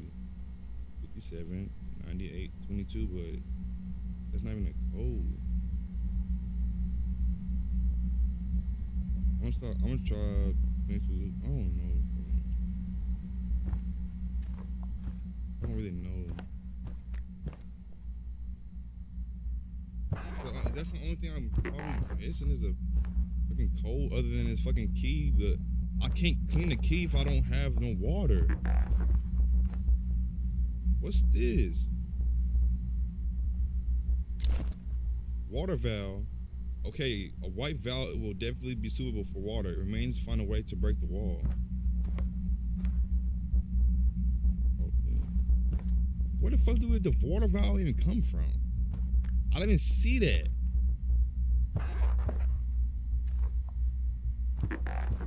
Or we got a water valve now, but I don't know where it goes to.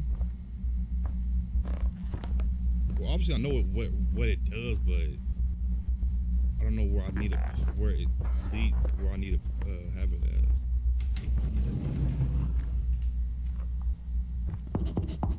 Yeah, it's hollow. It sounds different here. I'm sure the wall can be broken. I need something heavy. There's a door in the pantry. I need to pry. Oh, all right. How am I supposed to pry it open if I don't know the fucking code?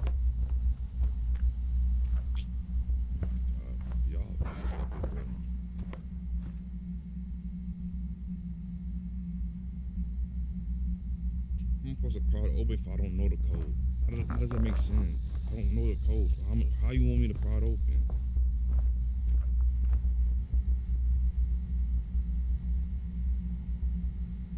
Dirty key, not suitable. I got a water valve. Where does it even go to?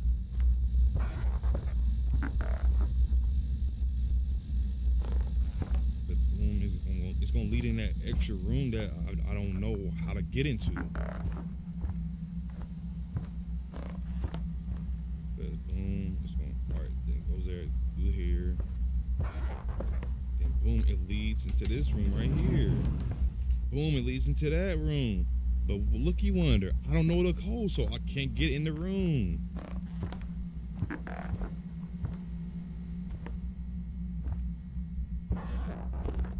And that's on 57. It's 57. What is it? 57 98 22. That's the only code I've seen this whole entire time I've been playing this game. That's the only number I've seen while playing this game, so I don't know what the code would be.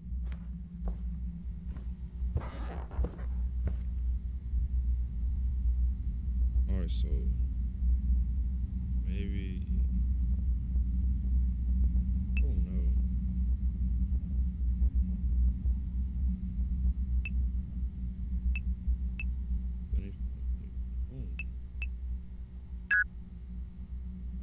How am I gonna know what the fucking code? I don't know what the code is.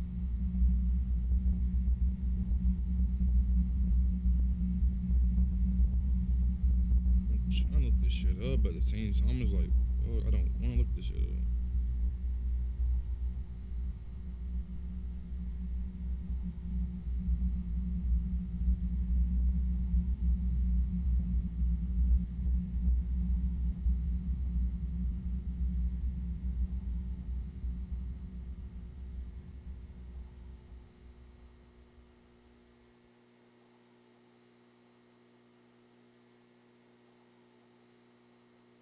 Zero 0318 maybe?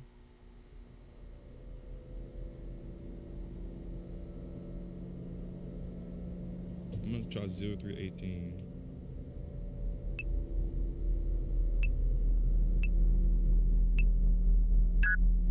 Oh my god.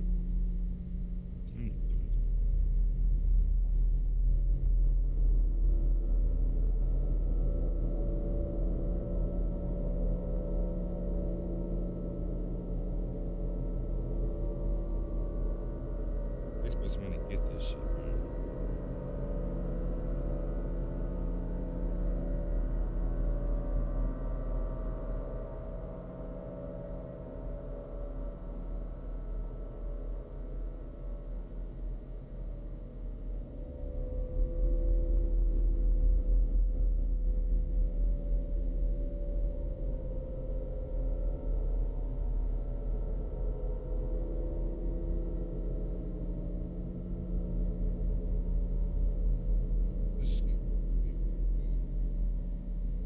That's the only thing I'm fucking missing is this code. I get the code, boom, and then I get whatever's behind this shit, destroy the wall, put the water valve on, turn the water on, rinse the key, boom.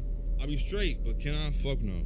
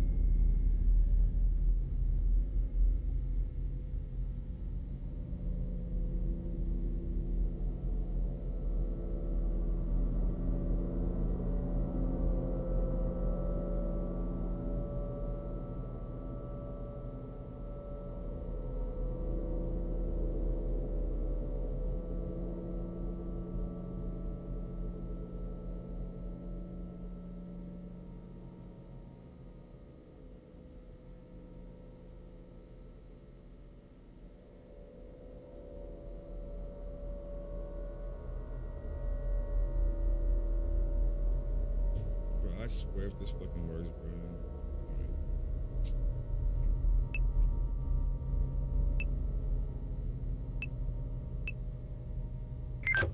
I had to watch a fucking queso video to see what the code was. And why do I got a gun? Can I take the gun? I don't need a gun. Yes, you do. Something do it. Okay. No, turn it back on. Light it back up. Light it back up. Light it back up. Light it back up.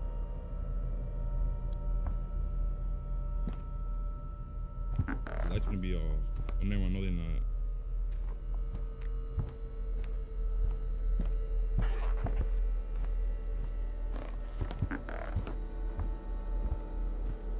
Close that door.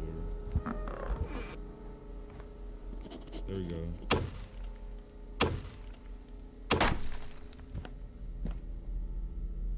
The fuck is this room? So there's a white valve for white pipe. Hopefully you don't need one for a yellow pipe. Oh my fucking god.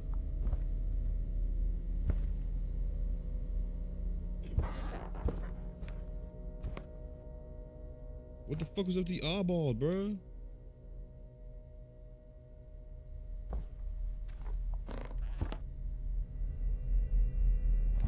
It goes through there.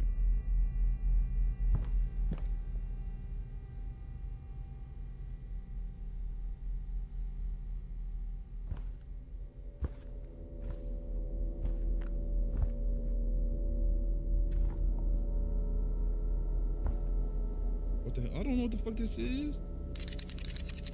I'm sure I don't find instructions on how to open it. Fucking.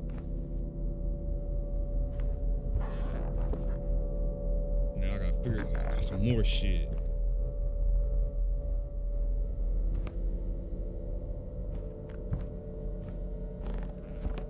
That's the only way.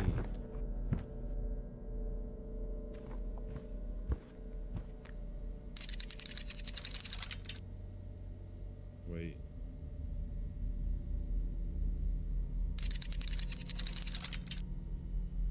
The original position. It shouldn't even move.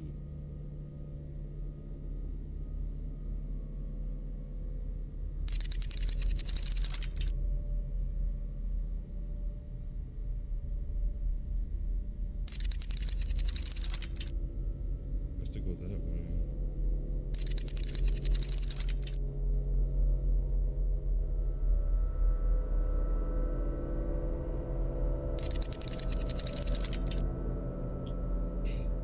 We got a code now. We got a code.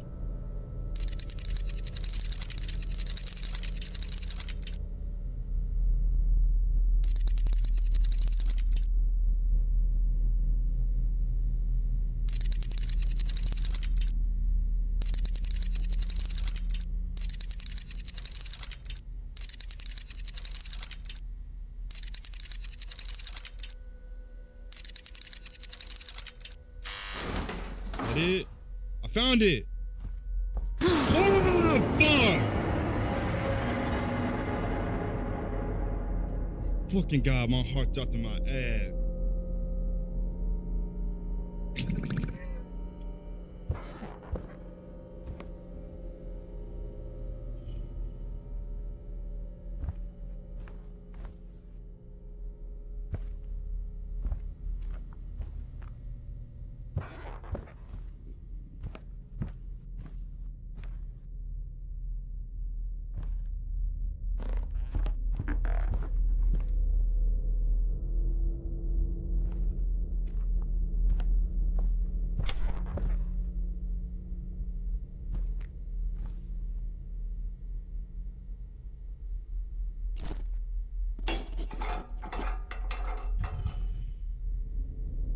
What do now?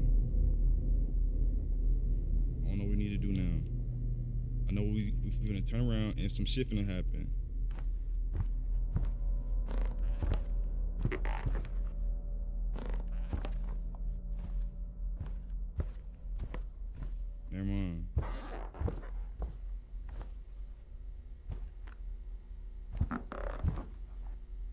didn't turn these lights off, bro.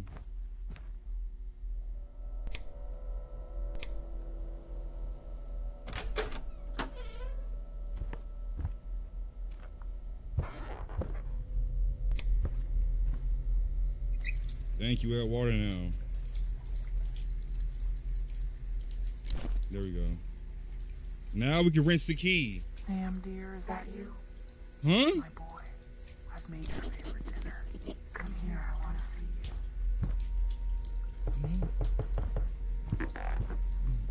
Turn it off. Turn it off. Turn it off. Man, turn the fucking thing off. What my fucking door?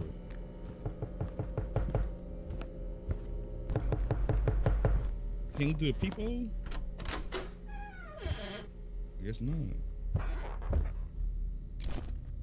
I'll unpack it on a No, motherfucker!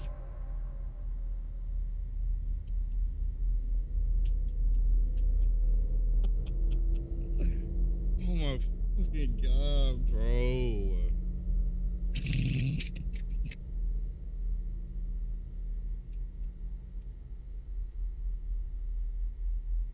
Oh my ah.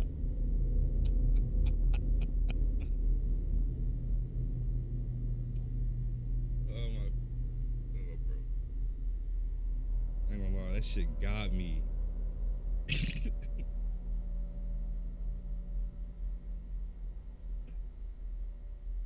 My heart jumped in my ass, bruh. Ah, man.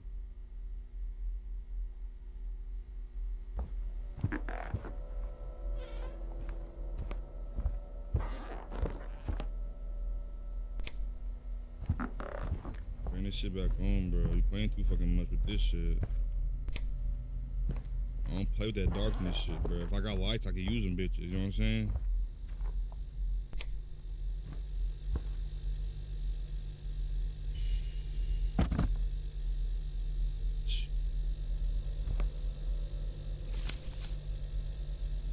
Sam, I know you're still in the apartment. I sent you food, just what I could put together. The police searched the place. They never sealed it. Technically, you're not supposed to be there. If anyone finds out, there could be consequences. And one more thing, I heard Sarah may left. Coordinates went directly on the wall. Supposedly, they're only visible if you take a photo with flash. I'm completely sure, but apparently upstairs in the room across from the stairs, above the bed in the child's room on the right wall, and maybe in the storage room far in on the left wall. You can check in. What the fuck? All right.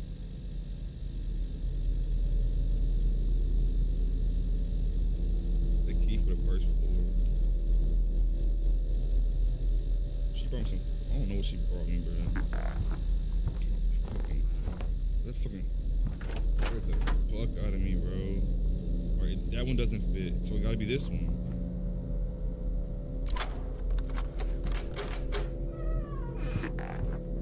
Well, it's definitely climb up to the attic. It's not something you see every day in an apartment. You can definitely need a ladder. Alright.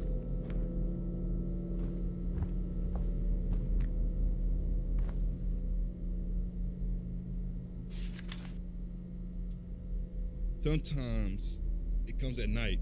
Not Sam.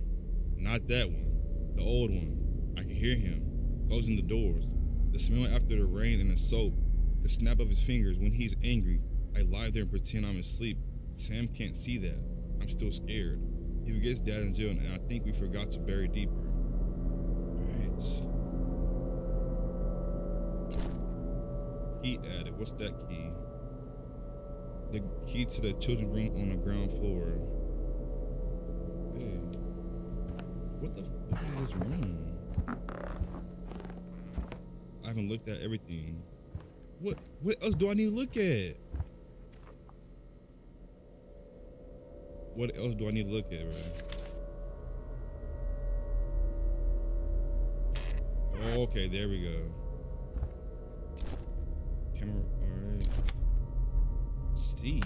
Oh, fuck no! Use flash when taking photos, activate. The fuck?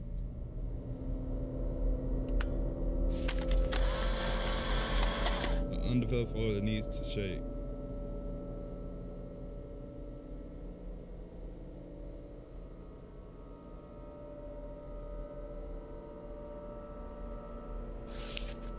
Turn your flashlight back on, bro. No flash.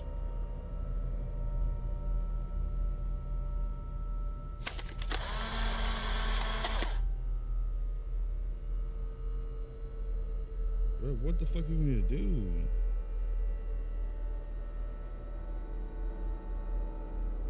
What's there?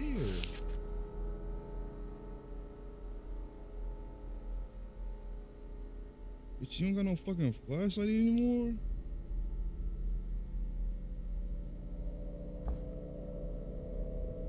Oh my, we got no flashlight anymore. No flashlight. There we go. The lens doesn't just capture, it reveals. Reveal what? You never did! Oh my god. Oh my god. Oh my god.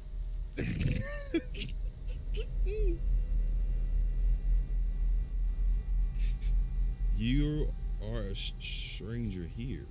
All right.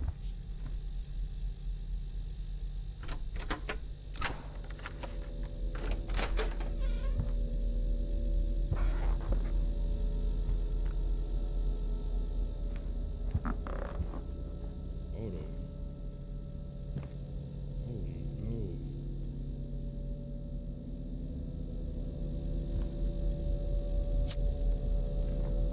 What was that? Oh, it's is it, what is it?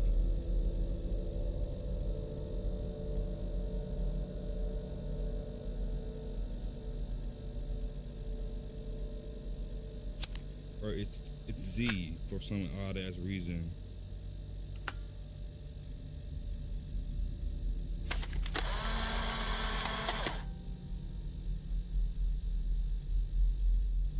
You? What do you mean you?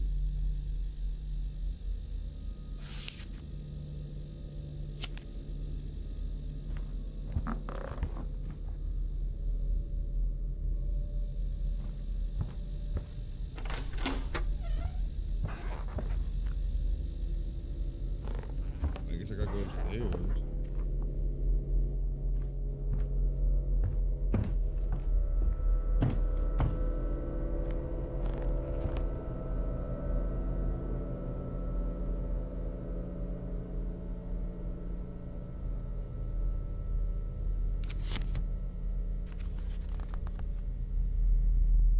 Oh, I'm supposed to take a picture of the wall thing.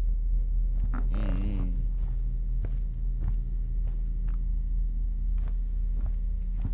My heart, my ass, bro.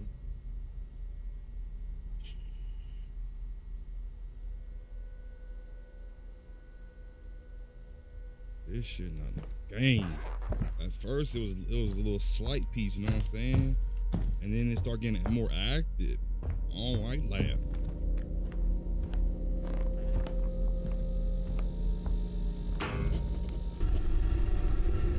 Shit, is that the gas or steam? Fuck, that's hot. No way I can get through.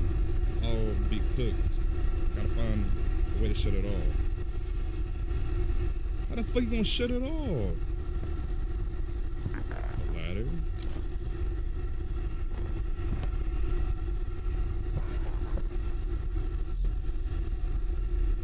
Where's the ladder gonna go to? Oh, okay. There we go. We're cooking. A little bit. A little bit.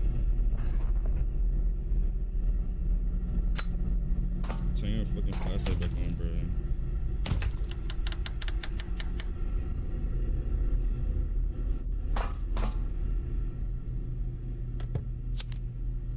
Where the fuck are we at now?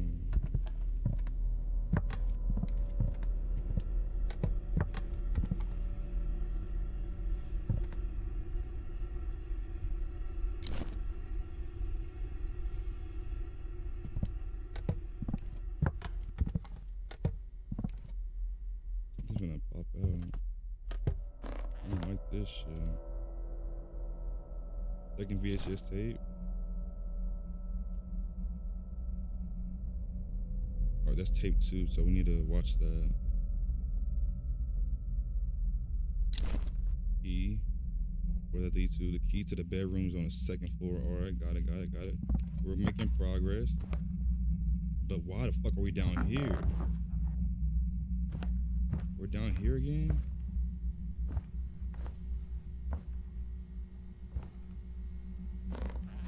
Oh, we gotta go this way. Okay, got it.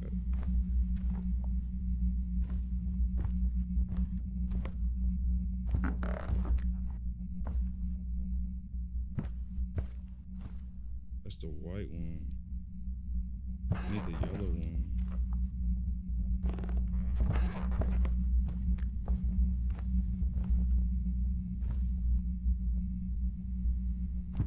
Okay, it goes through here, boom.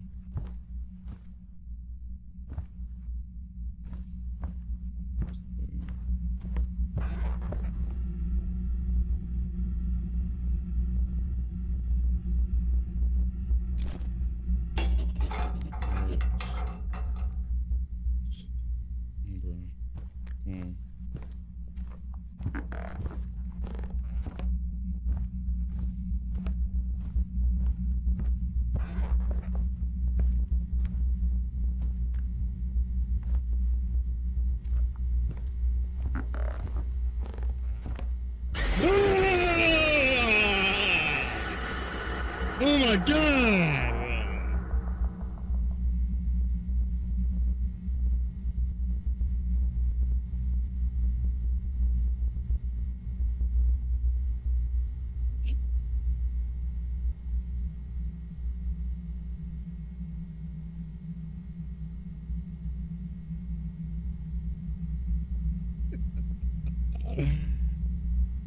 Oh my god, bro. Fuck. I don't know what I pressed, but shit. Got me clicking all type of buttons in this motherfucker. No, I don't want to exit. Oh my god, get off this shit.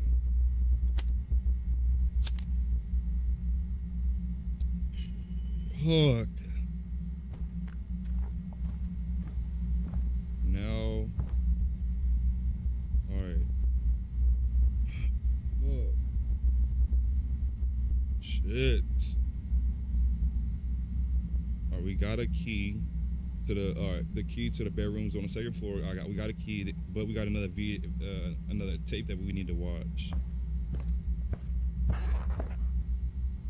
Alright, that's what we're doing.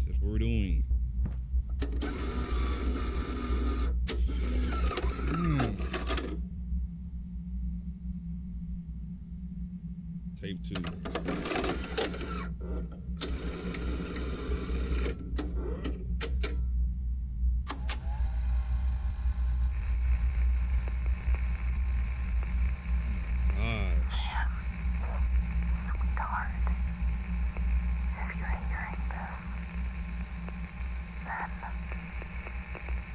Couldn't do what? I tried. You tried what? I really tried. You don't remember, do you? That night. The shouting. His hand. What happened that night? Bruises. I know you didn't mean to. You were just a child. But you killed him. Oh! You killed your father. Wow! I lied. Wow! I told you he went to prison. I told you everything was fine. Wow. But it wasn't him, it was you. Damn. And I don't know how to live with that. I don't know how to tell you this face to face. That's crazy. I'm sorry. Alright. So sorry. That's fucking crazy. I can't believe it, or I don't know. I had often dreamed, oh my god, if she's telling the truth, we need to find the body urgently. That's what the note's about. Very deeper. Is it about my father? Wasn't it? Hey. Let me go to the second floor. We got the key for it now.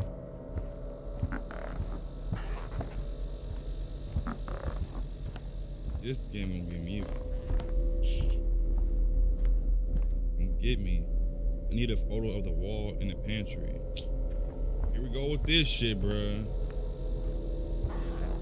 Here you go. I need a photo of the wall in the pantry.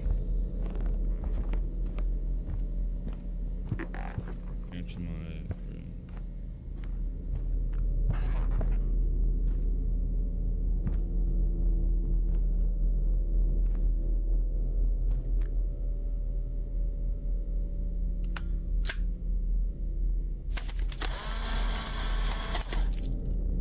What was that breaking in?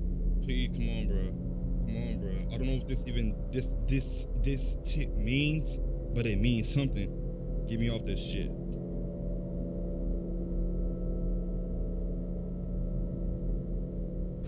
Alright. Your lighter back out. What the fuck?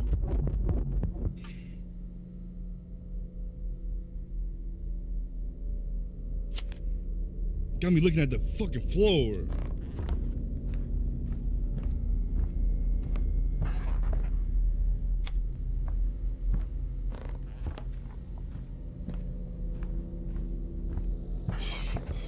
This fucking game, bro. I give props to the game, bro. I give props to it. Let me close these fucking doors just in case they want to do some fuck shit and make something pop out. Oh my gosh. Jeez fucking Louise.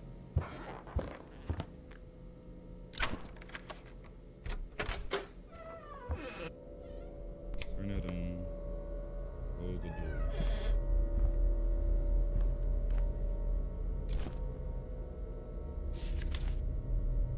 One was born twice. One died 3 times. One wasn't born at all, and I stayed to watch and sit. Or sit and watch.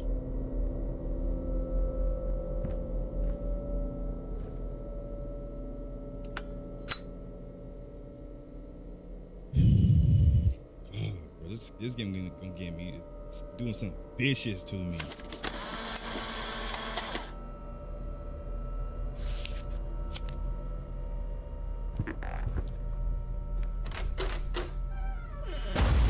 Come on, bro.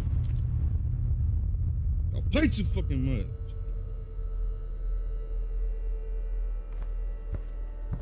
Put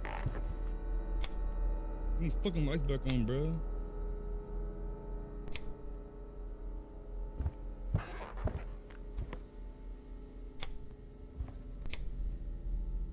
Ain't turn the fucking lights back on? Oh, never they broke. Damn. Yo, welcome to the stream, Red. Welcome to the stream. Thanks for joining my stream, Red. Appreciate you. Unk is crazy. Man. What do I need to do now?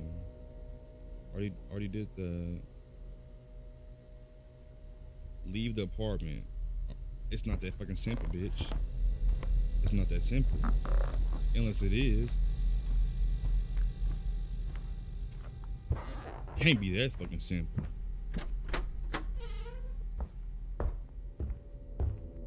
Man, fuck that. I'm leaving that door open.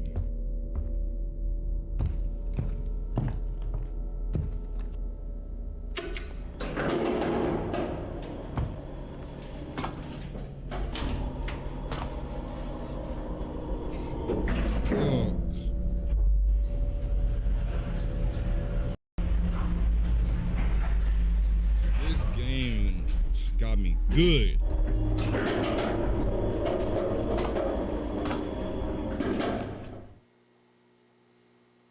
No lighting. Alright, I guess we just leave.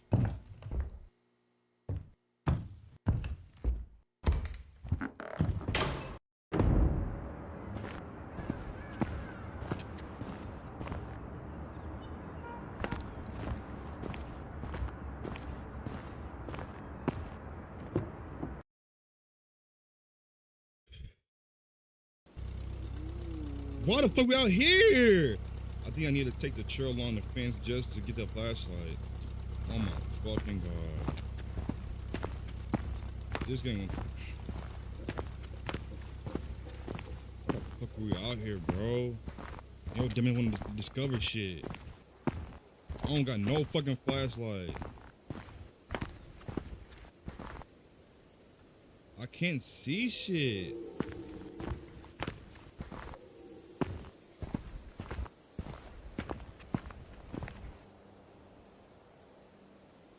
Bro, come on, bro. Y'all dead ass.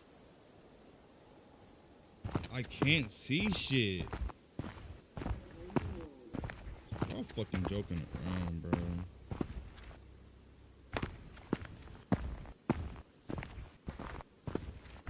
Let's take a pad where I can't see shit.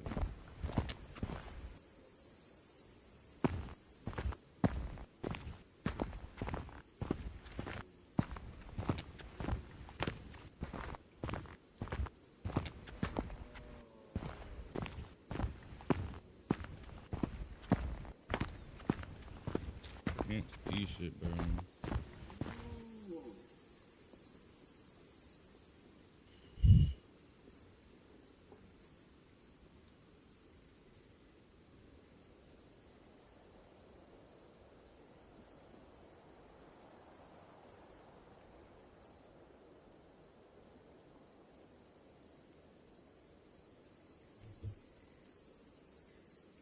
Nope. It says I need to follow the path, but need a flashlight. I guess this is the way.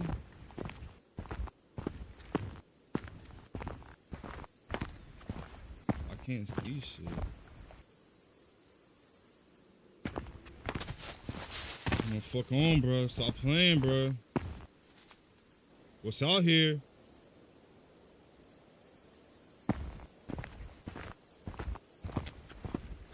Must.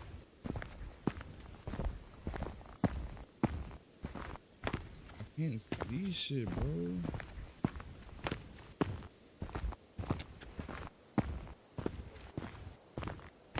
Bro, like, you want to take a path, but I can't even see the fucking path. That's some dumb shit, bro.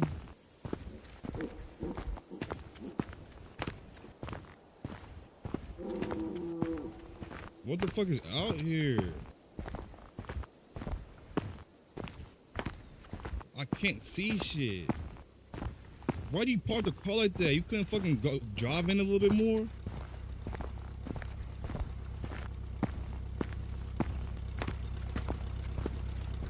didn't bring no fucking flashlight with you. Is it this way then? That's the only way I could see. Until it gets to a fucking point, then I can't see shit.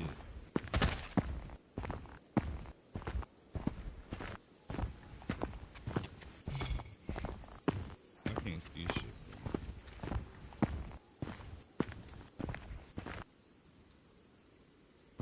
bro. Bro, like, how you expect me to see something? How you expect me to fucking see out here? I can't. I guess I just follow the light. There's something fucking right there.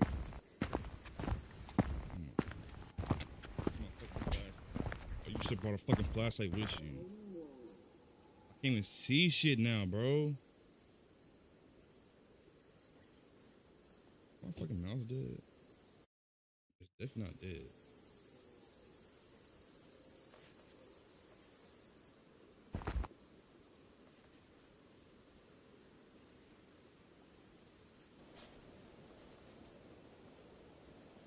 This one.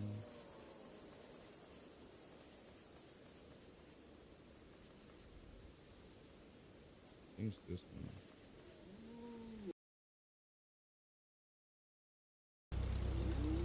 I think I need to take the trail along the fence. I just gotta get the flashlight out of the truck. Okay, it's out of the trunk. Okay, see, I didn't read, my dumb ass.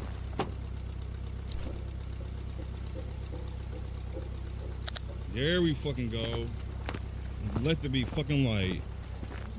I'm thinking, oh, I have to follow the trail to get the flashlight. I'm like, what the fuck? But I had to read. That's on me. You know what I'm saying? But why we're out here once again? You don't need to do this. You could go home. You putting me in this predicament, and I don't want to be out here. You see what I'm saying?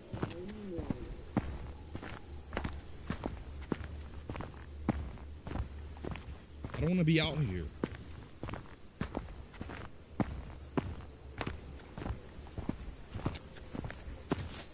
No, don't you dare. Nope, I'm not looking right. Fuck no. Nope. Nope. Whatever following me, you get this ass. You know what I'm saying? Hey, fuck it. If they want my ass, they're going to have to come get it.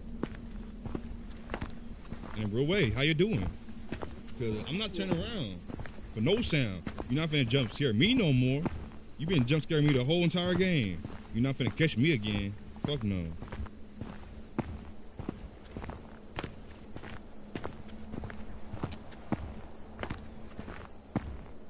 This long ass trail, and you wanna come out here. I guess this is where it ends. You're shoveling. Who told you to do this? Oh my god. Yeah, oh my god. What can I do? I don't know, not come out here. Call 911, I think so. You have no fucking service. Watch. Oh, never mind, you do got service. I think I committed a crime. The body was buried in the woods, Old Hollow Road off Route 17 near Black Pines Forest. Alright. Shit, what the fuck am I even doing here? I'm trying to see the same thing. Why'd I have to call the police in the first place? You called them, not me. You. I have 4 minutes before the police arrive. I can either leave or I can tell them everything. I'm fucking leaving, fuck. What made you come out here in the first place? You said, oh, why did I come out here? You did it. Why did I call the police? You did it. You did everything.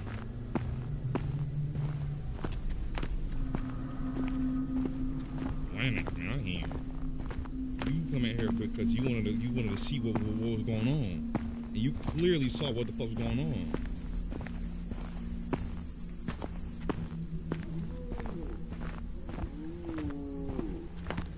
How the fuck you know it's gonna take them 4 minutes to get out here? It makes me wonder, did you really, did you do oh my god, did you do this shit before? You know what I'm saying?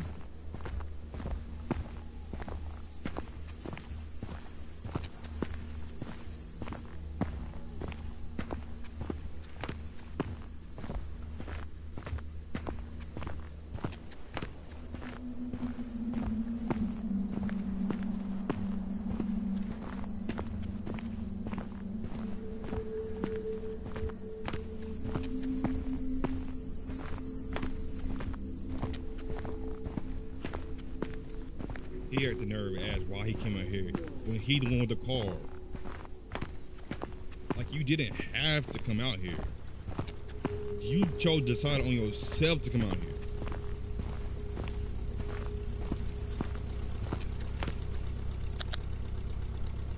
Get out of here, bro. You came out here for what? For what reason?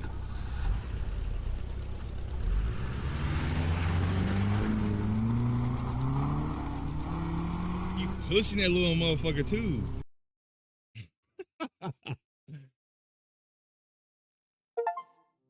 Confession came too late. Now run.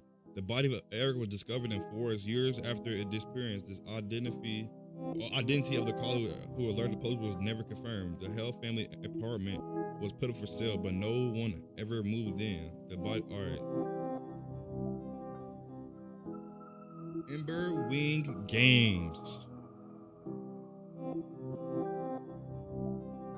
Arthur M. Thank you for seeing this story through the end. I'm truly grateful for your time and attention. I keep making games and we'll meet again. Yeah, we'll meet again someday. Not tomorrow though. You scared me enough. My heart was in my asshole the whole entire game. You maybe making me jump the whole entire game. Nope. Know what I'm saying? I'm gonna play one of your games again, but I ain't gonna lie, this one, you got me. My heart dropped. You know what I'm saying? Heart up here, dropped in that asshole. Mm-mm-mm.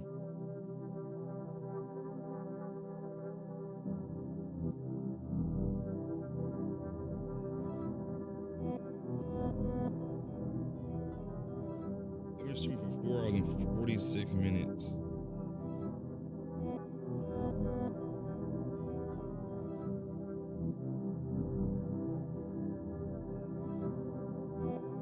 Is it glitched out? No, it's not glitched out. I don't know.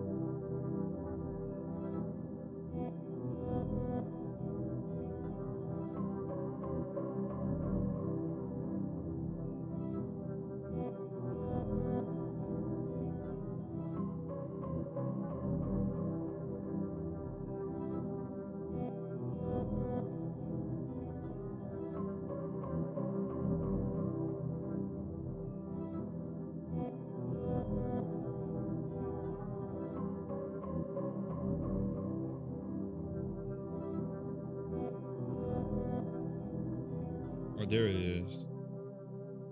It took a minute for it to load.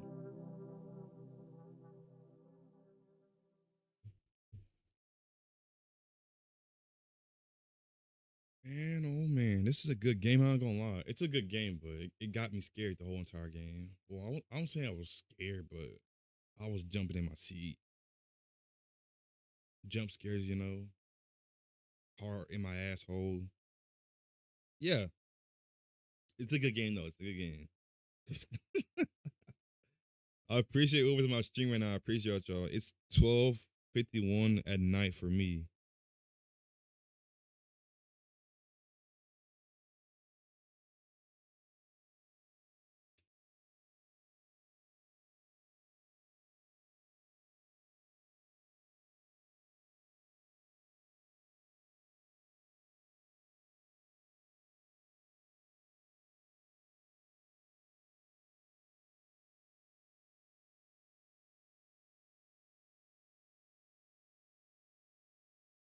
We up grinding late night.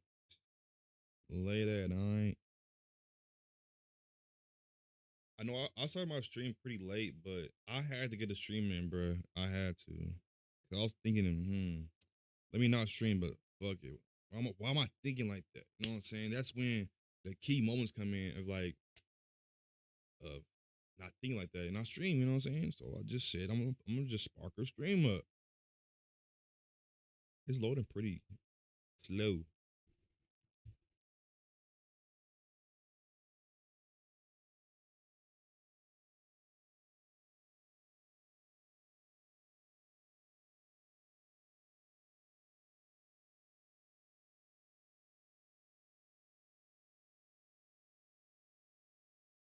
Not glitched out. No, it's not glitched out. I don't know. It's loading pretty slow though.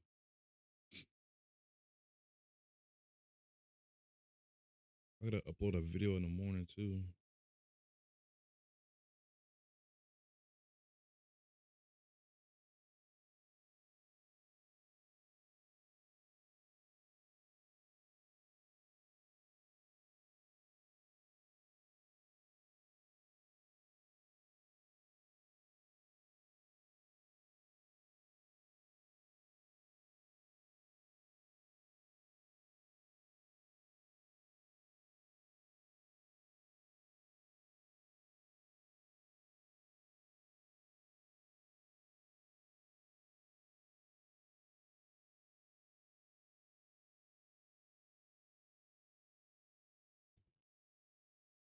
Mm.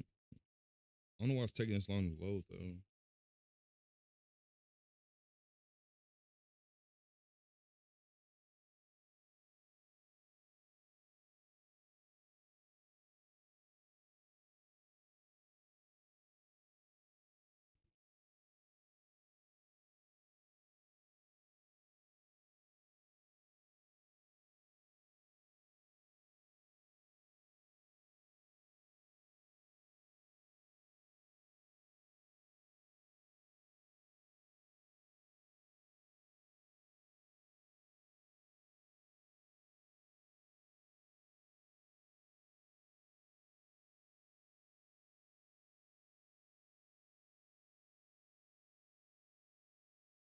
I mean, that's this game takes fucking load. I ain't gonna lie.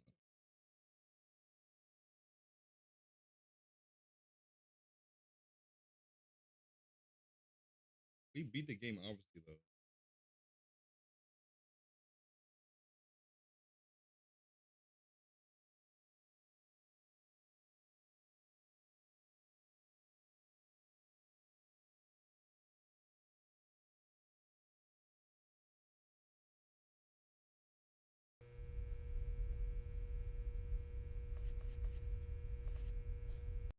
If it starts at the car, then we should go. Yeah, we don't need to do that. We don't need- All right. We played Slackjaw. We beat Granny 2. We beat this Lost Luminosity game. The only game we have not beat yet is Peak. I'm gonna wait to play that. So I'm gonna end up. I'm gonna do some reaction video or react to some videos. Cause I already beat Granny 2. Already beat Granny. I need to get Granny 3 so the next time I do stream I can play Granny 3.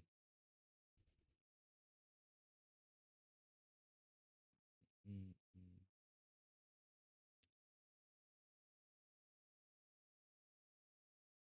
All right, we finna react to some videos, chat. All right, this one we're gonna react to is this one. We need to get these reaction videos out the way. We have a lot of things to react to, as you see. We got a lot of things we need to react to. But before I do that, I'm gonna cook me something to eat because I'm hungry. But I'm not into my stream, chat. I'm not into my stream, but I'm gonna cook something to eat real quick. It's not gonna take over 20 minutes to cook. I'm gonna cook me something real quick, and I'll be right back because we gotta react to this video right here, which how Masar, who only uses one hand, outscored everybody. I'm not in my stream, but I'll be right back because I'm hungry and I've been streaming for 4 hours and 53 minutes. I'm not in my stream no time soon. I'm gonna react to a lot of videos. I ain't gonna lie. I'm gonna react to a lot of videos. So whenever I get back, that's what I'm gonna do is react to videos because I beat 3 games this stream. I beat 3 games. So I'm gonna react to some videos when I get back.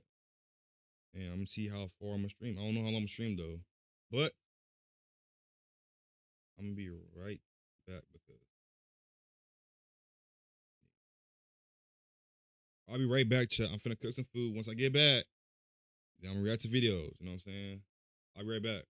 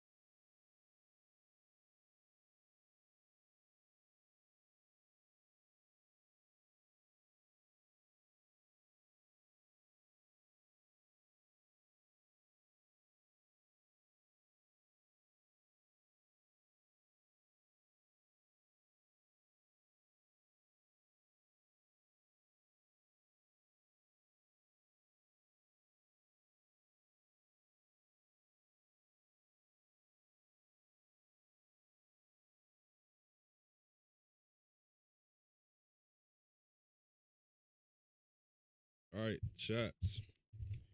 We are back. We are back, chat. I'm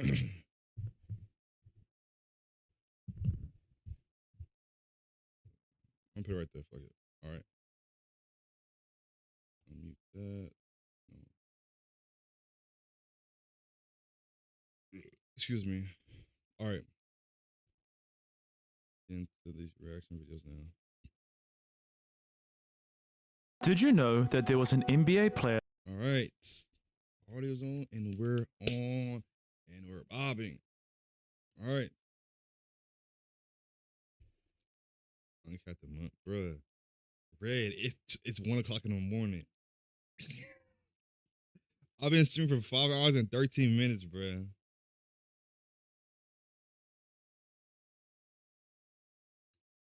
Call me Unc is crazy, bruh. I'm live for 5 hours and 13 minutes, bruh. Let me snack. Let me eat something real quick. You know what I'm saying? I don't gotta stop the stream. You know what I'm saying? But we back. All right. We're gonna watch this video. We got all these videos to watch right here, bro. We're not gonna watch them all in the stream though. You know what I'm saying? We're not gonna watch all of them this stream. We're gonna watch. I don't know. I mean, we're gonna watch, but we're gonna watch a handful of them. You know what I'm saying? We've been live for 5 hours and 14 minutes. I just made some regular noodles. I could have made a burger, but that was gonna take way longer. So I said, "Fuck, I'm gonna just eat some noodles." All right, let's watch this video now. And I got the snacks on deck. You know what I'm saying? I got more snacks over there, but I'm eating cookies for the moment. All right. 4K. All right, Josh, welcome back to another reaction video. Today, we are right to how an NBA star who only uses one hand outscored everybody. If you're new to my channel, make sure you're liking the video and subscribing. It's free to like the video and it's free to subscribe. But you don't got to if you want to. But make sure everybody locked in my channel. Your dog, your cat, your rat, your roach, your mom, your dad, you know what I'm saying? Your sister, brother, all things of that need to be locked in. And grab your snacks, your food, your Arby's, your KFC, your McDonald's, whatever. You know what I'm saying? I got my snacks. You know what I'm saying? I got mine. But we finna get into the video and we're gonna see how he scored. Well, not scored, but we're gonna see how he outscored everybody, which if you don't know who he is, you're gonna know who he is now. Did you know that there was an NBA player who only used his left hand? A player who did something everyone expected, but no one could stop. Well, that player was Manu Ginobili, and he dominated the NBA by becoming a 2-time NBA All-Star and winning 4 championships throughout his legendary career. But why did he refuse to use his right hand? And how did he still find success with his strange scoring philosophy? I wanted to go left. If I couldn't go left, then I would make some sort of move to go back left. To find out, let's go back to 1977 in Bahia Blanca, Argentina, where Emmanuel David Ginobili was born into an incredibly fortunate situation because his father Jorge was a basketball coach, in addition to being the president of their local recreation center. It was at this rec center where Manu and his 2 older brothers would develop their love for basketball, battling against anyone and everyone who stepped foot onto their court. However, due to Manu being the youngest and shortest, he would develop a very unique skill set in order to stay on the court playing the sport he loved. Whenever they could, the Ginobili family would sit down and watch the Chicago Bulls, locked in on their superstar player, Michael Jordan. While many watched in awe as Jordan flew through the air, Ginobili would focus on something completely different: Michael's insane competitive spirit. Manu would sit and dream about one day competing in the NBA, but being from a small town in Argentina, Ginobili thought it would never be possible. Instead, he aimed Anything to is become possible. a professional player in Argentina, just like his two older brothers. As Manu grew into a young adult, his quirky playstyle and insane competitive drive would see him achieve his dream a whole lot earlier than many expected, because at just 16 years old, Ginobili signed to Andino Sports Club, a professional team that played in the Argentinian National League. However, he would nice. only play a single season for Andino before they traded him to his hometown team, Estudiantes de Bahia Blanca, in 1996. Ginobili would continue to play for Bahia Blanca between 1996 and 1998, and his incredibly flashy style of play at such a young age caught the eyes of the Argentinian junior national team, who selected him to represent his Hey, that's country at the good. Under-22 World Cup in 1998. Manu, alongside his new teammates, would head down to Australia, where Ginobili would showcase his dominant all-around scoring game. He could shoot from range, dunk on people, as well as finish and attack exceptionally well with his dominant left hand. It was this incredible play at the Under-22 Championships that had the 21-year-old Manu selected to represent the Argentinian senior men's national team at the 1999 America's Cup. This selection gave Manu a huge confidence boost, and Ginobili, still holding on to his lifelong dream of playing in the NBA, decided to throw his name into the 1999 NBA draft. Because Paramount Plus is available on YouTube. Enjoy the Dexter.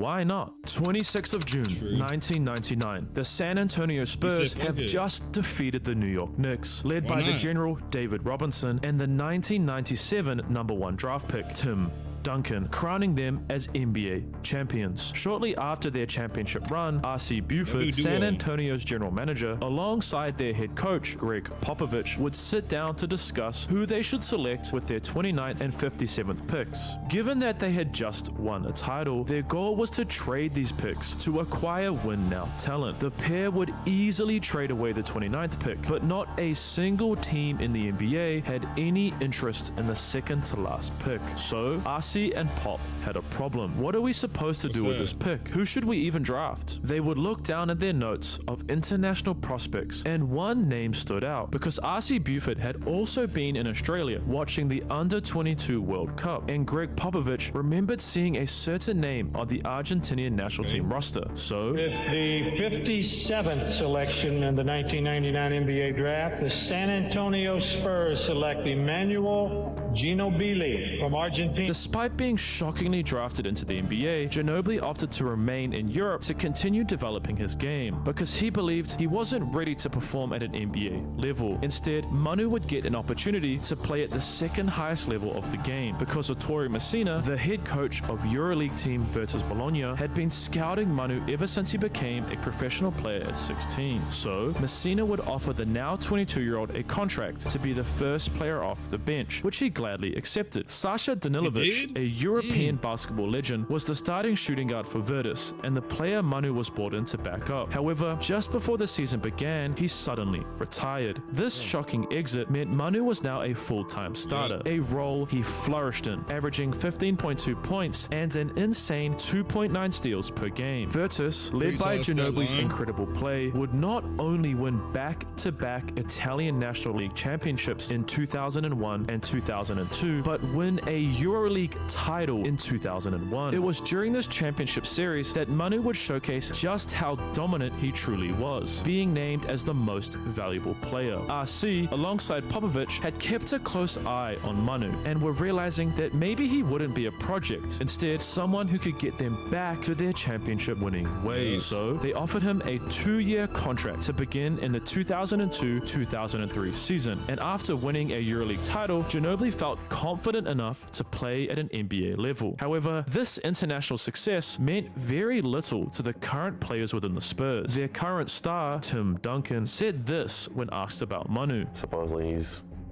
He's a great find. He's the best player in Europe, supposedly. Bruce Bowen, one of the NBA's best defenders, would also question Ginobili's ability to play at an NBA level. Bowen would test Manu throughout their practices, applying the same defensive pressure he would use against players like Kobe Bryant, and Ginobili would rise to the occasion. His competitive spirit and quirky style of play, something the Americans weren't used to guarding, would earn Manu the respect of his teammates and head coach Greg Popovich. The Spurs would face off against the defending champion Los Angeles Lakers on the 29th of October 2002. It was this game where Manu would finally begin his NBA career, and he did so in spectacular fashion. His first ever NBA shot attempt was a three, which he splashed, making it clear Manu had arrived, and he was ready to compete for an NBA championship. Over the course of the season, Ginobili would prove himself as a legitimate rotation player, but something was very different about the way he played, especially compared to his American counterparts. Manu's weird. He has a lot of moves but instincts that you can't teach. Manu's awkward playstyle that was comprised of funky left-hand finishes, step backs, and athletic drives would cause some tension between the fundamentally focused Coach Pop and himself, with Ginobili sharing, "Every time I did something wrong, I look at him and say, keep shaking his head," and that's what I was trying to figure out what he wanted and what he did. Regardless of Pop's initial criticisms, the Spurs would grab a league-leading 60 wins to end their regular season and were set to face the Phoenix Suns in the first round of the NBA playoffs. Ginobili would come off the bench and provide a vital scoring punch for the Spurs, averaging 7.6 points, which helped them eliminate Phoenix in 6 games. But it wasn't this series where Ginobili proved his worth. They were set to face the defending champion Lakers in the second round. Manu would score 15 points and 17 points in the first 2 games of the series, leading the Spurs to a 2-0 lead. This sudden rise in play caught the eye of a certain Black Mamba. I remember Kobe Bryant saying to me when Manu came in to the game, like, "Bruce, who's that white boy?"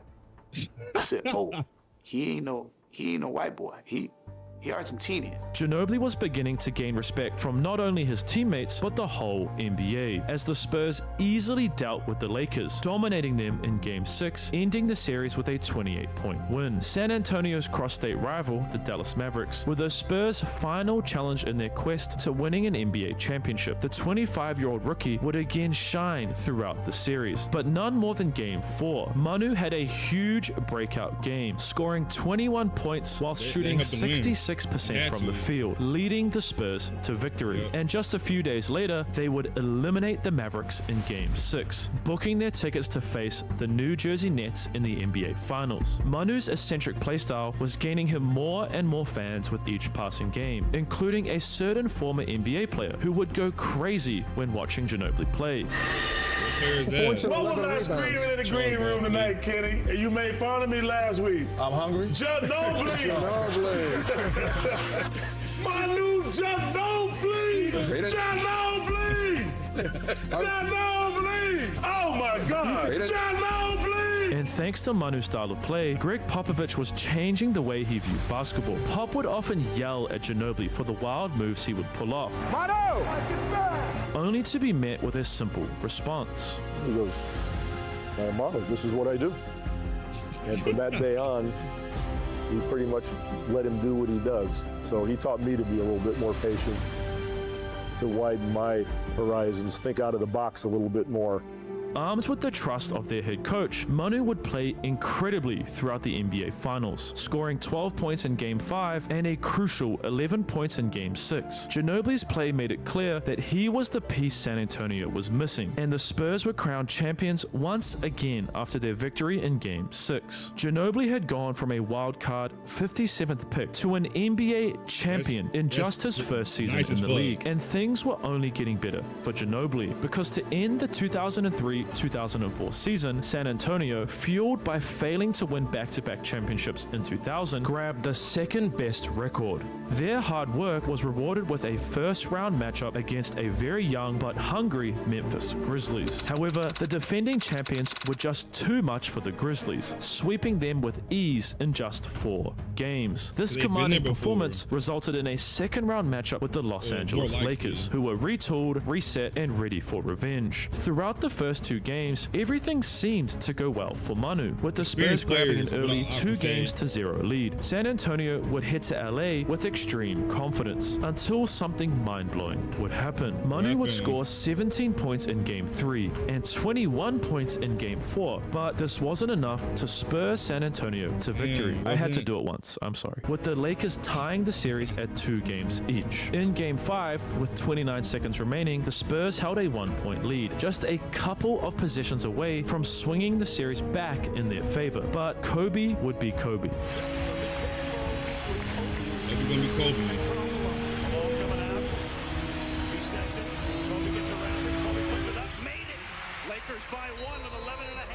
The Spurs called a timeout, allowing Coach Pop to draw up a game-winning out-of-bounds play, which all started with Ginobili will inbound to Duncan. He gets doubled. Shaq all over him. He gets away a fadeaway. He made it? San Antonio was about to do the impossible, grab a 3-2 lead, head to Los Angeles, and essentially end the Lakers dynasty, until this happened. They get it to Fisher. He made it!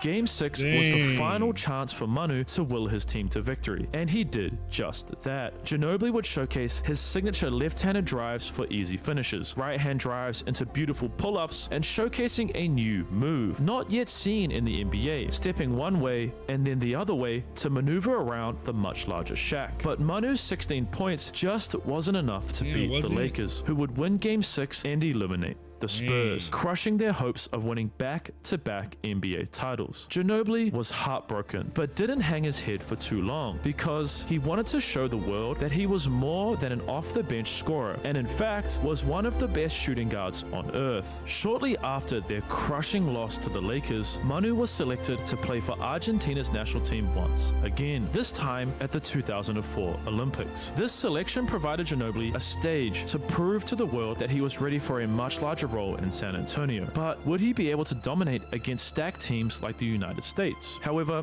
Argentina might not even get a chance to play against the US, because after a shock loss to Spain, West, after winning gold in 1992, 1996, and 2000, were hungry to win a 4th gold medal in a row, and many felt like they were the heavy favorite. But Manu would shock the world once again, scoring an insane 29 points against the United States, eliminating them from gold medal contention. But their finals opponent had already beaten them in pool play, so once again, Manu and his team entered the game as the underdog. Despite this, Argentina was motivated to get revenge against Italy, and Ginobili would again lead Argentina throughout the game, scoring 16 points in what was at the time the most crucial game of his career. Manu's incredible performance would lead Argentina to their first ever basketball medal at the Olympics, and what a medal to start with. The cherry on top was that Manu had proved to the world he wasn't just an off-the-bench scorer, instead a world-class bucket getter, someone capable of leading a team to incredible heights. And the even crazier thing is, he was doing all of this only scoring with his left hand. Entering the 2004-2005 season, San Antonio offered Manu a new contract, $52 million over 6 years, which he gladly accepted, fueled by his gold medal winning performance and driven to get revenge for their 2004 playoff blunder. Manu would have an incredible season. On the 21st of January, Ginobili would have the performance of his lifetime, scoring a career-high 48 points. It was because of this play that Coach Pop would finally change his mind, elevating Manu into the starting lineup for the rest of the season. His new starting role allowed him to average 16 points per game, and for the first time in Ginobili's career, he was named as an All-Star for the 2005 All-Star Game. This nomination was a clear sign that not only had Manu made the NBA, but he was becoming one of the best shooting guards in the league. San Antonio would end their regular season as the 2nd seed and was set to face the Denver Nuggets, who were led by their rising star, Carmelo Anthony. The majority of fans and media personalities around the NBA just assumed it would be an easy sweep and the Spurs would move on to the 2nd round without breaking a sweat. But this was far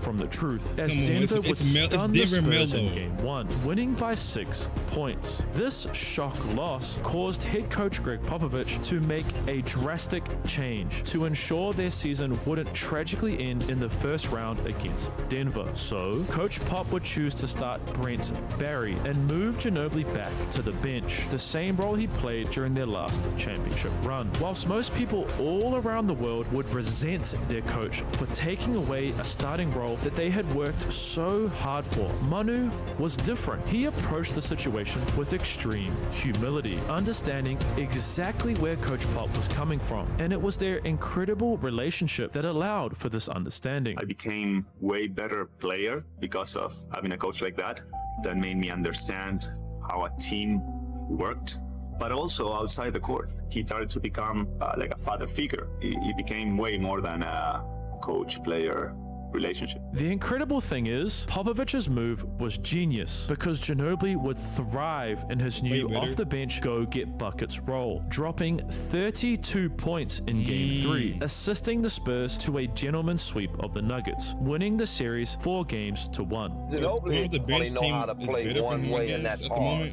I mean, he's fearless. I'm kind of liking Manu, you know?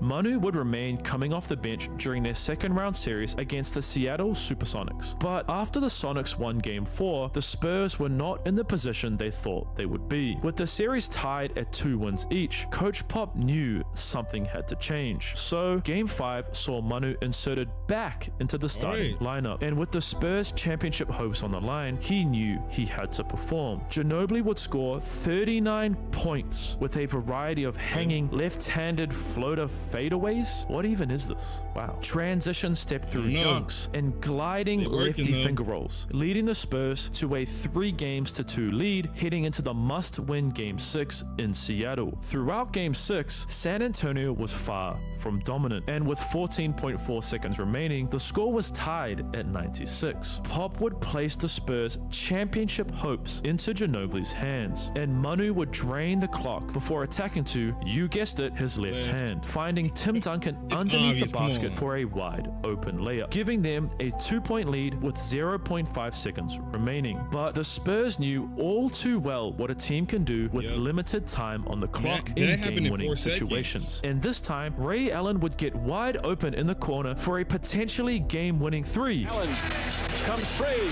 puts up a three. Oh, it just misses.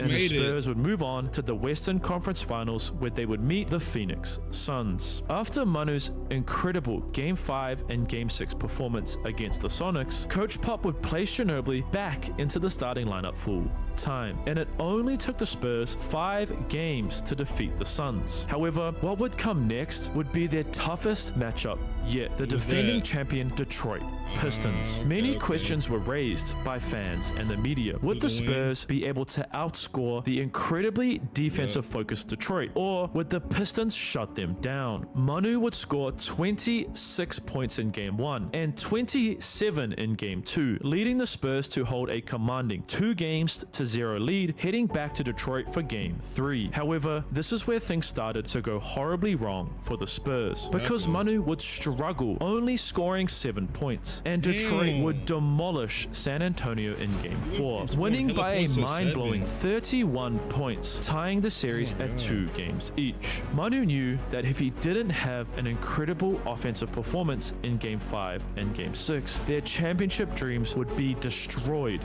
by the Pistons. While Manu would only score 15 points in Game 5, he would impact the game in another way by using the focus of Detroit's defense against them. Ginobili would throw dime after dime to his teammates, finishing the game with 9 assists. However, it was his final assist that would be the most crucial. Also, side note, I know this video is about scoring, but Manu is a very underrated passer. Like, very underrated. Anyway, back to the video. Down 2 with 9.4 seconds left, the Spurs had drawn up a game-winning out-of-bounds play. Tim Duncan would screen to get Manu a wide-open corner 3, but Detroit immediately countered with a double team to try and force a turnover. Ginobili, understanding of the situation and the importance of trusting your team, immediately passed the ball to one of the best late clock shot makers in the world, Robert Big Shot Bob Horry. For 3. But the battle wasn't over. The Pistons still had 5.4 seconds remaining to take the lead and give themselves a 3-2 lead over San Antonio. However, Tony Parker, another international player from France, would perform an incredible defensive job on Rip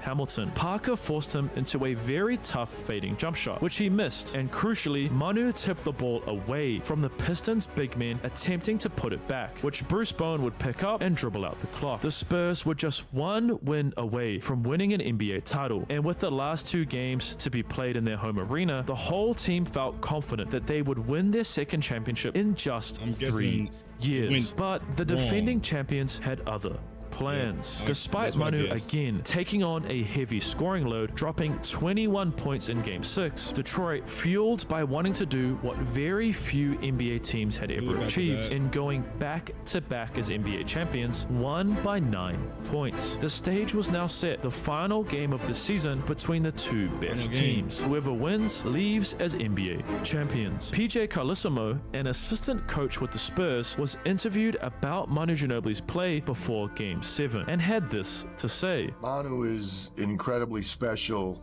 player. He's a warrior. He's going to play better in the fourth quarter. He's going to play better in the last 3 minutes of the game. I think people realize now just how special he is. Manu would score 23 points in Game 7, including this huge 3 late in the fourth quarter. Puts it on the floor. Lays it off to Ginobili. As well as the clutch free throws to ensure Detroit had no chance of coming back, and the Spurs were crowned NBA champions. In the span of just 5 years, Manu Ginobili had achieved something impossible, winning a EuroLeague championship, EuroLeague Finals MVP, NBA championship, Olympic gold medal, and then shockingly another NBA championship. The even crazier thing was, he was doing so really only scoring with his left hand. Ginobili and the Spurs continued their success into the 2005-2006 season, with Manu averaging 15.1 points, and he was starting to change how guards would score against taller players with his very unique moves. Ginobili would often step to one side of a big to get them to move in that direction, before stepping the opposite way to find a sneaky opening for a left-handed finish near the rim, which would be dubbed the Eurostep. The Eurostep is now an incredibly popular move, used by almost all NBA players, but originates from Europeans like Manu. The crazy thing is, Ginobili didn't even realize he was doing anything weird or unique. Even the Eurostep, I didn't know I was doing anything unusual. I was using the only tool I had to go by guys like that were 50 to 60 pounds heavier and taller and could jump more than me.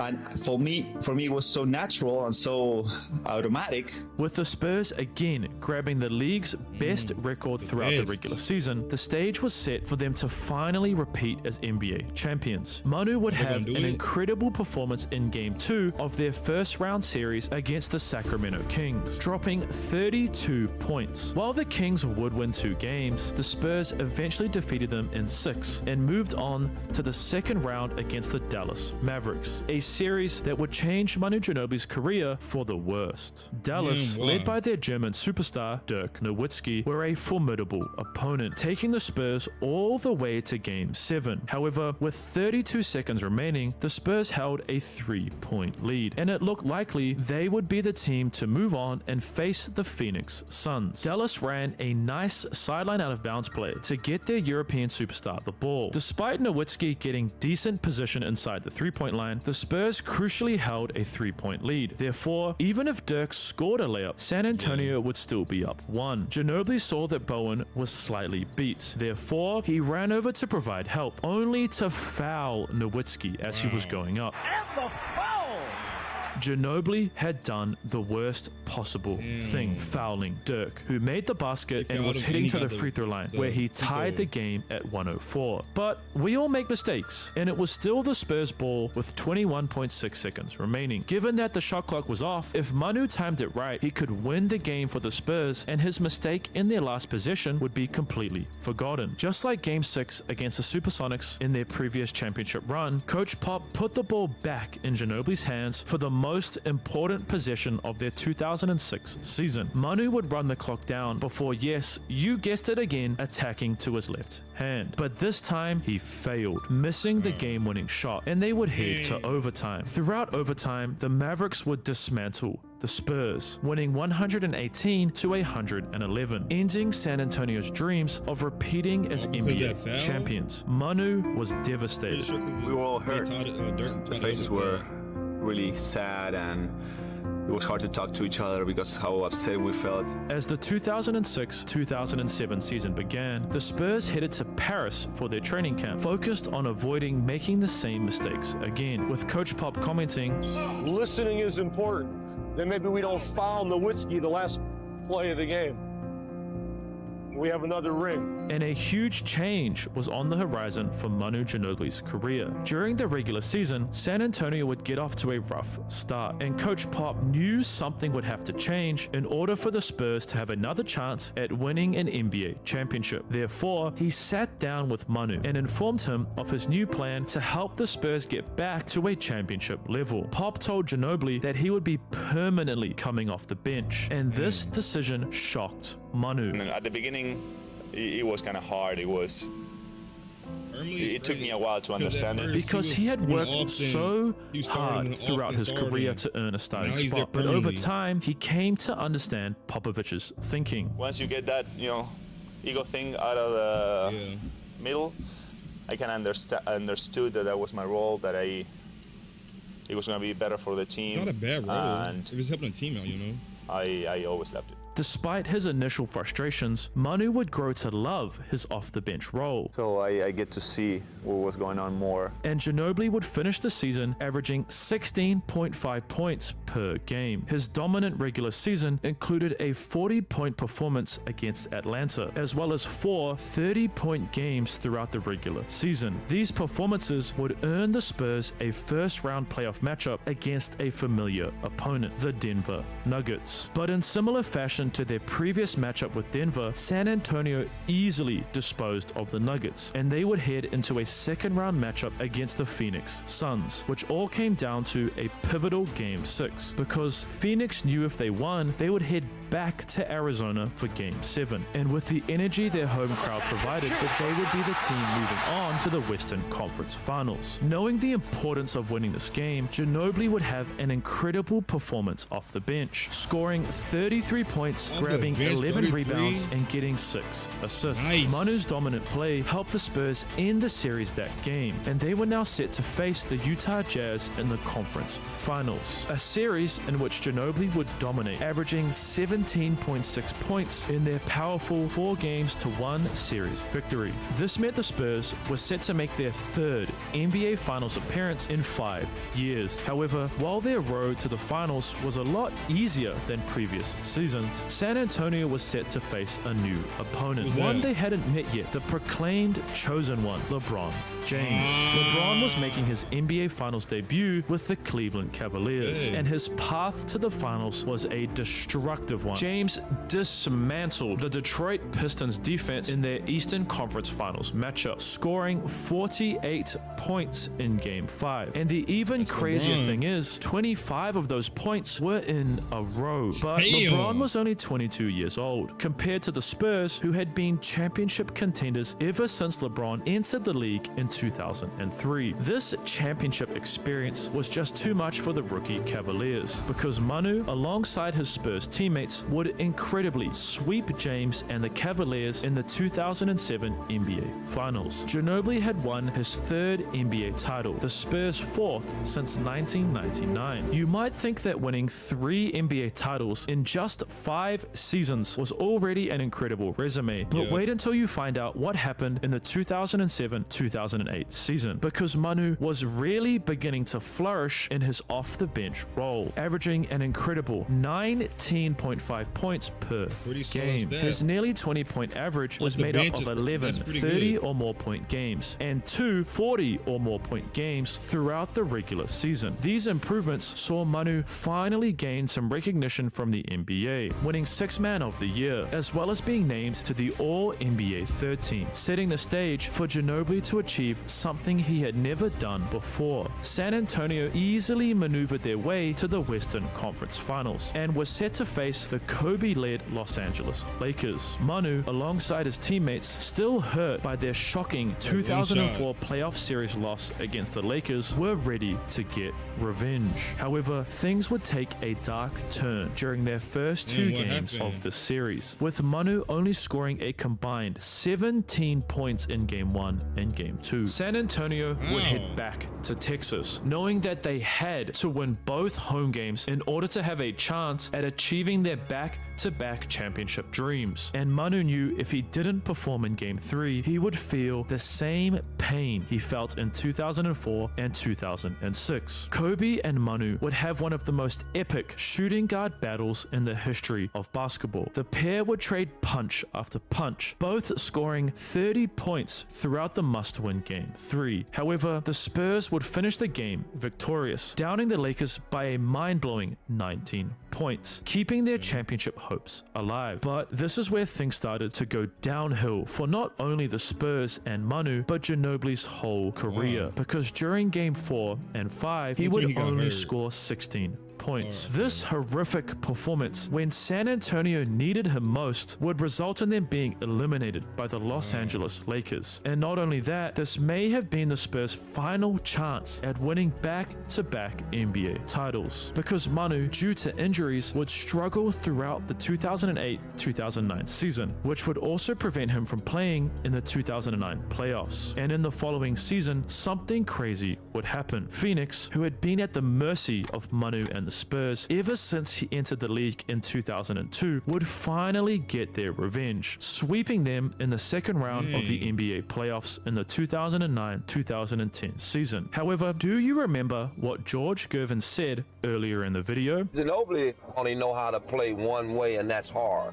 I mean, he's fearless. Manu was one of the toughest, most competitive players on the whole planet. And if you think back to the start of his story, it's really no surprise why. Because his idol was the most competitive, toughest basketball player in history. Ginobili would turn everything around in the 2010-2011 season, averaging 17.4 points, and would once again be named as an All-Star, as well as being appointed to the All-NBA Third Team. The even crazier thing is, NBA media personalities were actually arguing for Manu to be an MVP candidate, saying that he was the best player on the league's best team. Therefore, he should win. However, Manu would suffer an injury right before the Spurs' first-round matchup against the Memphis Grizzlies, forcing him to miss Game 1, and Manu's absence would result in a Spurs loss. This is when something shocking would happen, because despite suffering a broken right elbow, Manu didn't want to let his team down. So he had his elbow taped, strapped, and kept together with a compression sleeve so he could be out there fighting, and fight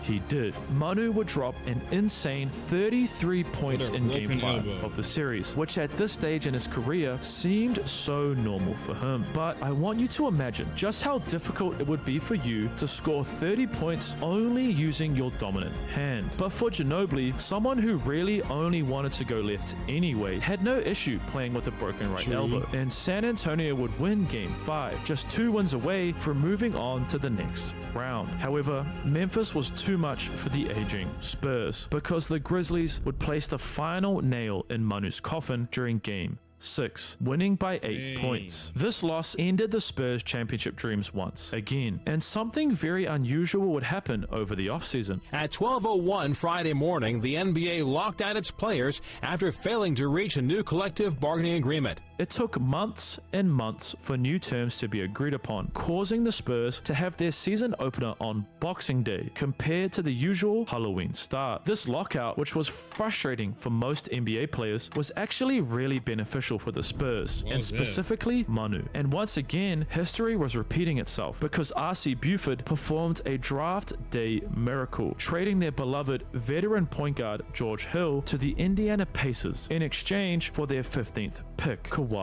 Leonard. Kawhi would prove to be an incredible pickup for San Antonio because just like Manu, Leonard provided instant impact for the Spurs, helping them grab the league's best record heading into the playoffs. Rejuvenated from their longer break, the Spurs would again make it all the way to the Western Conference Finals, where they would face the Oklahoma City Thunder. Ginobili would have incredible performances in Game 1 and Game 2, scoring 46 points combined in both games, leading San Antonio to a 2-0 series lead. At this stage, many felt like the Spurs would beat Oklahoma with ease, as OKC's core was incredibly young and inexperienced. But this was far from the truth. The Thunder would shut Manu down in Games 3 and 4, only allowing him to score a combined 21 points, tying the series at 2 games each. Once again, like many times in Ginobili's successful NBA career, Coach Pop needed him to be a world-class scorer because Popovich sensed a shift in the series, so he opted to start Manu for the first time since the 2007 season. But would Manu, at 34 years old, be up to the task and save San Antonio's season? Ginobili would go out and score a point for every year he had lived on Earth, but this would not be enough to save the Spurs, who would lose both Game 5 and Game 6. San Antonio had once again failed to make it to the NBA Finals. The Spurs were at a crossroad heading into the 2012-2013 season, as their core were all nearing the end of their careers. Many questioned why they kept the core together at this stage, but everyone in the Spurs organization knew something incredible was about to happen, because the Spurs had done the impossible. Led by their young rising star, Kawhi Leonard, made it all the way back to the NBA Finals for the first time in 5 seasons. San Antonio was set to face the defending champions, the Miami Heat, led by LeBron James in the 2012-2013 NBA Finals. Manu's play throughout the series was much like his regular season, filled with many ups and many downs. You see, Manu had been a professional basketball player for nearly 20 years at this point, and it was this load on his body that impacted Ginobili's performance when it mattered most. Ginobili would shoot a horrific 36% from the field and average 2.3 turnovers a game in the first 4 games of the NBA Finals. However, despite Manu's blunders, the series was tied at 2 games each, and they headed back to San Antonio for a must-win Game 5. Manu knew that he had to step up, otherwise this might be his last chance to win an NBA title, and step up he did. At 35 years old, just 42 days away from his 36th birthday, Manu would drop 24 points in Game 5, as well as an insane 10 assists, leading the Spurs to victory against Miami. When asked after the game about Ginobili's play, Coach Pop had this to say. I went from trading him on the spot to wanting to cook him breakfast tomorrow. And when I talked to him and say, Manu, he goes, this is what I do. That's what he's going to tell me.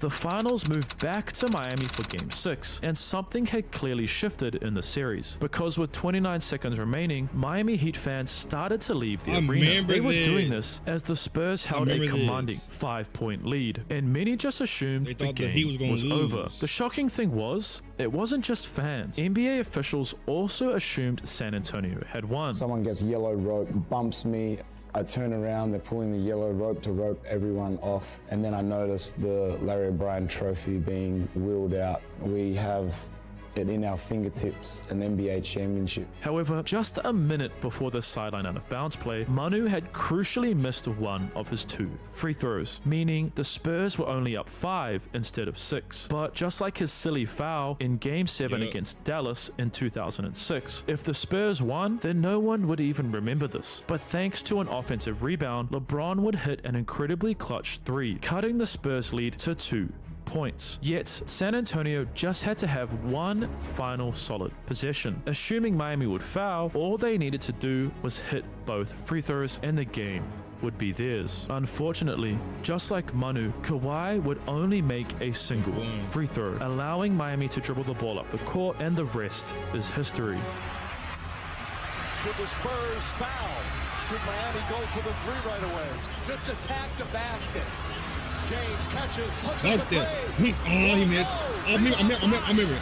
Real hit the corner 3. His 3-pointer, bang! Smacked them. San Antonio's worst nightmare had happened. Ray Allen's 3 sent what was almost a guaranteed win into overtime, giving the Heat a chance to tie the series at 3 games each. Throughout overtime, the score would remain locked. However, with 55.4 seconds remaining and down 1, something tragic would happen. Ginobili looked to attack the basket, unsurprisingly to his left, but he couldn't find a layup. Therefore, he looked for a kick-out pass, only to turn the ball over. And if you thought this was gut-wrenching, it only gets worse. Dwayne Wade would miss a step-back jumper, and with 14 seconds remaining, Kawhi would grab the rebound, and Coach Pop opted to not call timeout, trusting Ginobili to attack the Miami Heat defense. But once again, Manu would crucially turn the ball over. Miami had done the impossible, tying the series at 3 games each, forcing a deciding Game 7. Ginobili was devastated.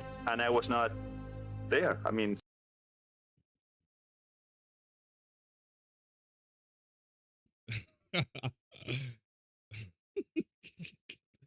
Red, I don't know if you remember that moment when Ray Allen hit that corner 3. I don't know if you remember or not.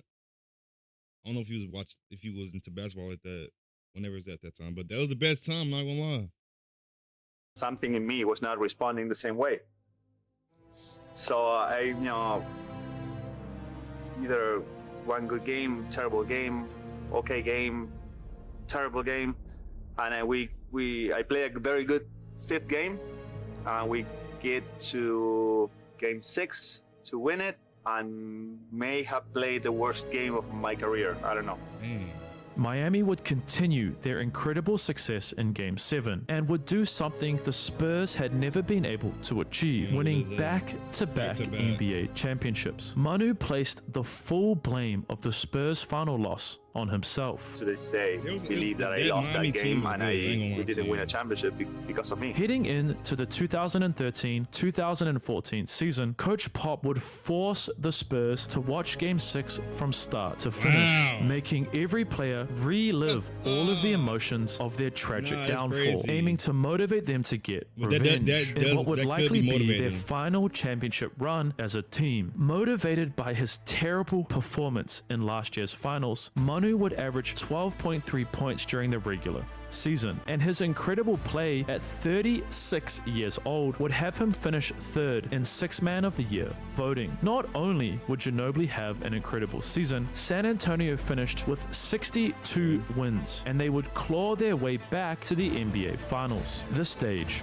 was set: San Antonio against Miami in the 2013-2014 NBA Finals. Before the series began, Manu contemplated their chances. We know we're facing a very talented and tough team, and it's going to be rough. But of course, we believe in our means, and we're going to do our best as always. Them tickets ain't cheap. A new future is before us. A bright future. My prince, you are responsible for more than just your own life now. Today, we fight not for glory or... San Antonio would play what many have called the most beautiful basketball ever throughout the 2014 finals. Not a single player was above another. They would move the ball with precision, finding whoever was open, whether it was Manu Ginobili, Danny Green, or Patty Mills. This precision allowed the Spurs to surgically dissect Miami's defense, grabbing a 3-1 lead heading into a potentially championship-deciding Game 5. Yet the Heat weren't done. Facing a challenge that had never been achieved in NBA history before, coming back from being down 3-1 in a final series, LeBron and the Heat grabbed an early 22-6 lead in the first quarter. However, the Spurs would fight their way back, executing every possession with perfection. And then in the second quarter, Manu would blow everyone's minds. After a rebound, he received the ball and attacked the rim hard in transition. That dunk was kind of symbolic for me too, right? I had a lot of anger and disappointment from the year before, in his face. my struggles, and it was very momentum changing. Manu and the Spurs kept their foot firmly pressed on the Heat's neck for the remainder of Game 5, winning by 17 points and claiming what would be their 5th NBA championship of the Tim Duncan era, Ginobili's 4th. Manu would reflect after the game, sharing, The moment where we got that lead and said, well, this is ours, and with the same group, it was so satisfying. And I thought like something was still stuck in my leg from last year. And I felt like, healed. Ginobili would finish his career in San Antonio 4 years later as a EuroLeague champion, 4-time NBA champion, and Olympic gold medalist. The 57th draft pick, a player who was chosen because the Spurs had to pick someone, had blossomed into one of the greatest international players of all time. And the crazy thing is, he did it only using his left hand. But you know what's even more shocking? Dominating the NBA at 5'3", which is exactly what Muggsy Bogues did. Find out more by watching this video next. Did you know dominating the NBA at 5'3", which Alright, Josh Mafia, that's the end of how an NBA star who only used one hand outscored her, which is his left hand. But if you made it in the video, make sure to like that video, subscribe if you haven't already did that. I'm not gonna lie, the W video, all, you know what I'm saying, every video that I react to or I upload to W video. But this is a reaction video. But hey, y'all let me know what y'all want to react to down below in the comments. And y'all let me know how y'all feel about this video down below in the comments too. Yeah. I don't got too much to say because the video said what it needed to say, which, you know what I'm saying? Which was amazing. Amazing fucking video. But we're grinding every day, building a community, streaming, getting these videos out to y'all. But yeah, it's never too late to join Josh Mafia, you know what I'm saying? The subscribe button is free and the like button is free, but you don't got to if you want to. But I will see you on the next video. I love y'all, Josh Mafia. All right, I'm gonna probably react. What time is it? It's 2 o'clock in the morning. Fuck it. I've been live for 6 hours.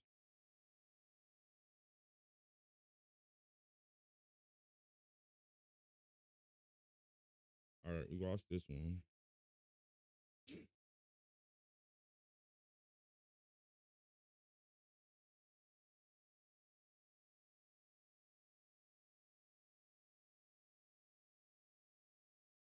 And this is the next one. How long is this one? Podcast editing.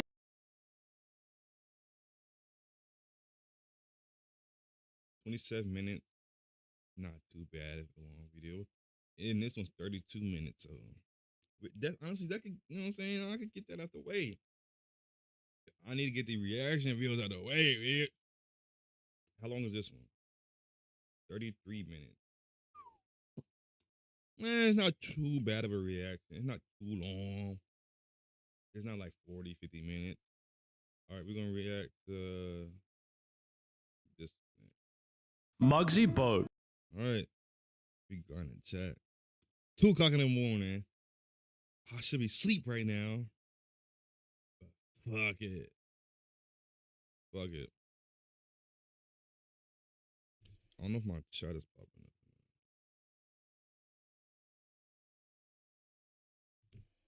Horses don't stop to keep going. Hey, got a gun. Red got a gun. You know what I'm saying? I don't know if my chat is popping up or not. I don't know if it is or not.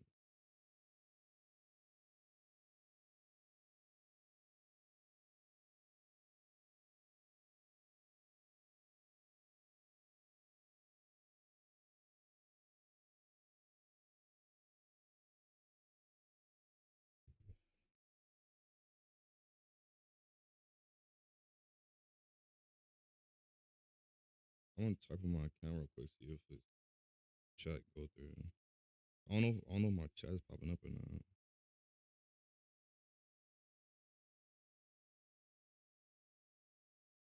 I don't think it is.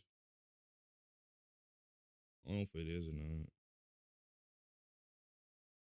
Oh, it's popping up. It's kind of small, but hey, fuck it.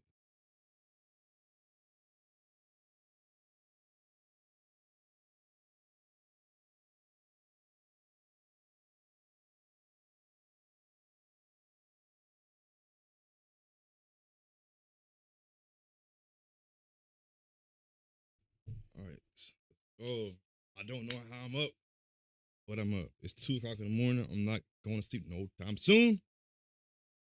Might stay up another 2-3 hours, 4 hours. I don't know. I could really react to videos for like 2-3 hours. Sometimes, well, I don't know, because some of these videos are long as fuck that I be watching. Some of them are. But we can get into the reaction video.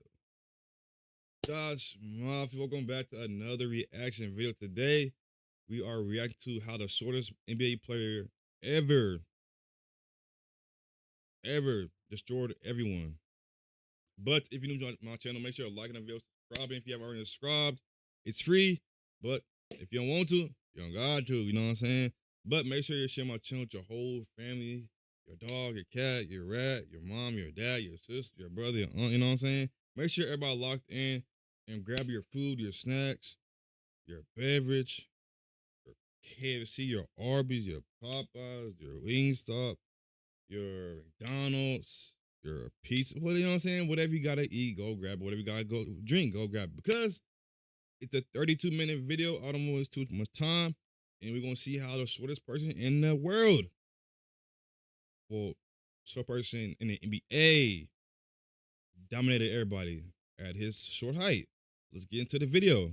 Muggsy Bogues is the shortest NBA player in history. Coming in at only 5'3", he completely disappears between his giant peers. But this never prevented him from becoming a basketball legend. From blocking 7-foot Patrick Ewing to locking up Michael Jordan, Muggsy destroyed everyone on the court despite his height. But he didn't become a fan favorite without any setbacks. Coaches bullied him, racism followed him everywhere, and his life was an absolute roller coaster, which all started when he was born on January 9th, 1965. His mother, Elaine Bogues, who had suffered through 2 failed pregnancies, would finally give birth to their miracle child, Tyrone Curtis Bogues. The Bogues family grew up in the Lafayette housing projects, located in the inner city of Baltimore, Maryland, where the life expectancy was a shocking 20 years old. This meant that Tyrone's early life was surrounded by drugs and violence, and this nearly ended up costing him his life when he was just 5 years old.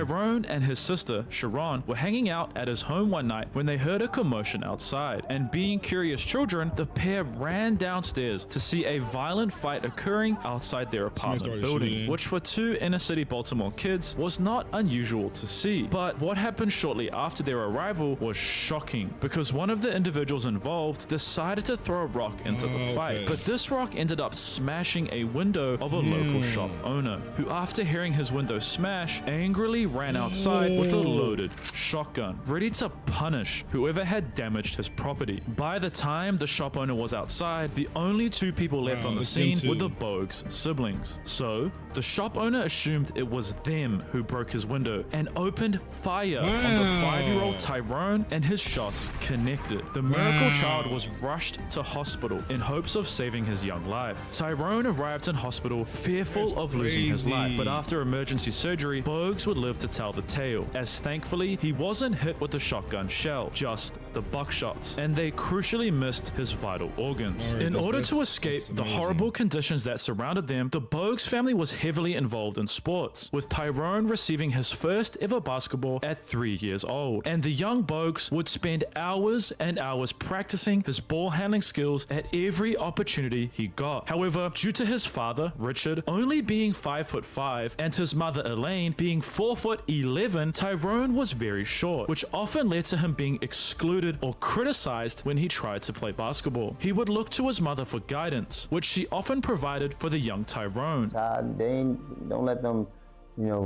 take your joy. If you like playing basketball, you go out there and play. No one can be an expert in your life. They don't know how big your heart or know what your capabilities are. If you want to play, you just go out there and play. But ultimately, it was his horrific near-death experience that shaped Tyrone's view of the world for the rest of his life, with Bogues sharing, "But after I got shot, I remember going back down there and hearing those same criticisms about myself, but it didn't have the same impact. So I think that has something to do with it, you know, what I thought and what I believe. Tyrone's self-belief and tenacious defense caused other players to start saying, "This guy's mugging you," to the taller players on the court. And this, coupled with a television show called The Bowery Boys, in which the main character, who is a short, aggressive leader, Muggsy, Hey, Muggs, play something there.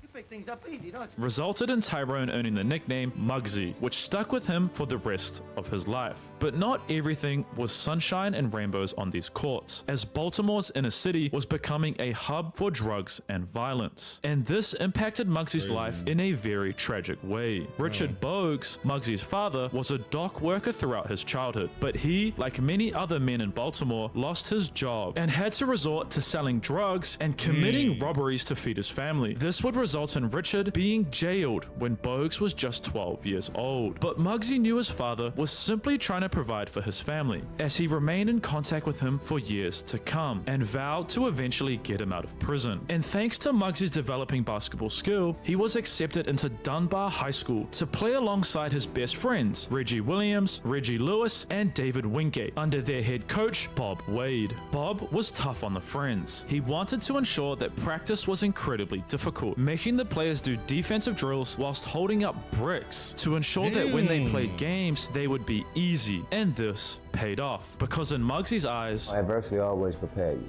You know, you have to go through those things in order to see the light at the end of the light at the end of the tunnel. Coach Bob believed in Muggsy and never saw him for his weaknesses. Instead, he saw Muggsy for who he truly was: an incredibly athletic and fantastic leader, someone who could guide any team to incredible heights. I gained the respect of the guys because they knew and they felt like I was a true leader. You know, I was leading us in the right direction. I was an extension of the coach. And not only this, Muggsy's leadership came from within, because he understood how to turn what his perceived weaknesses were into strengths. You know, you look at whatever your weakness is, you got to try to turn it to a strength. Dunbar would become the best high school team in the history of basketball, going 60-0 in the 2 years Muggsy was at Dunbar, winning 2 state championships, and Muggsy would also win MVP over his teammate and best friend, Reggie Williams. Despite Williams being 6'7", all 3 of Muggsy's friends were off to play Division I college basketball, and Bogues was ready to do the same. However, Muggsy was still overlooked due to his height.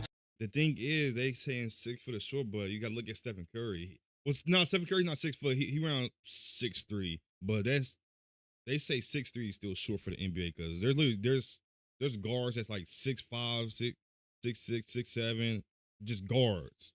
Crazy, ain't gonna lie. Melo's one of them.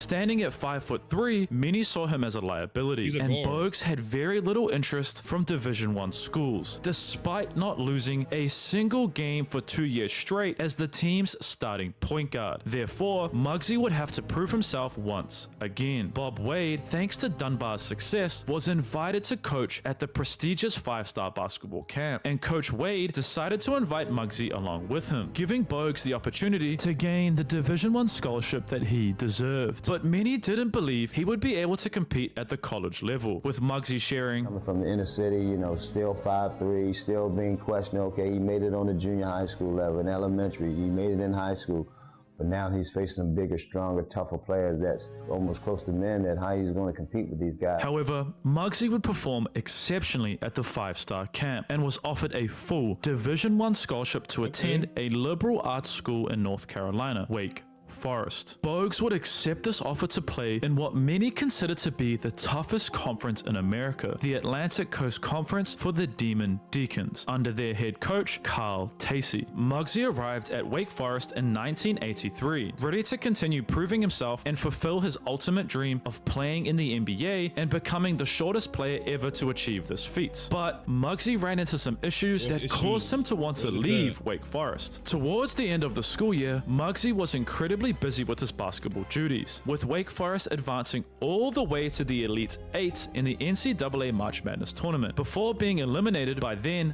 Akeem Olajuwon. Because of this, Bogues informed his professor that he would be unable to complete a test, and his kind professor, understanding of his situation, offered him a chance to come and sit the test, and if he couldn't perform it, he would be given another chance with a new test at a later date. Bogues was unable to complete the test initially, so he handed it in empty and blank, opting to resit it at a later date, and this was allowed by his professor. However, many thought that this was unfair treatment and that Muggsy was cheating, which resulted in another professor raising this issue with school officials, and Wake Forest threatened to kick Bogues out for apparently cheating on this test. This left him feeling alienated. Did Wake Forest actually want me? Does the school really believe I'm cheating? Or is it something to do with the way I look? Muggsy had decided that he wanted to leave Wake Forest, so, like many times before, he consulted with his mother, Elaine, who urged him to stay at Wake Forest and rise above all the people who were trying to pull him down. Muggsy knew she was right, so he opted to stay at Wake Forest for the next 3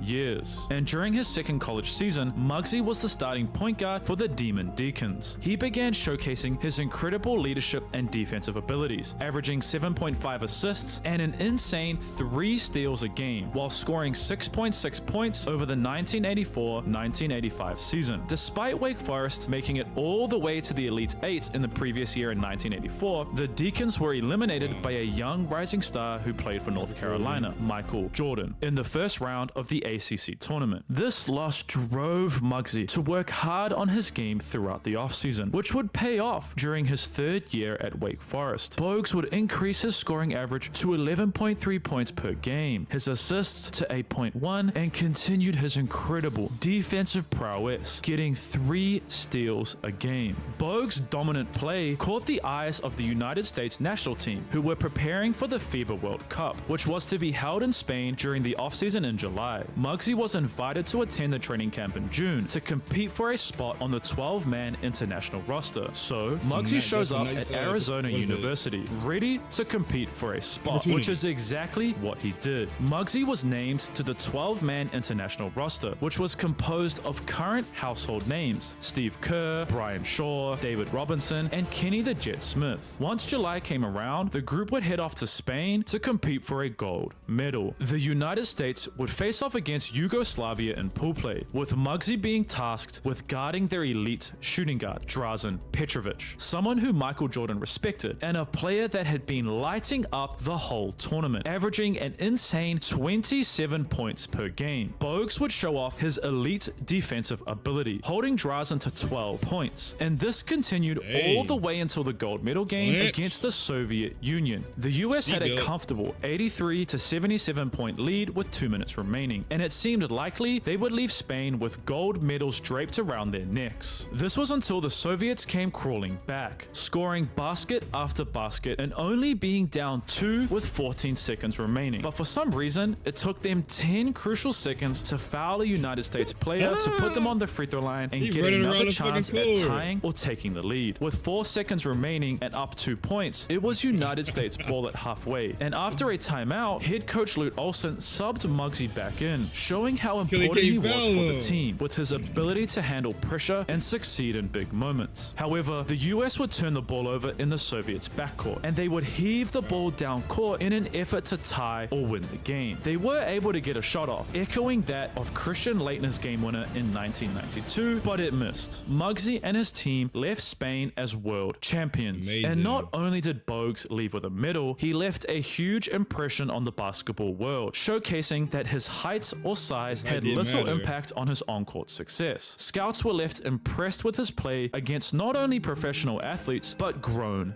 men. This success continued for Muggsy in his final year at Wake Forest, going from averaging a single point in his freshman year to 14 points a game in his senior season, leading his conference in assists and steals. But unfortunately for Muggsy, his team would still continue to struggle, being eliminated by NC State in the second round of the ACC tournament, ending Muggsy's career at Wake Forest. Coach Dean Smith of North Carolina famously shared, "If you don't see Muggsy, pick the ball up," during Bogues' final final season, highlighting just how hard it was to protect the ball against the defensive-minded Muggsy Bogues. And after their loss to NC State, Muggsy decided to enter the 1987 NBA draft. And with the 12th pick, the Washington Bullets select Tyrone Bogues. Bob, that's what I was talking about, obscure. Now they got the tallest and the shortest. Muggsy became the shortest player ever at 5'3" to be drafted into the NBA. Bogues was ecstatic to have finally achieved his dream of becoming an NBA player. But it was clear there was a deeper reason to the Bullets choosing him at 12. Muggsy decided to sign with an agent, David Falk, who was also Michael Jordan's agent, to help him negotiate his rookie contract. Falk had Muggsy play in the United States Basketball League for the Rhode Island Gulls in between the draft and the beginning of the 1987 NBA season to help Muggsy earn some extra money. Bogues would also sign an endorsement deal with Ford, unsurprisingly advertising their smallest car. And whilst it's very common for NBA players to sign endorsement deals, Muggsy had a clear motivation with all the money he was making to get his father out of jail. So, 12 years after his father Richard was jailed, Muggsy hired an attorney and his father was released 8 years early from his 20-year sentence. And with his rookie contract being complete, Muggsy was ready to prove himself at the highest level of the game. But many felt that Muggsy was drafted as a sideshow, a gimmick in which the Bullets used him and 7'7" Manute Bol's height difference to sell tickets, with reporters saying that Bogues looked like an Ewok, and the way Muggsy was treated on the court was similar to the way he was being treated off of it. Muggsy would average 20 minutes per game, 5 assists, 1.6 steals, and 5 points for the Bullets that season, making it clear their head coach, Wes Unseld, a former Washington standout player, did not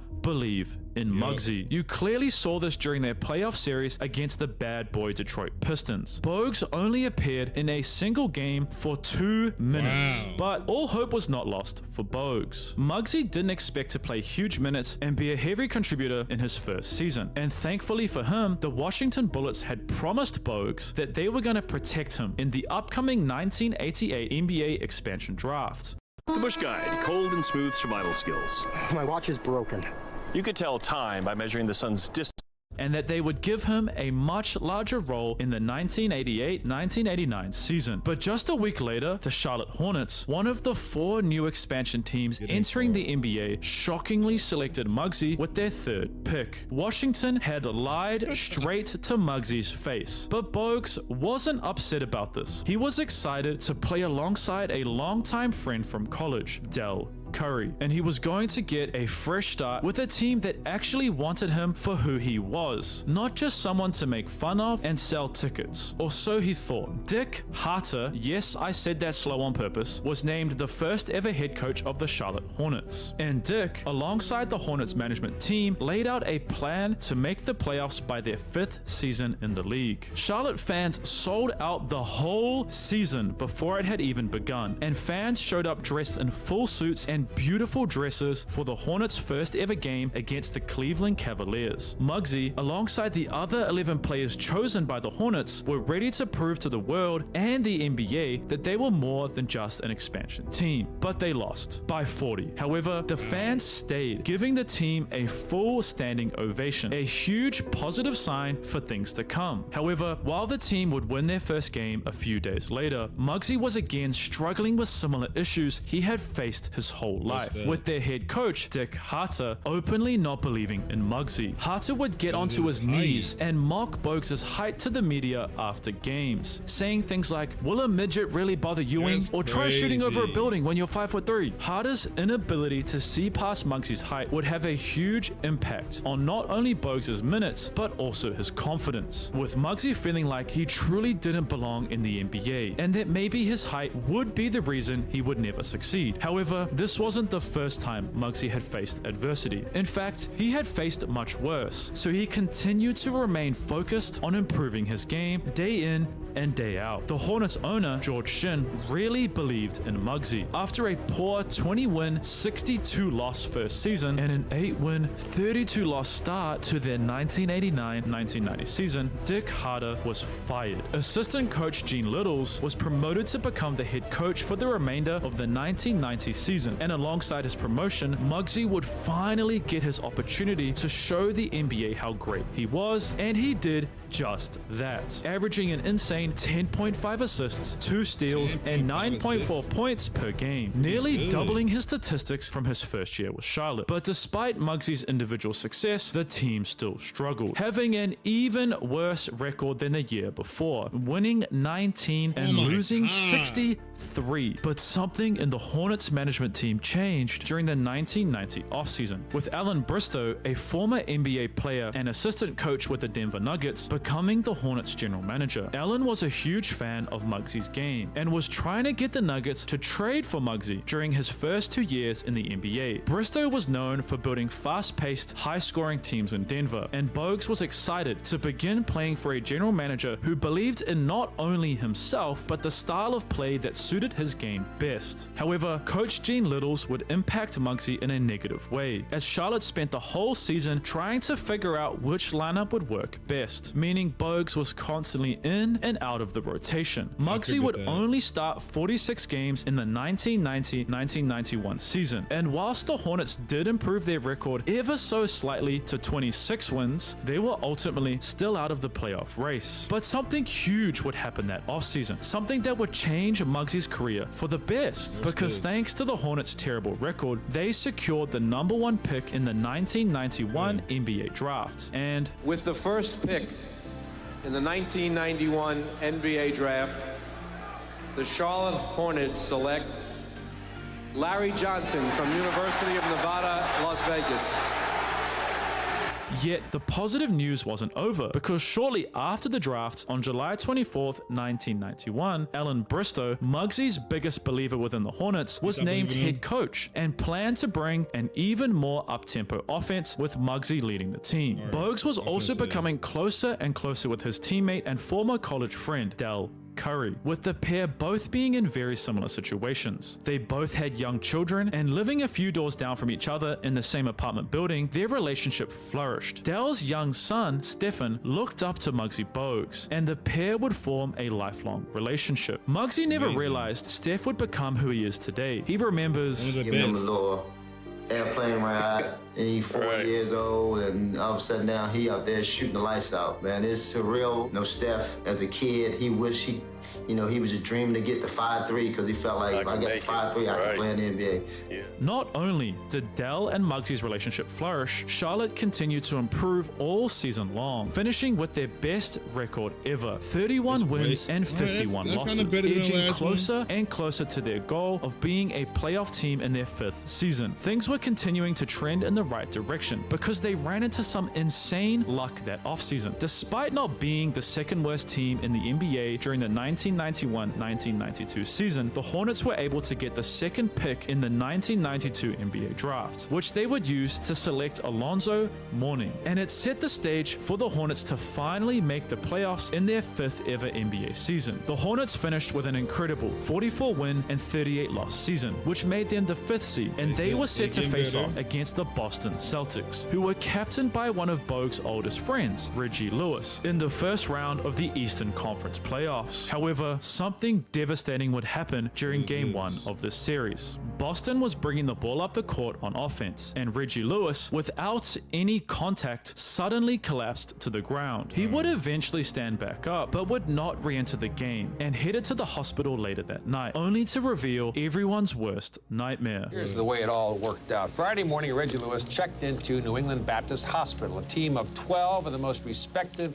cardiologists in Boston began tests on the Celtics captain. Those tests revealed a very serious heart condition. Something was seriously wrong with Muggsy's best friend, and everyone knew it. But there was still a job to be done. With the Celtics winning Game 1, Charlotte had to win Game 2 to give themselves a chance of winning the series and claiming the franchise's first ever playoff victory. The Hornets were up 99-98 in double overtime. With 2 seconds remaining, Boston had the ball and had drawn up a sideline out of bounds play to to win them Game 2, just one win away from eliminating the Hornets. D. Brown got wide open for a game-winning 3 on the Celtics out-of-bounds play. Brown again for 3. And he missed.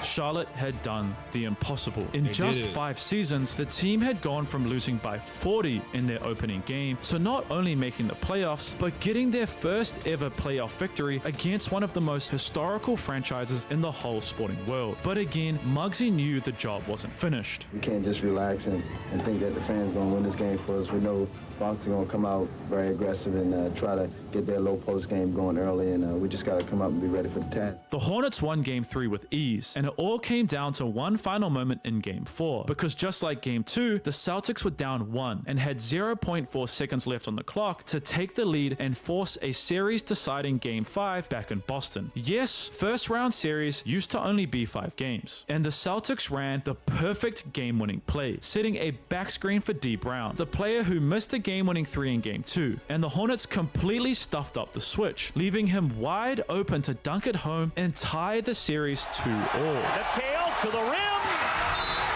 Charlotte wins. This game is over. The Hornets move on to the Eastern Conference semifinals, and the Celtics season will end. The Hornets were set to play the New York Knicks, led by the formidable Patrick Ewing, for their chance to make it all the way to the Eastern Conference Finals. And it all came down to a decisive Game 4, because the Knicks held a 2-1 lead until Larry Johnson hit this beautiful turnaround jump shot to tie the score at 92. With 28 seconds remaining, the Knicks called a timeout, and the Hornets' championship hopes were hanging on by a thread. After the timeout, the Knicks would look to get a post touch for their superstar Ewing, but this was made impossible by the Hornets defense. So Hubert Davis attacked the free throw line looking for a pull-up jump shot, which was taken away by another lifelong friend of Muggsy, David Wingate, only for Rolando Blackman to expertly move behind Davis for the open jump shot, which he nailed, putting the Knicks up 2. Muggsy would call timeout, and the Hornets needed a 3 to tie the series at 2 games each. Bogues caught the ball on the inbounds play, only to unfortunately lose the ball, and the game was over. The Knicks headed back home to the Mecca, Madison Square Garden, with a commanding 3-1 lead, and their control of the series remained throughout Game 5. New York never allowed the Hornets to lead the game, eliminating their championship hopes in Game 5. And things didn't get any better after this loss, because shortly after, on July 29th, 1993, something truly shocking happened. Reggie Lewis was getting in some off-season work in a gym by himself, cleared by doctors to be playing basketball, but Reggie would collapse again, except this time it was fatal. Muggsy had lost one of his lifelong friends, and just a week later, something even more tragic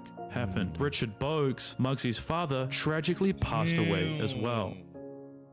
However, Muggsy remained focused on basketball, using it as an escape from all the traumatic things occurring in his personal life. And the 1994-1995 season was one of Muggsy's greatest, with the 5'3" point guard averaging a double-double, 10.8 points and 10.1 assists per game. But unfortunately for the Hornets, they missed the playoffs by a single game, finishing 9th in the Eastern Conference. But what Muggsy had done that season was nothing short of incredible. For a 5'3" player to average a double-double in the NBA, where every single person is at least 9 inches taller than you, is an incredible feat that no one will ever be able to achieve again. Fueled by just missing the playoffs in the 93-94 season, the Hornets went out and won 50 games in the 94-95 season and had incredibly high hopes for winning a championship throughout the year, until 2 simple words derailed their championship dreams. I'm back. That's all Jordan said on Saturday. That was really all Jordan needed to say as his 17-month retirement came to an end. The Charlotte Hornets were set to face the return. Jordan didn't need to say anything else. All he said is, "I'm back." Michael Jordan and the Chicago Bulls in the first round of the Eastern Conference playoffs, and it all came down to a deciding Game 4. With the Bulls up 2-1, the Hornets had to win Game 4 in Chicago to have a chance at winning the series back home in Charlotte. But the Bulls and their championship DNA was just too much for the Hornets.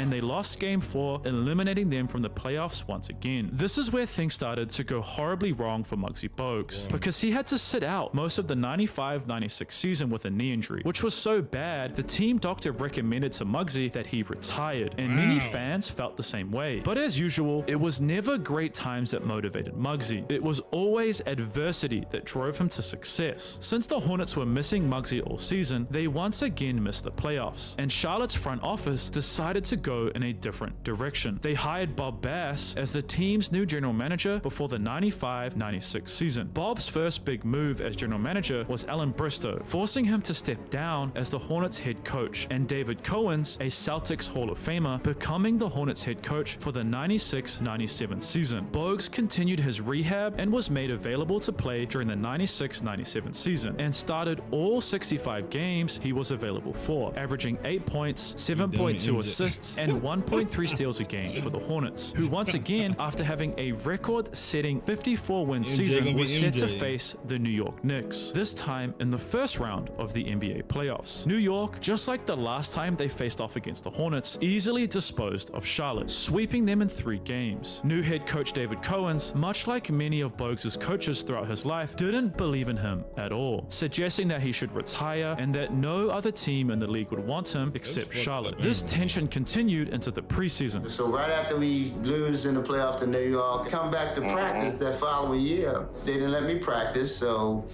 I had to file for a grievance, and then they let me come to practice. Now, while I'm in practice, they leaving me off for all the teams, the first team, the second team, even the third team.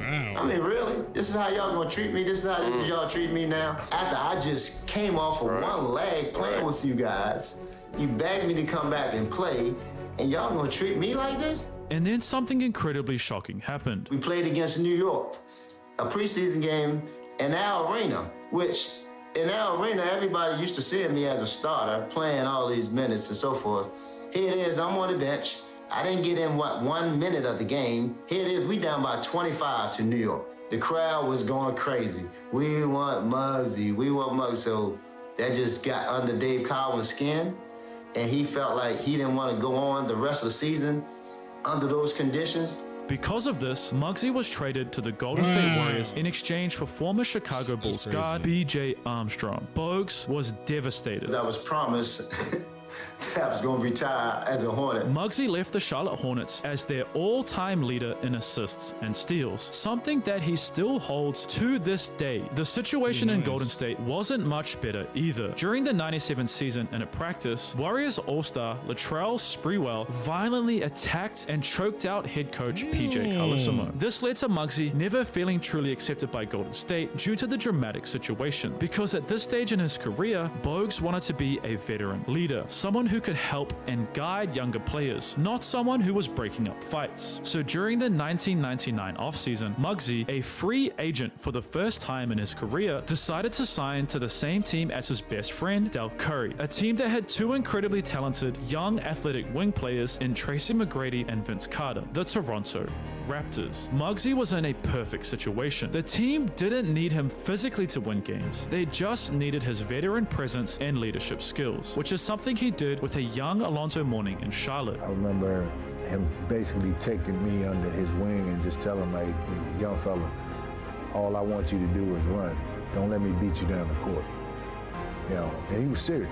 He said, I'll find you, just run. And his veteran leadership, combined with great on-court play for his age and health, led to Muggsy signing a 4-year extension to his NBA contract. Bogues was ready to have his career end gracefully, doing what he loved the most, giving back. But this never came true, because something terrible was happening in Muggsy Bogues' personal life. As with 3 years remaining on his contract, Muggsy made a decision that shocked the whole NBA. He retired. Many pondered why, but it was because the person closest to him, his mother, was suffering. And the reason I retired was mainly because my mom. You know, my mom was battling cancer at the time. For me, she meant everything. She meant everything for me. And I just didn't want to go out there and play no more. You know, once she no longer was part of this, I didn't want to be part of it no more. So I felt like she saw my last game and there wasn't no need to me go play no more. And while many discount how great Muggsy truly was, his longtime Charlotte teammate Rex Chapman sums it up so perfectly. Muggs was a 5'3" Jason Kidd. Wow. He really was. He could get anywhere. He's so fast, faster with the ball probably than without it. Throughout Muggsy's career, other than winning a championship, Bogues really only had one main goal. Hopefully I can encourage some kid to be the best they can be. You know, as a kid, you know, that's what I had to go through. You know, that's what I did. But keeping that positive message in my head, knowing that I can, and knowing that, you know, no matter what anybody else doing, I believe. And that's what I want every kid to understand, how to feel good about themselves. When you look in that mirror and you look at that reflection back, not like yourself, love yourself. Muggsy was a true inspiration for small guards all around the world, including superstar Trae Young, who just like Muggsy is misunderstood for the way he looks. Find out more by watching this documentary next. All right.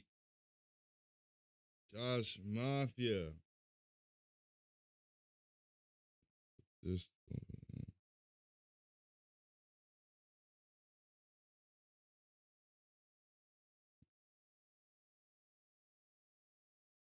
farewell tour. We mean farewell tour, Red. But Josh Mafia, that's the end of how the shortest NBA player ever destroyed. Oh my God, ever destroyed everyone. But if you made it to the end of it, make sure to like the video, subscribing, and all things of that. Hey, if you short and you got goals of want to be in the NBA, hey. I mean, it's not, I won't say it's rare, but there's guards in the fucking league that's like 6'6", 6'7", 6'5". It's like guards back then, they didn't really need to be 6'7", 6'6", 6'7". I already said 6'7", 6'8", what, you know what I'm saying? Now it's like a guard, like you could be like 6'7" and be a guard, and you could be a guard, a forward at the same time. Like, but hey, he's 5'3" and he made it to the league, so hey, you might be able to make it to the league too if you're watching this video. You gotta have the heart for it. But I appreciate if you made it to the end of the video. Let me know your thoughts on this video down below too, because it's a crazy video. It's like he was getting so much negative and hate for being short, and he made it to the league, so he proved that you're wrong making it to the league. But y'all let me know what else y'all want me to react to down below in the comments. And as usual, we grinding. It's 2 o'clock in the morning. I should be asleep, but I'm not. You know what I'm saying? But we don't stop. We grinding every single day, Josh Mafia. It's never too late. So join Josh Mafia. It's free, you know what I'm saying? But other than that, I'll see you on the next video. I love y'all, Josh Mafia. His last season with the Raptors. Oh, okay. All right. Oh, that makes sense, Red. That makes sense. This is 32 minutes. Trae Young. Oh, no, I mean that. I'm gonna put that in my Discord. I don't wanna, you know what I'm saying? I don't wanna watch basketball after basketball after basketball, you know what I'm saying? I'm gonna put it in my Discord though.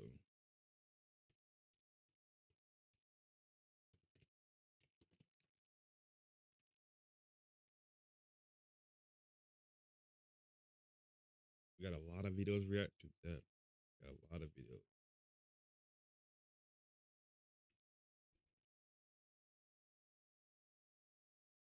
Oh, I gotta watch that UFC fight one.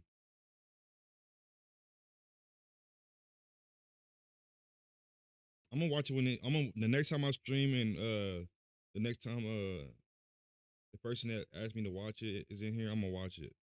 That's when I stream next time. But till then, I'm finna, you know what I'm saying, I'm finna grind and I'm finna react to another video.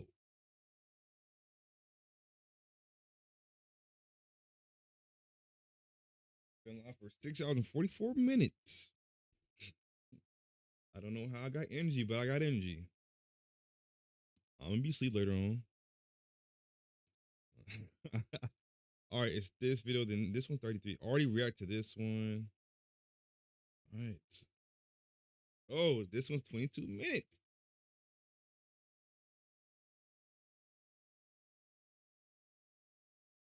We're the Splash Brothers.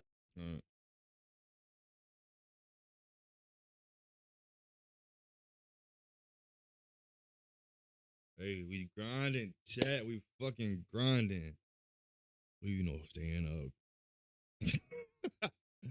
We staying up at more than 2 o'clock in the morning, streaming. You know what I'm saying? Hey, come on.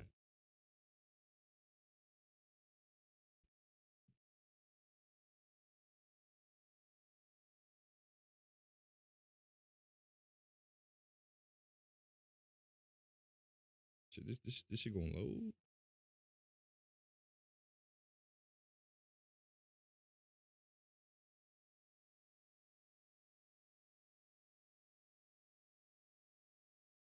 When's it supposed to be here?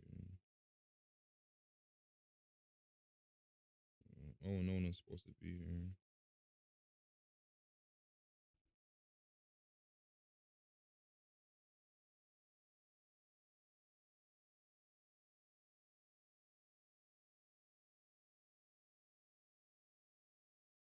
Shipping. Oh, it's not even supposed to be here. It's supposed to be here the 25th through the 2nd. So I'm straight.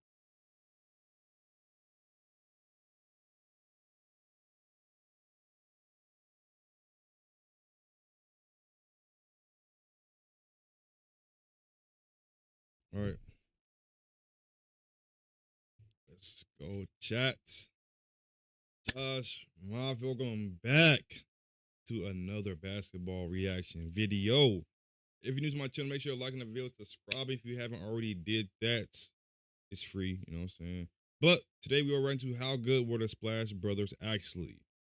If you don't know who the Splash Brothers is, it's Klay Thompson and Stephen Curry.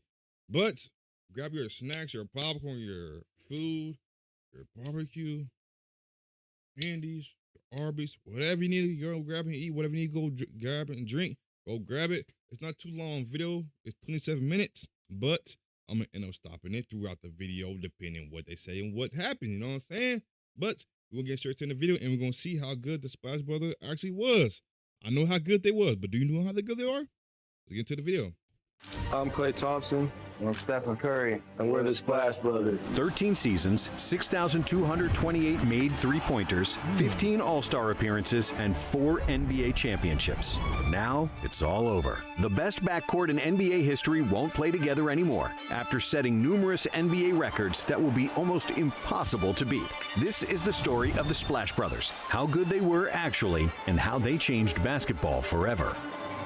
And the story of Steph Curry and Klay Thompson started almost identically. Steph's father, Dell, played in the NBA for 16 years, while Klay's dad, Michael, had a 13-year career and won 2 championships. Steph's mother, Sonia, was a standout volleyball player at Virginia Tech, just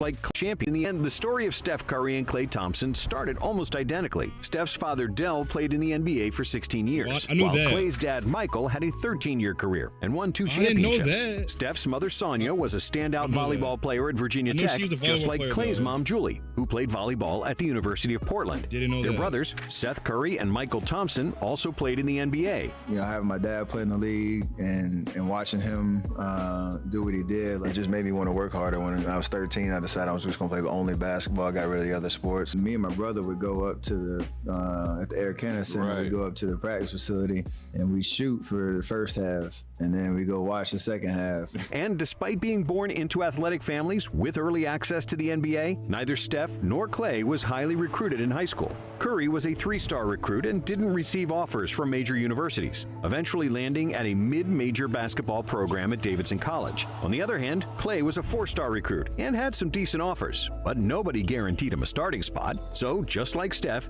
he chose to go to a lesser-known basketball program, joining Washington State. They both spent 3 years in college, and they both left college as their respective schools' all-time leaders in free throw percentage and made three-pointers, as well as single-season leaders in points. The Golden State Warriors drafted Curry 7th overall in 2009, while Klay got drafted 2 years later as the 11th overall pick.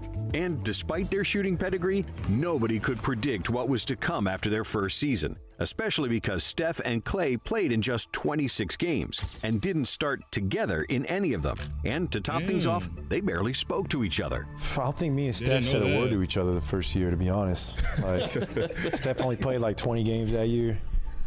I was riding the bench first 30 games of the year. I'll get in. I was like a shooter off the bench. But those 26 games were supposed to be the only games that Curry and Thompson played as teammates, and the Splash Brothers could have never become a thing. See, during the 2012 trade deadline, the Warriors had already agreed to trade Steph to Milwaukee. The deal had already gone through, but at the last second, the Bucks doctors informed the team of Curry's ankle problems, believing that he'd have permanent issues. So the Bucks gave up on Curry and ended up taking Monte Ellis instead. Ellis was a fan favorite in Golden State, and the Warriors fans were pissed that the Dubs traded him and not Steph. However, in their first season as a full-time starting backcourt, Curry and Thompson quickly shut down all the critics. In 2012-13, Steph and Klay combined to make 483 three-pointers, which was the most ever by a pair of teammates. Also, Curry set an NBA record with 272 three-pointers in a season, while Thompson added 211, at the time the 22nd best mark in league history. During the season, the Warriors coach Mark Jackson dubbed them the greatest shooting backcourt that's ever played this game, which was greeted with a great deal of skepticism, since they hadn't even played a full season together. The way they practiced, the way they prepared, how serious they took their gift, it was an easy call for me. And to close that statement, after I made the statement, I said it ain't even close. If you don't believe me, call my bluff. Around that same time, the writer for the Warriors website, Brian Witt, started calling Klay and Steph the Splash Brothers, as a wordplay from baseball players Jose Canseco and Mark McGwire, who were known as the Bash Brothers when they played for the Oakland A's. Soon enough, as the threes continued splashing through the NBA nets, the nickname spread, and the legend of the Splash Brothers was born. Everything had been building in terms of, you know, understanding who we were, what we needed to tweak a little bit to take that next step. But even more importantly than breaking the three-point record and getting a cool nickname, Steph and Klay pushed the Warriors to the 6th seed in the West, which was the best result for the franchise since 1994. In the first round, Golden State defeated the Nuggets, which was only the second series the Warriors had won since 1991 and the Run TMC era. But in the second round, despite a formidable effort, the Dubs fell to the Spurs 4-2. And then in the 2013-14 season, Steph and Klay continued to improve and shatter three-point records. Curry and Thompson became the first teammates to finish first and second in made three-pointers, breaking their record from the previous season by 1-3. However, despite great expectations, Golden State lost their first-round playoff series to the Clippers in Game 7, after which coach Mark Jackson got fired and was replaced by rookie head coach Steve Kerr. My whole point was, like, if you fire Coach Jackson, you just got to get the next hire right, because we're in a position now where we can take that next hire, but you can't mess it up. During the offseason, the Splash Brothers teamed up for the 2014 World Cup, where they won gold for Team USA. Steph and Klay combined to make more three-pointers than any other duo in the tournament, accounting for 43 of Team USA's 77 threes. We really didn't get to know each other until about our third year in the league. Our relationship really didn't build till our third year when we played that Team USA, and we finally hung out off the court because we had nothing else to do, so we went to play golf. But that summer of 2014 kind of glued us together, and we just became good friends after that. But before the 2014-15 season started, the Splash Brothers were nearly separated once again. The Warriors seriously considered trading Thompson for all-star power forward Kevin Love. And if it wasn't for Jerry West, who threatened to leave the team immediately if the Warriors traded Klay,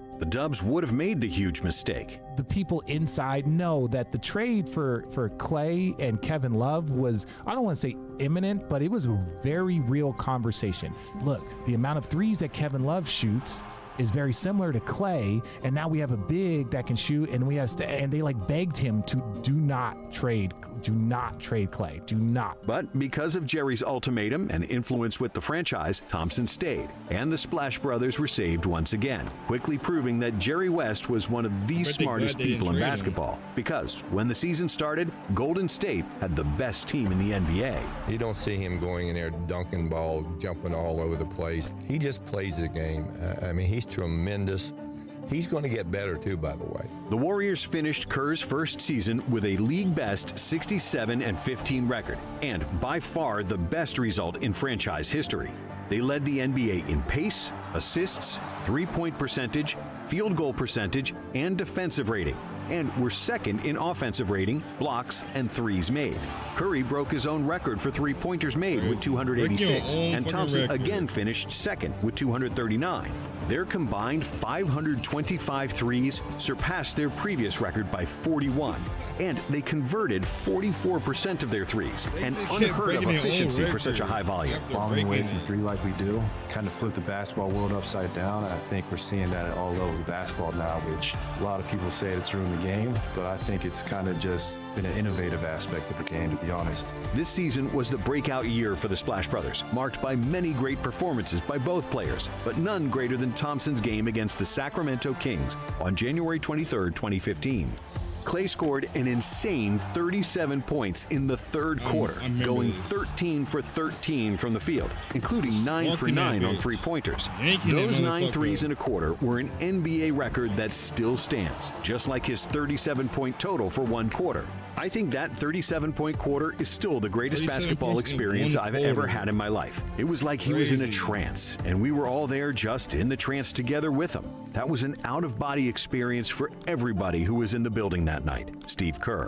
Klay finished with 52 that night, and he and Steph Curry became just the 7th pair of teammates to score 50 in the same season, and the first since 1995. Steph won the 2015 MVP award, and the Splash Brothers were both named to All-NBA teams. It was the first time Warriors teammates were named All-NBA in the same season since Chris Mullin and Tim Hardaway in 1992, and they were the first backcourt teammates to make All-NBA since 1980. And then the one time in Golden State where you went in between the whole team at the free throw, came out and turnaround shot, and then when Kerr was like, and he made it, it was probably one of the most unbelievable shots being a basketball mind. I was like, these got next, and it's going to be next for a minute. Steph and Klay's constant movement in Kerr's motion offense was something we've never seen before from backcourt players, and their pace and shot-making ability often left defenders dumbfounded, as they simply weren't used to running after two guys for an entire offensive possession.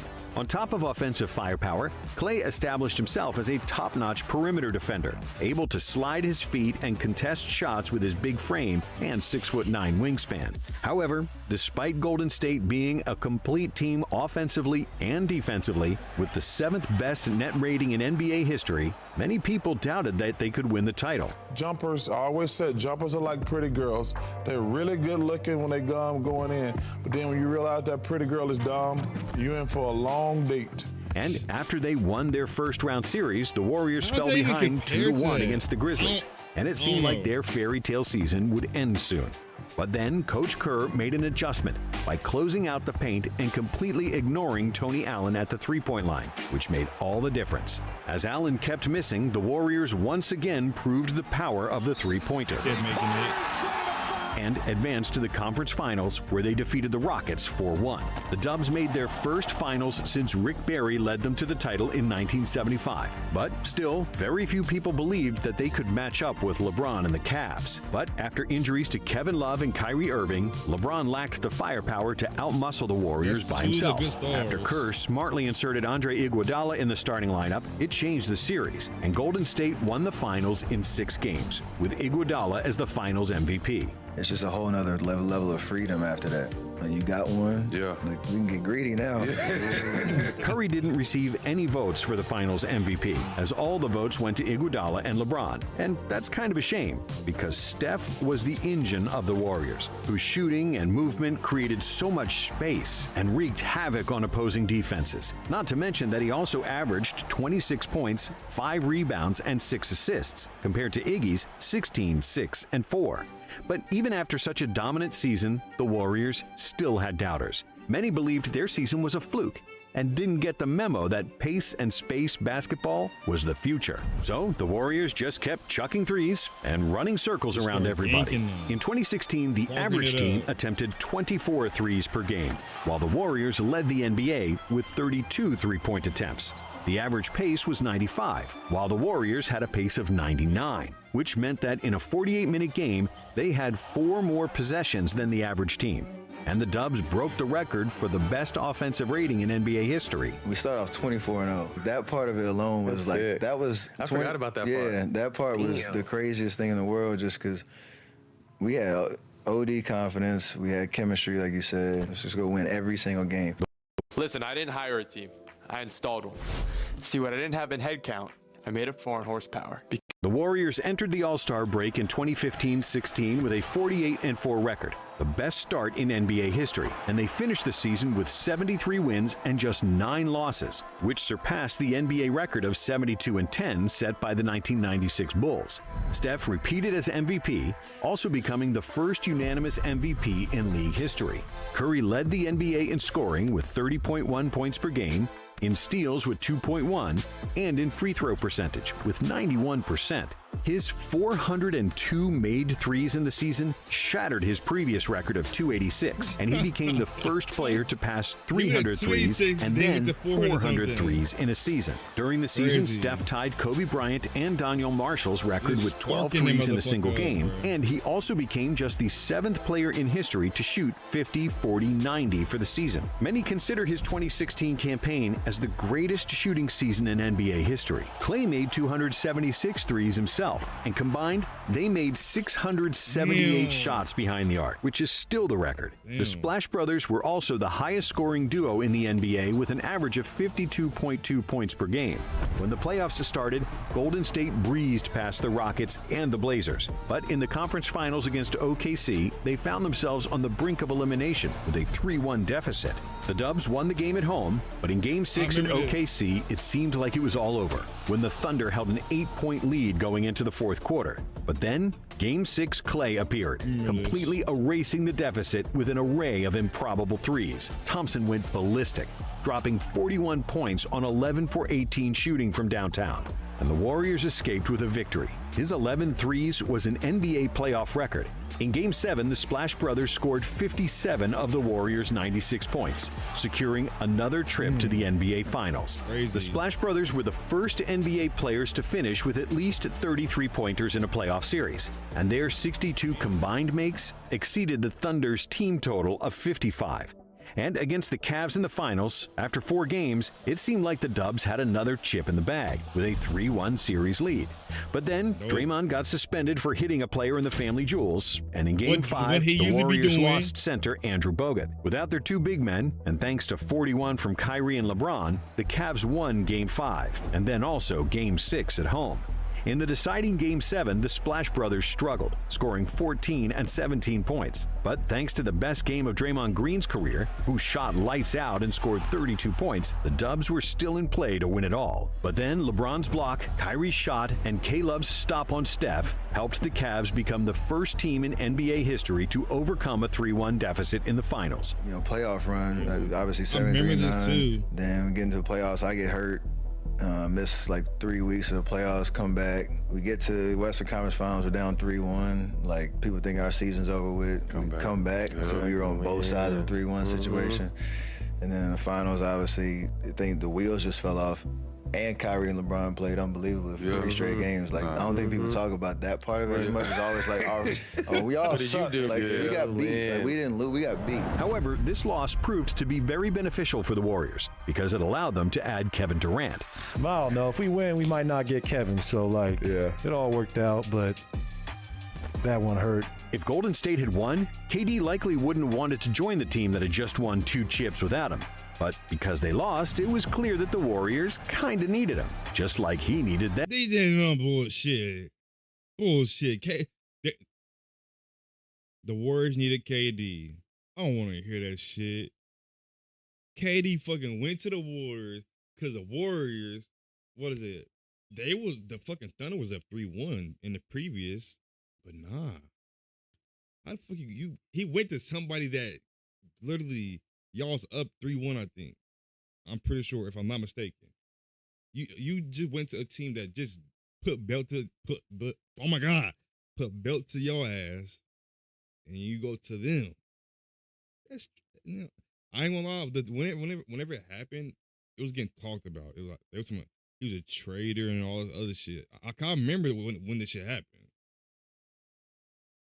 A lot of people enjoyed seeing y'all lose in 2016. And a lot of those people were upset that we were so good. And they're still upset. And with KD alongside the Splash Brothers, the 2017 Warriors became arguably the best team of all time. They finished the season. They had Clay, they had KD and Curry. Like, they didn't have to trade no big ass star or nobody. You know what I'm saying? So like, it was overpowered, but at the same time, previously LeBron had a fucking overpowered team. Now Curry have an overpowered team. And there's multiple teams in the future that's gonna have overpowered teams, but there's never gonna be a run like how Stephen Curry or LeBron was.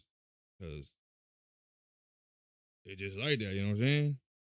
With 67 wins, had the best offensive rating ever at the time, the third best net rating ever, and led the NBA in points, blocks, steals, assists, and field goal percentage. Curry and Thompson became the first two players in NBA history to make at least 200 three-pointers in 5 consecutive seasons.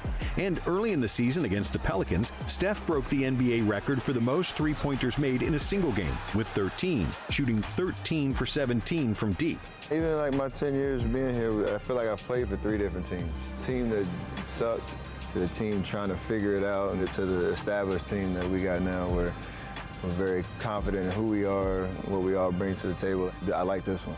The highlight of Clay's season was on December 5th, when he scored 60 points in 29 minutes, using just 11 dribbles to score his points. I remember it was one of those days where everything felt great.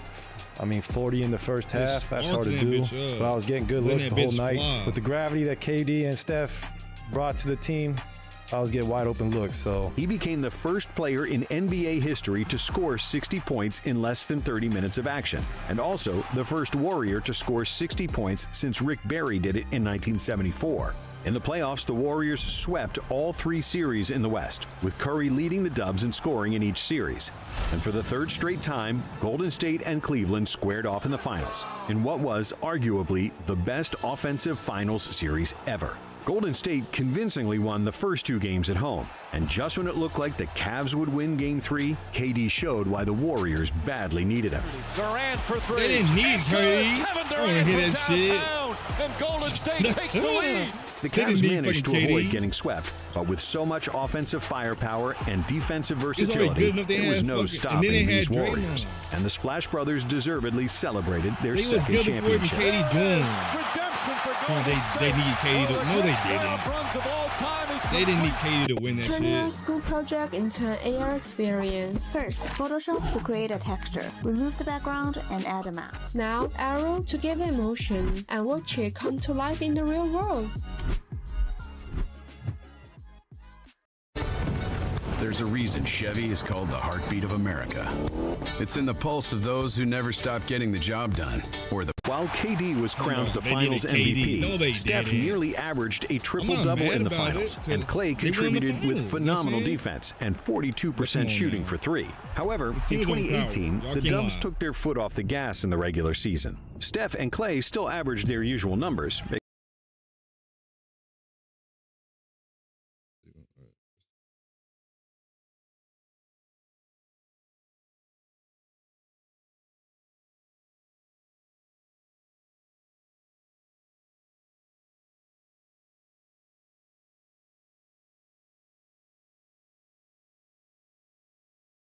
Extending their record for consecutive seasons with 200 made three-pointers. But in the playoffs, the Warriors didn't walk over everybody like the previous year, and were on the brink of elimination against the Rockets in the conference finals, trailing 3-2 in the series, and then down double digits at halftime of Game 7. However, thanks to 27 consecutive missed three-pointers by the Rockets, the Dubs escaped with a victory. In the Warriors-Cavs Finals Volume 4, the only competitive game was the first one, when J.R. Smith spoiled LeBron's 49-point game by forgetting the score in the final seconds. I remember this shit too. Pointing like this. This nigga JR, like he dribbled out. He dribbled out. And LeBron, like, he asking for the ball. I don't know what the fuck JR is thinking, but that's why they call his ass Henny JR. You know what I'm saying? Or he was high. One of the two. I don't know. But he was off that shit. Because why not pass the ball? You're over here dribbling the time clock out. Shot clock, whatever you want to call it. But yeah, I remember this shit. I ain't gonna lie. Oh, is he pointing at? I look over. Oh man! And then after that, it was just like, I know this just happened. Not in the finals. And after they won Game 1, the Dubs cruised to another title, sweeping the Cavs, with Durant repeating as the Finals MVP. When the 2019 season started, the Warriors continued to tear the competition apart with a 10-1 start. However, Klay Thompson wasn't playing to his usual standards, and over the first 7 games of the season, Thompson shot 5 for 36 from behind the arc and failed to have a single 20-point game. But then, against Chicago, Klay found his shot and got into one of those zones that most players can only dream of. Thompson made 10 threes in the first half, which tied an NBA record. And in the second half, he added 4 more three-pointers, breaking Curry's record for most threes in a game. Klay scored 52 points in 27 minutes while making 14 of his 24 threes. And for the 7th consecutive season, the Splash Brothers made at least 200 three-pointers. And each time they did it with over 40% shooting from downtown, which is insane. However, Steph and Klay making threes wasn't news anymore, and the Warriors' 2019 season will mostly be remembered by interpersonal problems, highlighted by the KD and Draymond clash in a game against the Clippers. Communication is key. We didn't show that, and that's what rubbed me the wrong way more than anything. But despite everything, Golden State was still the heavy favorite to win the title. That's the hard part. When you're at the top, it's a daily reminder. You have to come in with the right perspective. One person slips or one rumor, narrative cements itself in your head. Like, we were on spotlight all the time. And then KD got hurt in the second round of the playoffs. Without their best player, the Warriors' season was in jeopardy. But thankfully, the Splash Brothers were still there. Steph and Klay closed out the series with the Rockets with a combined 60 points in the deciding Game 3. And then in the conference finals, they swept the Blazers, combining for 58 points per game, which was more than half of all the Warriors' points. But in the finals against the Raptors, who had a deep team, the Dubs were suddenly lacking firepower. The Splash Brothers were still a handful, but nobody else on the Warriors could provide much scoring, and the Raptors took a 3-1 series lead. The first 4 games, the Raptors were dominant and lead 3-1. But all of a sudden, Golden State has a new addition. Kevin Durant will play. But then, KD miraculously returned, despite still nursing a calf injury, and everything is clicking again. And with KD's presence, the Raptors couldn't guard the Splash Brothers with multiple defenders anymore. Then, early in the second quarter, KD fell to the floor with the worst possible outcome, a torn Achilles. The Warriors still won Game 5, but in Game 6, they also lost Klay, who suffered a knee injury that would later be diagnosed as a torn ACL. Being the hothead and competitor that he is, Klay still tried to get back in the game and continue the best shooting series of his career. Because prior to the injury, Thompson averaged 26 points on 54% shooting from the field and an insane 59% for 3. But without 2 of their best 3 players, the Warriors couldn't fend off Kawhi and the Raptors, who won their first NBA championship. And after 5 consecutive finals, a feat that no other franchise accomplished other than the 1960s Celtics, the Warriors had the second worst season in franchise history. So it's hard to separate yourself and really be okay with, this might not be our year. That's a really hard thing to accept. Golden State finished with a league worst 15-50 record in the 2019-2020 season. Thompson missed the entire season rehabilitating his injury, and Curry was limited to 5 games all season after breaking his left hand. And just before the start of the 2021 season, Thompson tore his right Achilles tendon while playing a pickup game and was ruled out for a second straight year. To get that call was a gut punch for sure. A lot of tears, you don't really know what to say because a guy like that having to go through 2 pretty serious rehabs now. But at the end of the day, we have to have his back. We hope that he's around and he's part of what we're going to do this year through his rehab and staying connected with us. Without his backcourt mate, Curry had the best individual season of his career, playing the best defense of his life on top of leading the NBA in scoring with 32 points per game and hitting a league-high 337 threes. It was a special year, all things considered, and a new experience for me. Tried to make the most of it, come back, bottle this up, everybody make the right strides, take advantage of the summer, and don't want to see us next year. At the start of the 2022 season, in Madison Square Garden, Steph made his 2,974th career three-pointer to pass Ray Allen and become the NBA's all-time three-point scoring leader. The all-time three-point king in the NBA! Curry also won his first MVP at the All-Star Game after scoring 50 points in the game. 52's the record. If you need to record anything over the internet, I cannot think of a more seamless way than Riverside to do it. 2 points shy of the NBA record set by Anthony Davis. But before the All-Star break, a more important thing happened. Klay Thompson finally returns to action after 2.5 years and 941 days since that Game 6 of the 2019 Finals. And while Klay's explosiveness and lateral movement weren't the same as before, he quickly regained his shooting form, finishing the season with averages of 20.4 points per game and 39% efficiency from deep, which was the first time he ever shot below 40% for three. We all know I can still shoot. I'm like, yeah, I'm gonna figure out how to, move, get off the dribble stuff. Like, yeah, I'm sure that'll come. The last thing that's gonna come is, meeting people at the round, getting a couple of bodies. I'm like, yeah, don't press yourself. Like, just stay within yourself. Like, it took that man 9 minutes, and he was crossing over, going in the lane, and when he dunked it, like, I lost it. I was on the bench, like, nuts, going crazy. He got up, and he was like, oh, I'm back. Yeah. However, in the playoffs, the Warriors look like their old selves again, defeating the Nuggets, the Grizzlies, and the Mavericks to advance to another NBA Finals. In each of those three series, Steph and Klay led the Warriors in scoring, combining for 46 points per game on average. But in the NBA Finals against the Celtics, things looked bleak for the Warriors, as Boston took a 2-1 lead in the series. Then, in Game 4, Steph played arguably the best game of his career, putting the team on his back and leading the Dubs to victory with 43 points and 10 rebounds. Step back, three-pointer, bang! Steph Curry drills the Celtics never recovered from that loss, as Golden State won the next 2 games and their 4th title in the Splash Brothers era, with Curry unanimously winning the Finals MVP. During the Finals, Thompson joined Curry at the top of the all-time playoff leaders in three-pointers, and as of today, they are the only 2 players with more than 500 made threes in the postseason.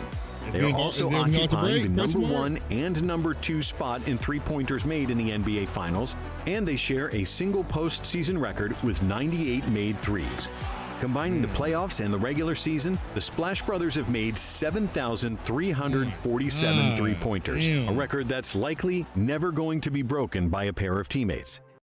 And even though their last 2 seasons have been disappointing for the Warriors, and especially Klay, who struggled in the 2023 playoffs and the 2024 play-in, the legacy of the Splash Brothers can't be tarnished. Even though Klay signed for the Mavs, whatever happens for the rest of their careers, Steph and Klay will always be linked together as the greatest backcourt in NBA history.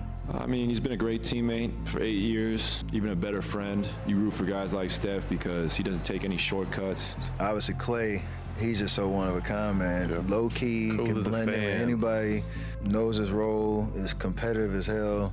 Hopefully, we can go down as one of the greater backcourts to ever play. Thanks for watching. And if you like this one, subscribe and keep watching nonstop. All right. Josh Mafia. If you made it to the end of the video, make sure you're liking the video, subscribing if you haven't already subscribed. It's free. It's literally free to subscribe and like the video, but you don't got to if you don't want to. But this is the end of the video, and this is how good were the Splash Brothers actually.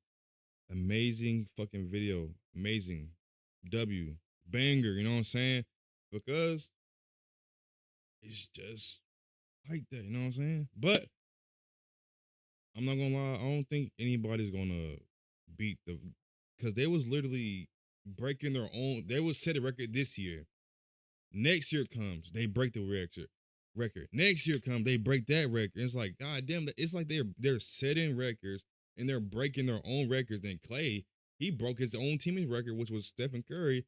I'm like, it's like, I don't know if that's gonna be ever possible again. It's possible, but what's the odds of somebody being better than the Splash Brothers? It's not. I ain't gonna lie. I feel there's not gonna be a better duo than the Splash Brothers.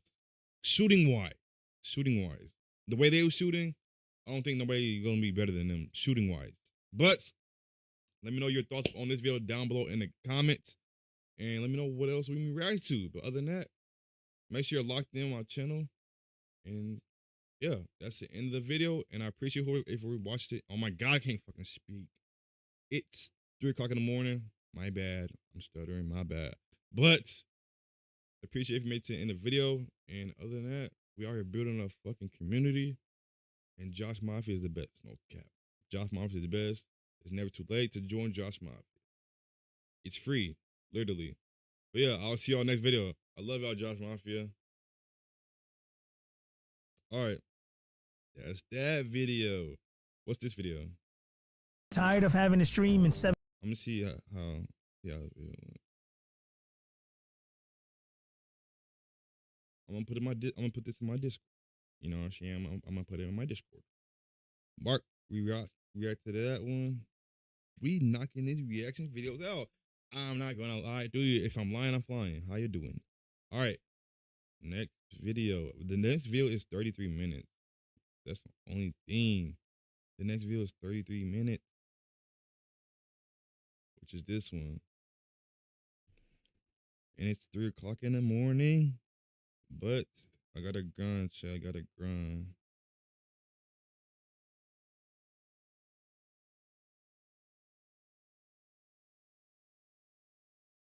If I'm not grinding, then what am I doing? If I'm not grinding, what am I doing? Let's go. Another video. As usual. As usual.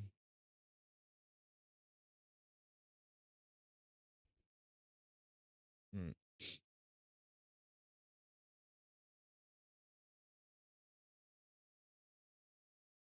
Been streaming for 7 hours and 21 minutes, chat. 7 hours and 21 minutes. We're not stopping. I might stop around like 5 o'clock. I don't know. I really don't know how long I'm gonna be live streaming, bro. I ain't gonna lie. I don't know how long I'm gonna live stream. Right now, I got energy. I don't know. Probably because I'm drinking a good lemonade, you know what I'm saying?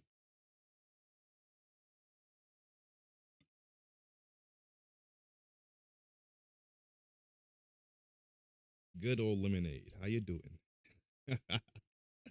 How you doing? All right, let's get into this video.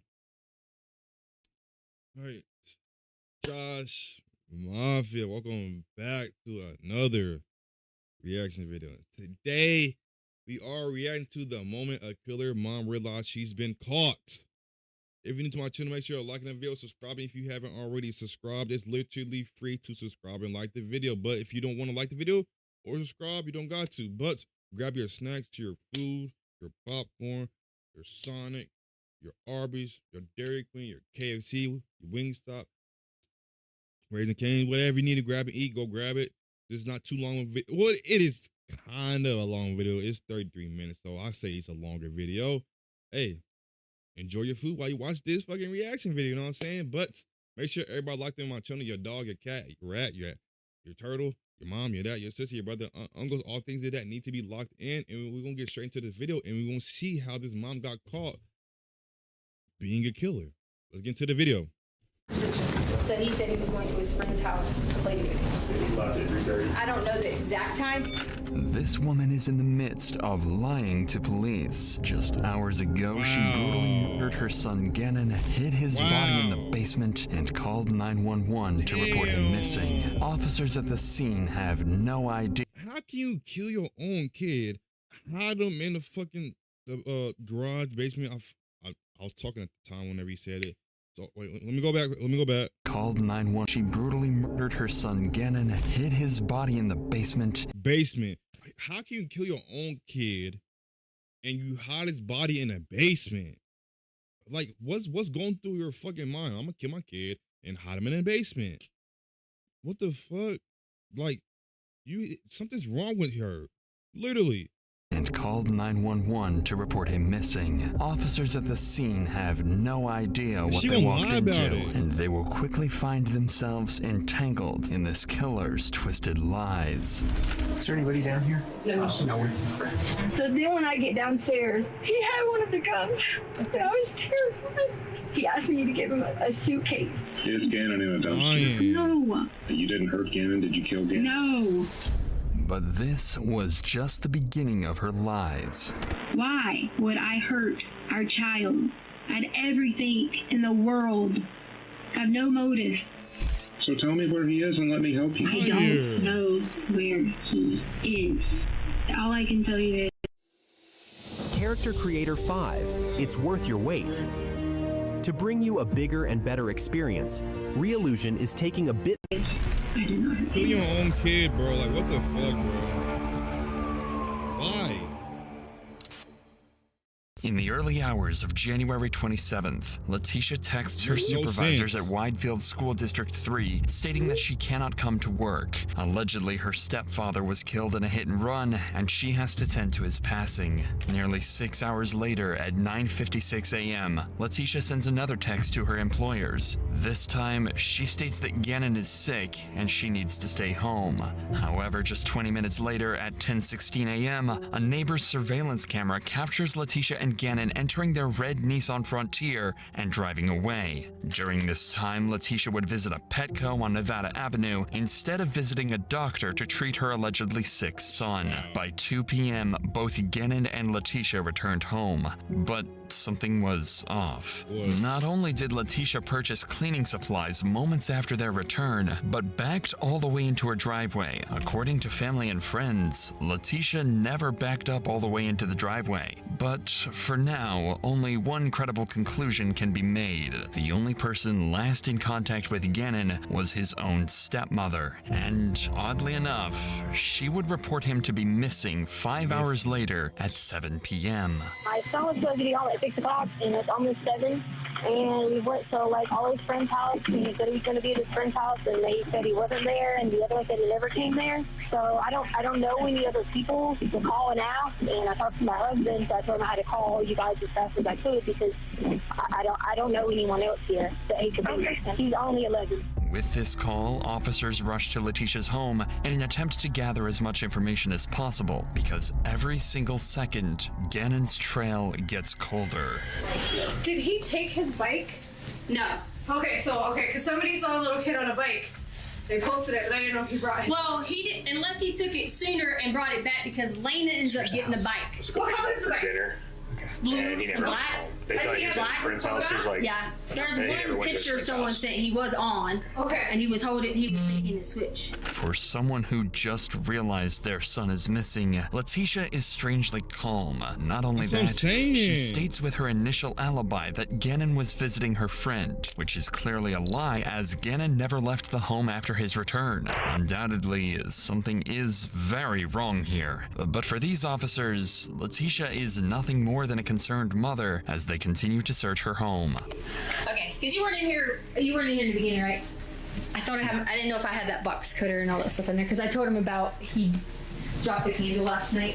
Oh, okay. And I thought I must have picked it up. I was just making sure. I didn't want you to be like, oh, just a box cutter. But yeah, I had to cut this. Why is she so And I told calm? them I wasn't even going to tell that. And I was She's a stepmom, but still. How's she so calm? At least you got a carpet. Yeah, you got Right, I just took it and like covered up with the carpet and stuff like that. But Does he have any friends around here? there is let me look on this thing. He did have this one like boat thing. That's where you're supposed to be at down the road. But they checked that already? They went over there and talked to him, and they're like, no, we hadn't seen him at all. Oh, okay. He did have this like And you talked to parents, right? You didn't talk to... Yeah, Connor's mom came over, who is a friend he hangs out with all the time. So they come over. The people here, the friends, they were just the ones that were at the door with the bike. Okay. They came over. bunch of people came over. Keep in mind that officers have not yet completed their house search. They have only gone through the home superficially. Yet, oddly, Letitia is trying her best to keep them restrained to 2 sections of the house. The living room, where there is a burnt piece of carpet, and Gannon's room. This strange behavior would only worsen as Letitia is committed to keeping the officers where they are. He forgets to like bring this or bring that or bring this or bring that. You know? Still good. Yeah. So no clothes are missing or nothing? No, we actually lay out all the clothes all the time, like for, you know, like every day at school, we lay out clothes, we do whatever. Is his jacket gone? He had on he has several jackets. Like it depends on, I'm very like fashion. So like it just depends on jackets. Like he might have this black one with this, or there's a blue one with this. So you got a jacket? Oh yeah. Okay. Several jackets. Like, I mean, you see the kid has, you know, like tons and tons of clothes, and he just, you know, he has all that stuff, so.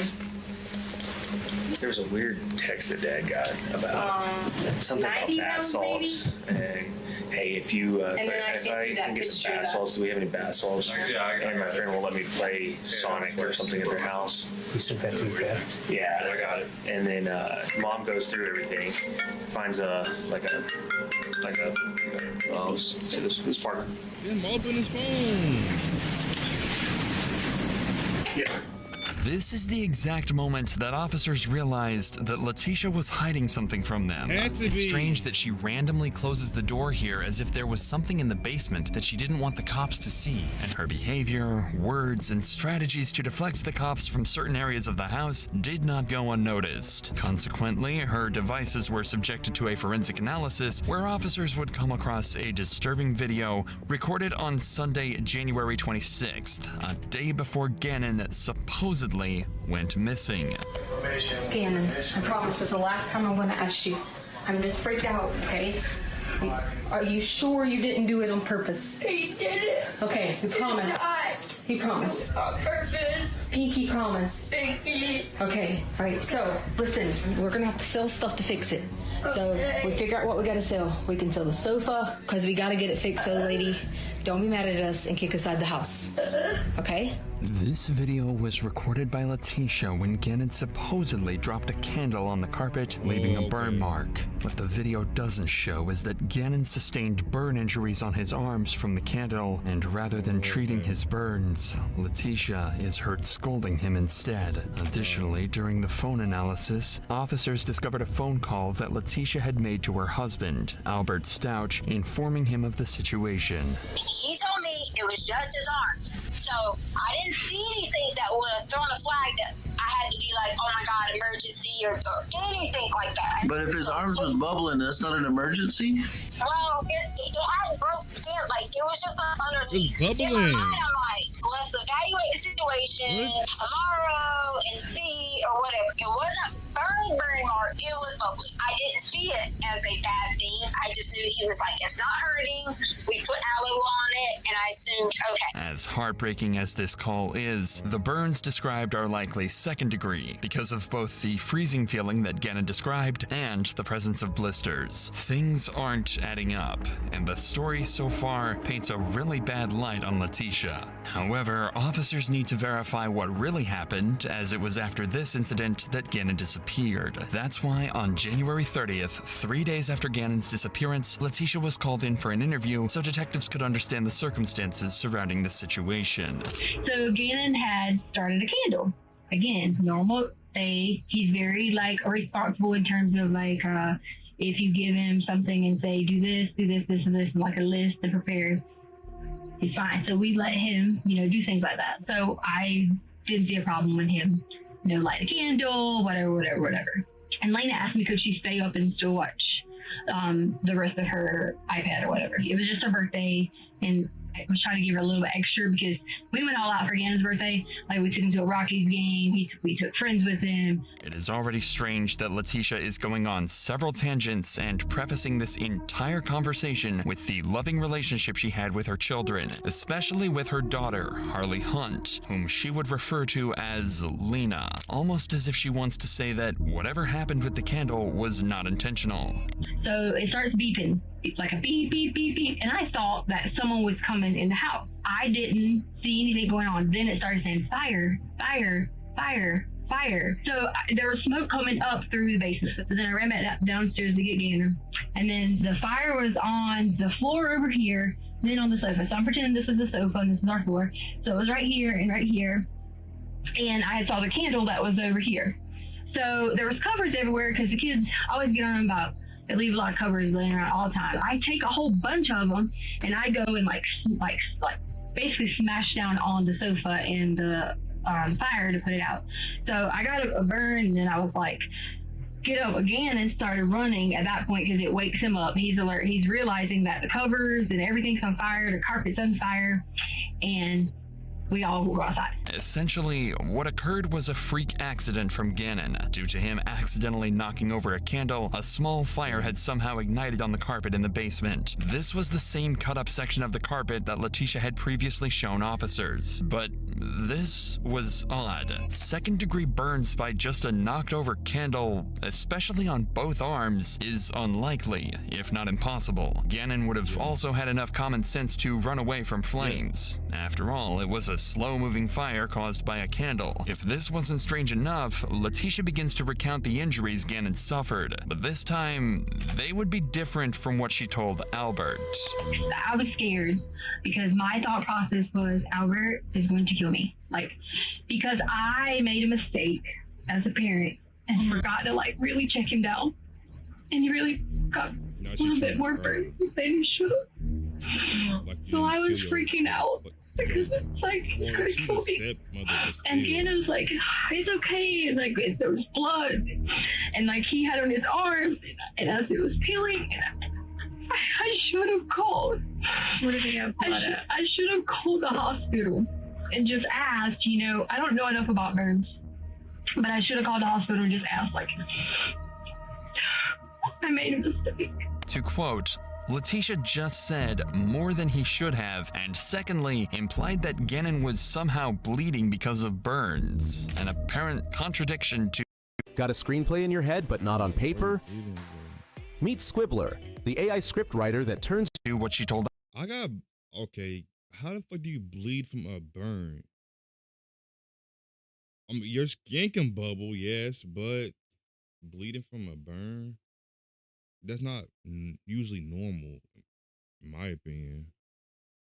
Albert. More importantly, this was a massive slip-up by Letitia, and detectives suspect that this fire wasn't a simple mistake. However, there is no way to confirm this situation as of now, but there is one conclusion that officers can make. Letitia is lying. When a suspect is guilty, they often make major changes to alibis, as opposed to someone who is innocent and has little variation in their story. In Letitia's case, she changes major details about the candle incident, especially her response, which was recorded on her phone, which sets off a series of red flags for the detectives, as they now believe that she might go as far as changing her original alibi about Gannon's disappearance too, and begin to question her about it. If this assumption turns out to be true, there is a high likelihood that Letitia is withholding even more crucial information. He goes in through the garage, I go in, I'm getting ready to put up things, stuff like that. As we got inside, I heard something, but I didn't think anything about it because I thought, maybe Gannon was doing something, maybe we were doing whatever. And the guy was in there. And I gave him the code. The guy from the... Yeah, it's all my fault. Because I gave him our code to fix the carpet. Okay. And I shouldn't have. And then when I walked downstairs, I hear something again. Well, at that point in time, Gannon was on the sofa and I saw him and I heard something again and I walked on around and he was standing in there. He had on gloves. In the storage closet? Yes. Okay. He had one of the guns. Okay. I was terrified. Okay. So terrified. And then he just knocked me down and towards Gannon's room. And he was hitting on me. It was hard, on the ground. Okay. He was trying to break me. Exactly as predicted, Letitia's alibi has changed from Gannon visiting a friend's house to having an intruder break into her home. But this would only be the start of her outrageous lies, as, according to her, confrontation with this stranger escalates. And I'm pleading and talking and all these things going on. just back and forth with him. And why are you doing this? Why did you hurt us? Why are you doing these things? And then he was like on top of me again. And then I kind of lied out again because he just hit my head again. Really? And then, yes, and then he was like, he asked me to give him a suitcase. And I gave him a brown suitcase. And then he hit me on the head again. And I like right here. He just kept like hitting me right there like that. Okay. And so then he did that, and then I wiped out again. I was having panic attacks. And then I don't know what happened from there. I really don't. I don't know. I just know that I did lie. She said. When they came, I did say, get him left, whatever, but you know that. But he never did. He never left to go play. Or I just didn't know what to do, and I panicked in the moment. And I didn't want Albert to be like trying to hurt us because we kind of get in a lot of fights. And I just want you to know that's the only reason that I made up the lie. A simple way to check whether she has been assaulted is using a sexual assault nurse examiner at a local hospital. These are registered nurses who receive special training to collect forensic evidence from assault survivors. Conveniently, Letitia rejected this examination when officers offered it to her. Not only that, but even CCTV footage confirms the fact that no one entered or left the Stout residence after Letitia and Gannon came home. She likely thought that this poorly planned story would absolve her of any crimes. Fortunately, quite the opposite happened. Noticing these contradictions, police officers handed this case over to the FBI, who gathered CCTV footage from neighbors and came to a harrowing realization. The morning after Gannon's disappearance, Letitia rented a Kia Rio for 24 hours and left the house at approximately 8:30 a.m. on the 28th of January. When the car was returned the following day at 8 a.m. on the 29th of January, it had clocked in 955 miles in the span of one day. This could mean only one thing. Letitia had likely murdered Gannon after their return at 2 p.m. and on the morning of January 28th, left to dump his body. While this much is easy to figure out, the exact details surrounding the murder are still not known. This is why 1 month after Gannon's disappearance, on March 2nd, federal investigators called Letitia in for yet another interview to piece together this confusing puzzle of Gannon's disappearance and possibly his murder. Because of the nature of the warrant, it being a murder warrant, we need to know the real story because you put out quite a few different stories. About you? Well, we heard a lot of the stories to Al. To Albert? Mm-hmm.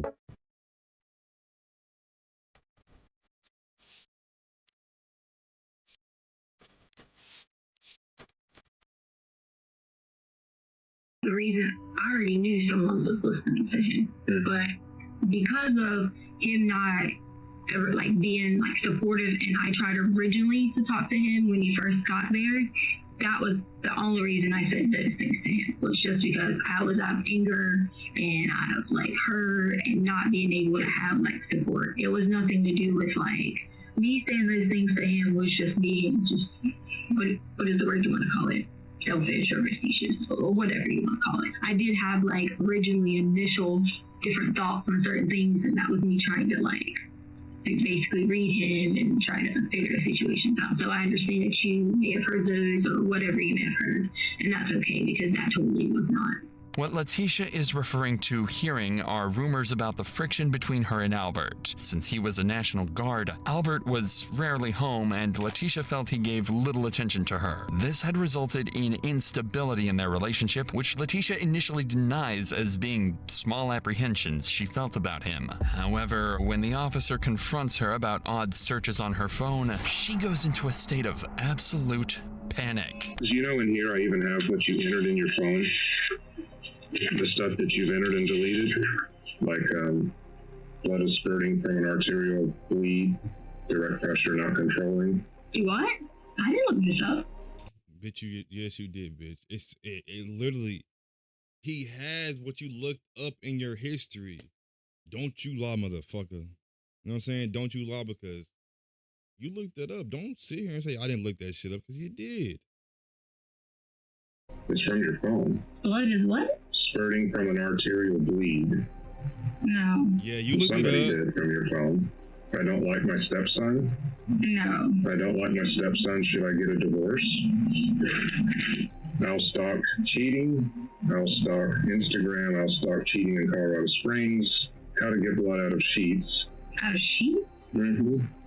I want immunity. Oh, the blood out of sheets was because we always had Don't try to come up with that fucking lie. And I figured it might be something. I didn't ever look up anything about an artery or something unless it went you looked at something else. It's on your fault. And I never looked up anything about my stepson. The searches that the investigator just named would only be a few of the 34 searches that Letitia made between the 25th and the 28th of January, which is the exact time frame that Gannon went missing. Conveniently, she would have an excuse for every single one of them. The reason I brought up gangs is you looked up, I want immunity because it was gang related. And this sounds like find me a new husband, find me a rich guy who loves to take care of his kids. The new husband is just because Albert already knew that was about the lady Debbie Sherrill who wanted to find a new husband after 35 or something about Amazon. Like a lot of these can have nothing to do with this. It doesn't. I get it. I'm doing all the work for my stepkids and their mom doesn't help. Oh, that bothered me. Yeah. Yeah, I don't blame. Oh yes, because I wanted them to be mine. Like, one day, some people will wish they treated you differently, which I get that. Parenting should be for people, not one. As a societal person might say.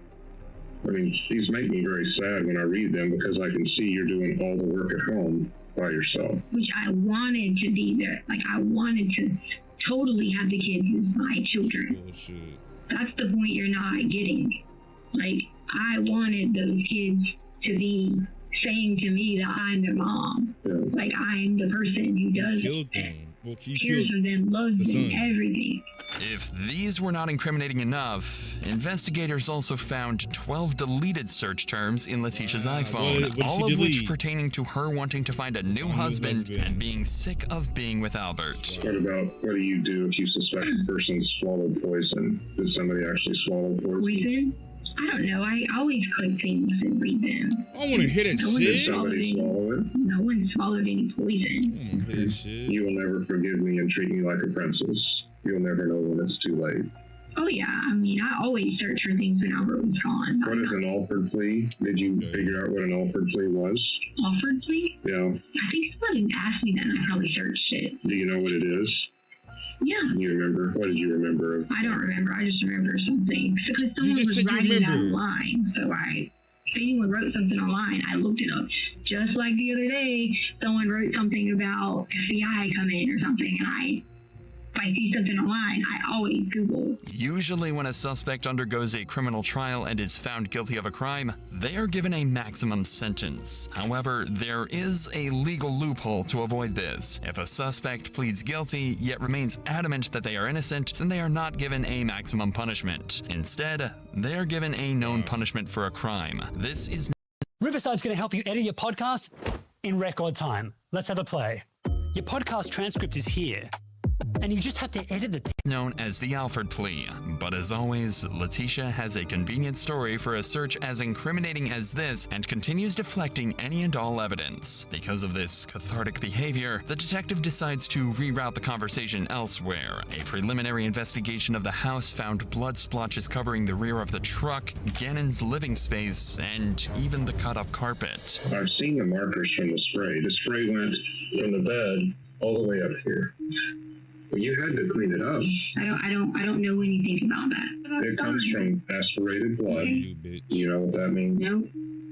It means that he didn't accidentally do it. Okay. Whatever. So that's what we were waiting on for the warrants, because somebody struck Gannon in the bed.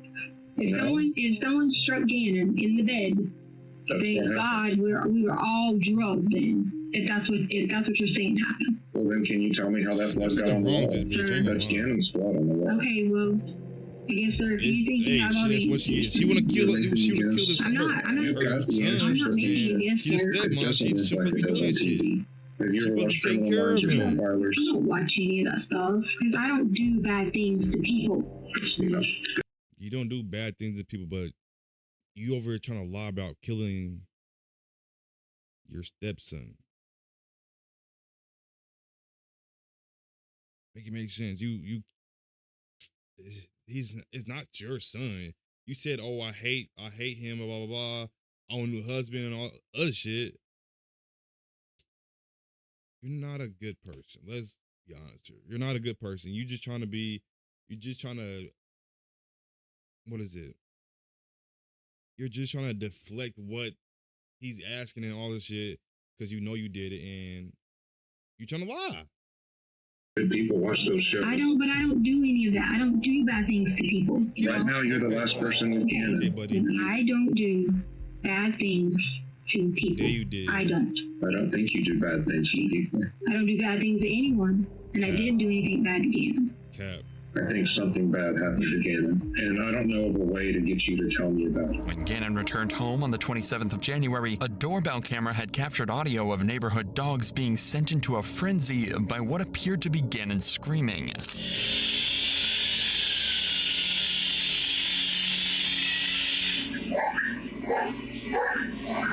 By 5 p.m., 3 hours after these screams, Letitia had ordered her daughter, Harley Hunt, to buy cleaning supplies from a nearby Dollar Tree at 5 p.m.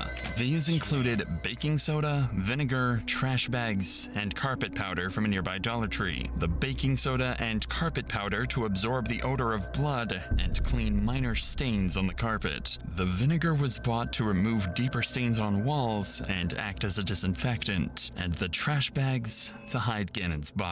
A body that officers had missed by mere inches and had been hidden away in some part of the basement or garage. And every single location that Letitia showed officers, the garage, the carpet, and Gannon's room, were all locations that Gannon had bled in. Not only that, her searches about human anatomy from before indicate that she stabbed Gannon in the artery, which resulted in arterial spray, after which Letitia desperately tried to clean up the evidence of her crimes. This is also the reason she had backed up all the way into her driveway, as the rear end of her vehicle was filled with blood, indicating that abuse had taken place prior to them returning home. Knowing that the investigator is catching on to this story, her initial attempts of feigning innocence now turn into desperate attempts to deflect everything that she is told.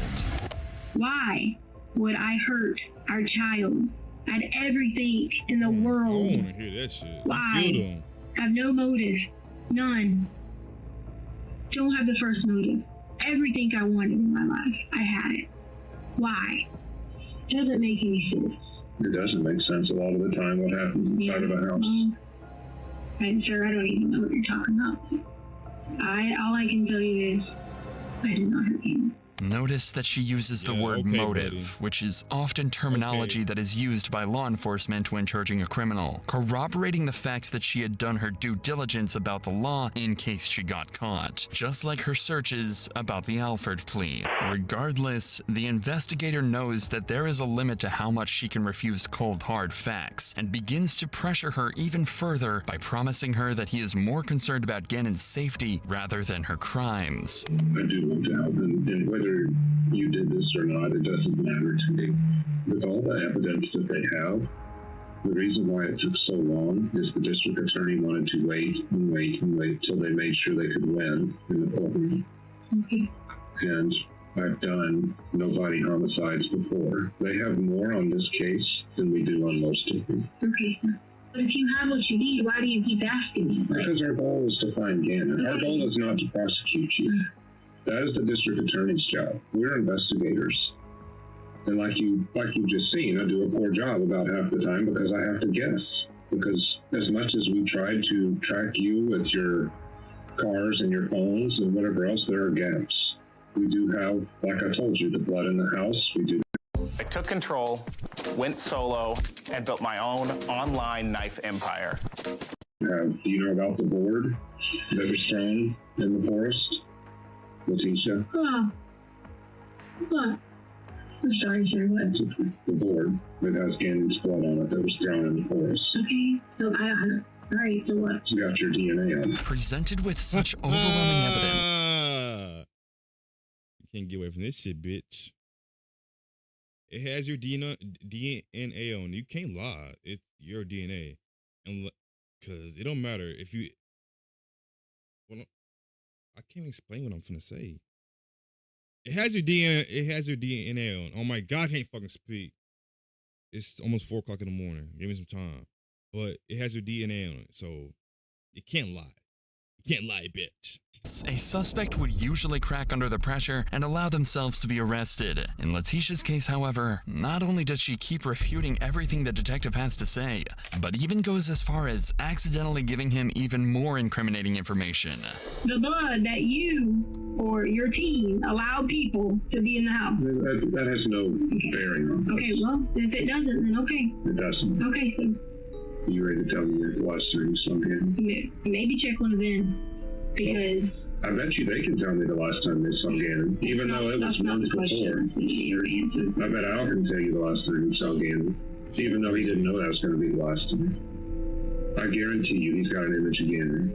And you were the last one with him, Letitia. Okay.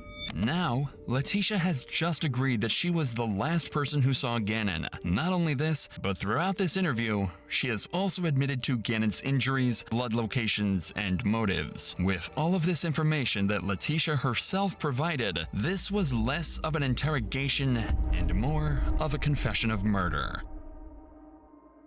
Letitia was a broken individual. She cast aside her husband and 2 children because of 2 major reasons. 1, Albert's job in the National Guard made her resent him and wish she was married to someone better. 2, her extreme inferiority complex towards Gannon's biological mother, Landon Bullard. It was later found that during the candle incident, Gannon had wished for his mom to be present, which sent Letitia into a psychotic break, and she attempted to mask a murder in the form of an accidental fire. This failed attempt only added fuel to the fire, so the very next day she called in a vacation from work and spent the day brutally murdering Gannon and erasing any traces of her crimes. With these findings, there was no escape for Letitia, and 8 days after this interview, she was officially arrested for her crimes. And while being transported to a county jail, out of pure frustration and insanity, she turns to the only other option she has, becoming a fugitive.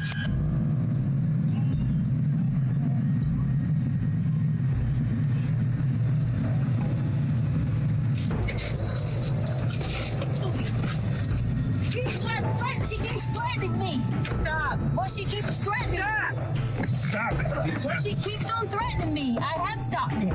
She keeps on. She didn't even say nothing. She got out of the restraints. She keeps on threatening me. I will for you. She keeps threatening. Put your arm down. She didn't say nothing to you. Well, she keeps threatening me the whole time. Tisha? I will with you. I said I would. Then give me your arm now. Well, I said I would with you. I said I would with you. I said I would with you. I'm just asking to breathe. That's it. Just to breathe. That's all I want to do is breathe. You're hurting my arm. My phone is jacking. You're hurting my arm. Fuck your arm. You're hurting my arm. I just want my arm. It's hurting my arm. Just let my arm off. It is ironic that Letitia complains about not being able to breathe, about how her arm hurts and how she's uncomfortable. Yet, when she did even worse to poor Gannon, she was filled with nothing but ecstasy and couldn't help but laugh in the face of the officers. Even more tragically, the circumstances that Gannon's body was found in would prove that his death was not instant. It was slow and painful. On March 17, 2020, 49 days after his murder, a maintenance worker found a suitcase under Escambia Bay Bridge in Pace, Florida, 1,300 miles away from the Stouch home, and inside was Gannon's body. Autopsies done on the body showed high levels of acetaminophen and hydrocodone. While these are generally pain medications, hydrocodone was never prescribed to Gannon. It was prescribed to his father, Albert Stouch, who kept the prescription hidden in his nightstand, the location of which only Letitia was aware of. This means he was forcibly drugged to reduce the pain of his injuries, possibly in an attempt to fuel Letitia's sick fantasies. However, this was not the end of it. A gunshot wound in his jaw meant that after Letitia had her fun, she ended his life almost immediately. For nearly 2 months, Letitia was well aware of all these crimes. When she was finally put to trial, phone calls would be shown in court with Letitia begging Albert to stop cooperating with investigators so she could get immunity. I need to know something about my son. I need to know something about Gannon. Do you know if he's safe? Do you know, is he safe? Where is he at? Do you have anything? And if I kill Gannon, really? What about this? I'm trying to think of any way to cue the police to offer you immunity if they can, okay? Because they'll try to incriminate me for this. I need immunity. I think they give it to you because this is big that he was there and they missed it. Because then they're gonna want to cover their shit for not finding him. Regardless of these desperate attempts, Albert continued to cooperate with authorities to convict Letitia of her crimes. 3 years later, on May 8th, 2023, Letitia's trial concluded. A life sentence in prison without parole plus 156 years. The maximum possible sentence under Colorado law. Oh my God. Damn. Yep, she gonna die in there. 156 years. I'm glad she got them bitches. I'm glad she got them, bro. But rest in peace to Gannon, because he didn't deserve that. 156 years. I'm glad she got them. She deserved it. You can't just fucking, oh, I don't like him. I'm gonna just kill him over some shit he said and shit that led up to it. You just gonna kill him. Fucking crazy as fuck. But Josh Mafia, that is the interview of the moment a killer mom realized she's been caught. If you made it to the interview, make sure you're liking the video, subscribing. If you haven't already subscribed, it's free to subscribe. But if you do subscribe, stay active and all things of that. I got a lot of stuff planned for my channel. But if you don't want to subscribe or like the video, you don't got to. But I appreciate making it to the interview and clicking on this video. And y'all let me know y'all comments down below or thoughts down below on this video of the mom killing the son, which it shouldn't even been led up to that point. But y'all let me know y'all thoughts and everything down below in the comments, and make sure everybody's locked in with my channel. Your dog, your cat, your rat, your roach, your mom, your dad, your sister, your brother, all uncles, all things that need to be locked in. But yeah, this feels fucking crazy. I'm glad she got 150 plus years. I think it's 156 plus years, if I'm not mistaken. I hope she died in there. You just can't kill your son. You just can't kill your son. Well, technically it's not her son, but she was talking about, she was lying and shit. Talking about, oh, I wanted them to be my kids, blah blah blah. Yeah, I hope the worst for her. I hope the worst for her, because Gannon didn't need to go through that. He was a kid literally, and you killed him, and then you shot him after. So yeah, them years are deserved. But yeah, I will see you on the next video. This video was fucking crazy. Y'all let me know whatever. Oh my God, I can't speak. What other videos y'all want me to see or watch down below in the comments. And yeah, I will see you on the next video. I love y'all, Josh Mafia. All right. I'm not gonna lie, that fucking video is crazy. How much years did she get? 156 years.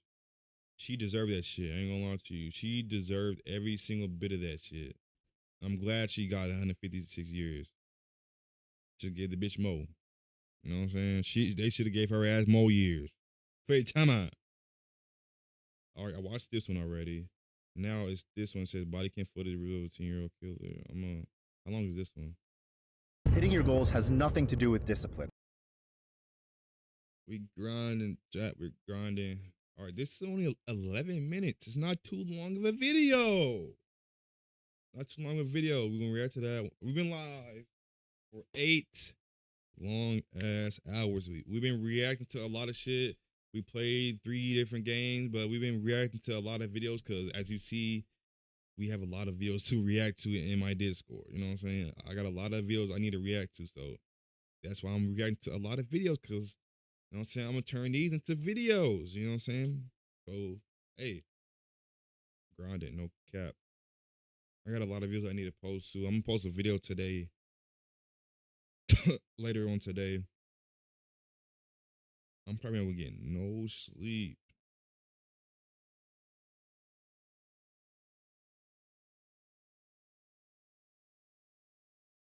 I'm probably react to this one to end my stream. I'm gonna react to this final one right here, and then I'm gonna end my stream. All right, Josh Mafia, welcome back to another reaction video. Today we are reacting to body cam footage reveals a 10-year-old killer, which is fucking crazy. 10 years old. But if you're new to my channel, make sure you're liking the video, subscribing, and all things of that. Make sure you're grabbing your snacks, your food, your Popeyes, your Wendy's, your Chick-fil-A, your Subway, your Raisin. You know what I'm saying? Whatever you need to eat, go grab it. Whatever you need to drink, go grab it. It's not too long a video. It's only 11 minutes and 7 seconds. You know what I'm saying? I don't waste too much time talking, but make sure everybody locked in my channel. Your mom, your dad, your sister, your brother, your uncles, your roach, your dad, your dog, your cat, your sister, brother. I think I already said that. But yeah, y'all know the y'all know what I'm trying to say. But other than that, we're gonna get straight into the video and we're gonna see how and why. I don't know why he did it, but we're gonna see how they caught the 10-year-old killer. Let's hop straight into this video. You shot your mom. Yeah. Okay, so one boy shot his mom. I have four boys here down at my house. His mom's up there. He shot his mom with a 22. Joey, what's your last name? It's Joey McVeigh. Hello. Hi. Hello.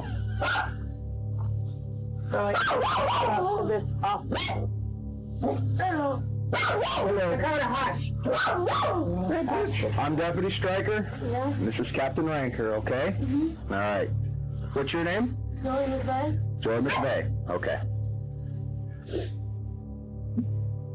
What happened, Joey? Well, he shot my mom. Okay. He's saying it like What happened? What he's saying like I just shot my mom. It's like he had no remorse. It's like he just said it and didn't give a fuck. Fired to get up to that point? Every day just making me so mad. So you just killed her? Okay. How old are you? Okay. 10? Okay. These are the moments after a 10-year-old boy's life changed forever. He just admitted to shooting his own flesh and blood in a fit of rage. Caught in the throes of this earth-shattering moment, young Joey McVeigh is clearly still in shock. So where did you get the gun from? Your room? Yeah. Okay. What kind of gun did you have? 22. A 22? Rifle, handgun, or what? Rifle. Wow. Okay. Laying on my back. Laying back on your bed? Yeah. Okay. So what did Mom do to you to go and upset you for that? Lord, just every day. Just all different stuff. I'm Grandma McVeigh. And Debbie was on the phone talking to me just So prior that means to just this. kill your mom? And I don't know, she was sending the DR and saying all this to him. And then I heard so much screaming going on. The screaming she heard could have been the argument that led to this unlikely scene. It was a cold January night in 2011, not even 48 hours into the new year. 46-year-old Deborah wanted Joey to get some firewood from outside. That was the mundane task that somehow escalated into a fiery argument. Unhinged, Joey said he was tired of the fighting. He went into his room, retrieved a firearm, and came back into the living room. His sister Shauna begged him not to shoot their mother, but it was too late. Joey had made up his mind and shot Deborah in the head before leaving the house and alerting neighbors next door. In a panic, several of those neighbors dialed 911, calling Holmes County deputies to the scene. The neighbor kid just came down. I guess there's an emergency up at his house. We have the cops up there and a squad. 911, what is your emergency? We just got shot and got here. I think you guys already got the call, but I'm not sure. Joey had recently been on Christmas break from school, spending a great deal of time with his best friend, a neighbor next door, away from this tiny rural home. To any healthy family, the story behind this end to Deborah's abbreviated life would be unfathomable. And soon, police will learn all the details, which go much deeper than the story implies at its surface. Okay, myself and Unit 5 are out with the suspect. Unit 22 is secured the scene. I'll give you an address where we're at if you can just go ahead and log this. They scour the scene, marking the floors for DNA evidence. The area is sectioned off, and the questions on everyone's mind will be asked out loud. And this is what we need you to do. Give a written statement, write out everything that you saw and everything you did, and maybe even something that led up to this. I can go ahead and get a statement of her, okay? I'll get more. The answers to those questions would come in audio recordings, some of which you'll soon hear. Grandma McVeigh was there for one of those eerie sound bites with her grandson. You can hear the panic in Joey's voice as the reality of the situation unfolds. Are you all right, buddy? I mean, I know you're not okay, you know what I'm saying? But as much as to be expected, I guess. I just want to get a better feel on what happened and, you know, maybe why it happened. Oh, well, I told all the other people that asked me. Okay. I didn't know anyone else even asked you any questions. One of the cops or whatever asked me, but is there any way I could, like, how long do you think it would take until I could, like, be with her? Joey's primary concern, right off the bat, seemed to be leaving the house and living with his grandma. What's the, whatever, I can't even think what it's called, like, what is it called? Where they're gonna take you? No. The turning? Whatever, guy that, like, helps you and stuff. Like, yeah, that's an attorney. Yeah. I don't know what to do. They can help you regardless of whether you talk to me or not. We don't expect you to know, Joey. How old are you? 10. You're 10 years old. You know, I'm not going to treat you like an adult, like you know everything. That's basically why we're taking longer to see if you want to sign this or not. What happened today in particular, why you got so mad? I mean, like, she calls me lazy. I hate when she calls me lazy because I'm the only one that brings firewood in. I mean, when my dad was there. Mm-hmm. And I do a lot of things, but no, I'm the lazy one. So you do your chores around the house and... Yeah, today a piece of wood hit me right in the shoulder, and she's like, okay, well, just go get some wood. Is that what it started over? You were supposed to carry wood in and didn't? Yeah, I can't remember. What brought you to the point where you felt you should go in the bedroom and get the gun? No. Did she scream or? No, nope. Have you ever been that mad before? Yeah, a lot. Listen to this telling interview with Joey's father, Michael. Michael says Deborah allegedly grabbed him by the hair in her bid to kick him out, just weeks before the shooting would take place, adding fuel to an already raging fire of angry exchanges, arguments, and toxic fighting. When did she grab you by your hair? The day that she asked me to leave. What was the reason for when you left the last time here about a week or a week and a half before this happened? The doctor should be able to tell you, but she had been on for anxiety and all kinds of different things. Bipolar and had mood changes. Remember when I was out there yesterday and was talking to you? Yeah. And we were talking about discipline with the kids. I know when I asked you about discipline, you said that you always heard her yelling and screaming at the kids. Did you ever see her strike the kids at all?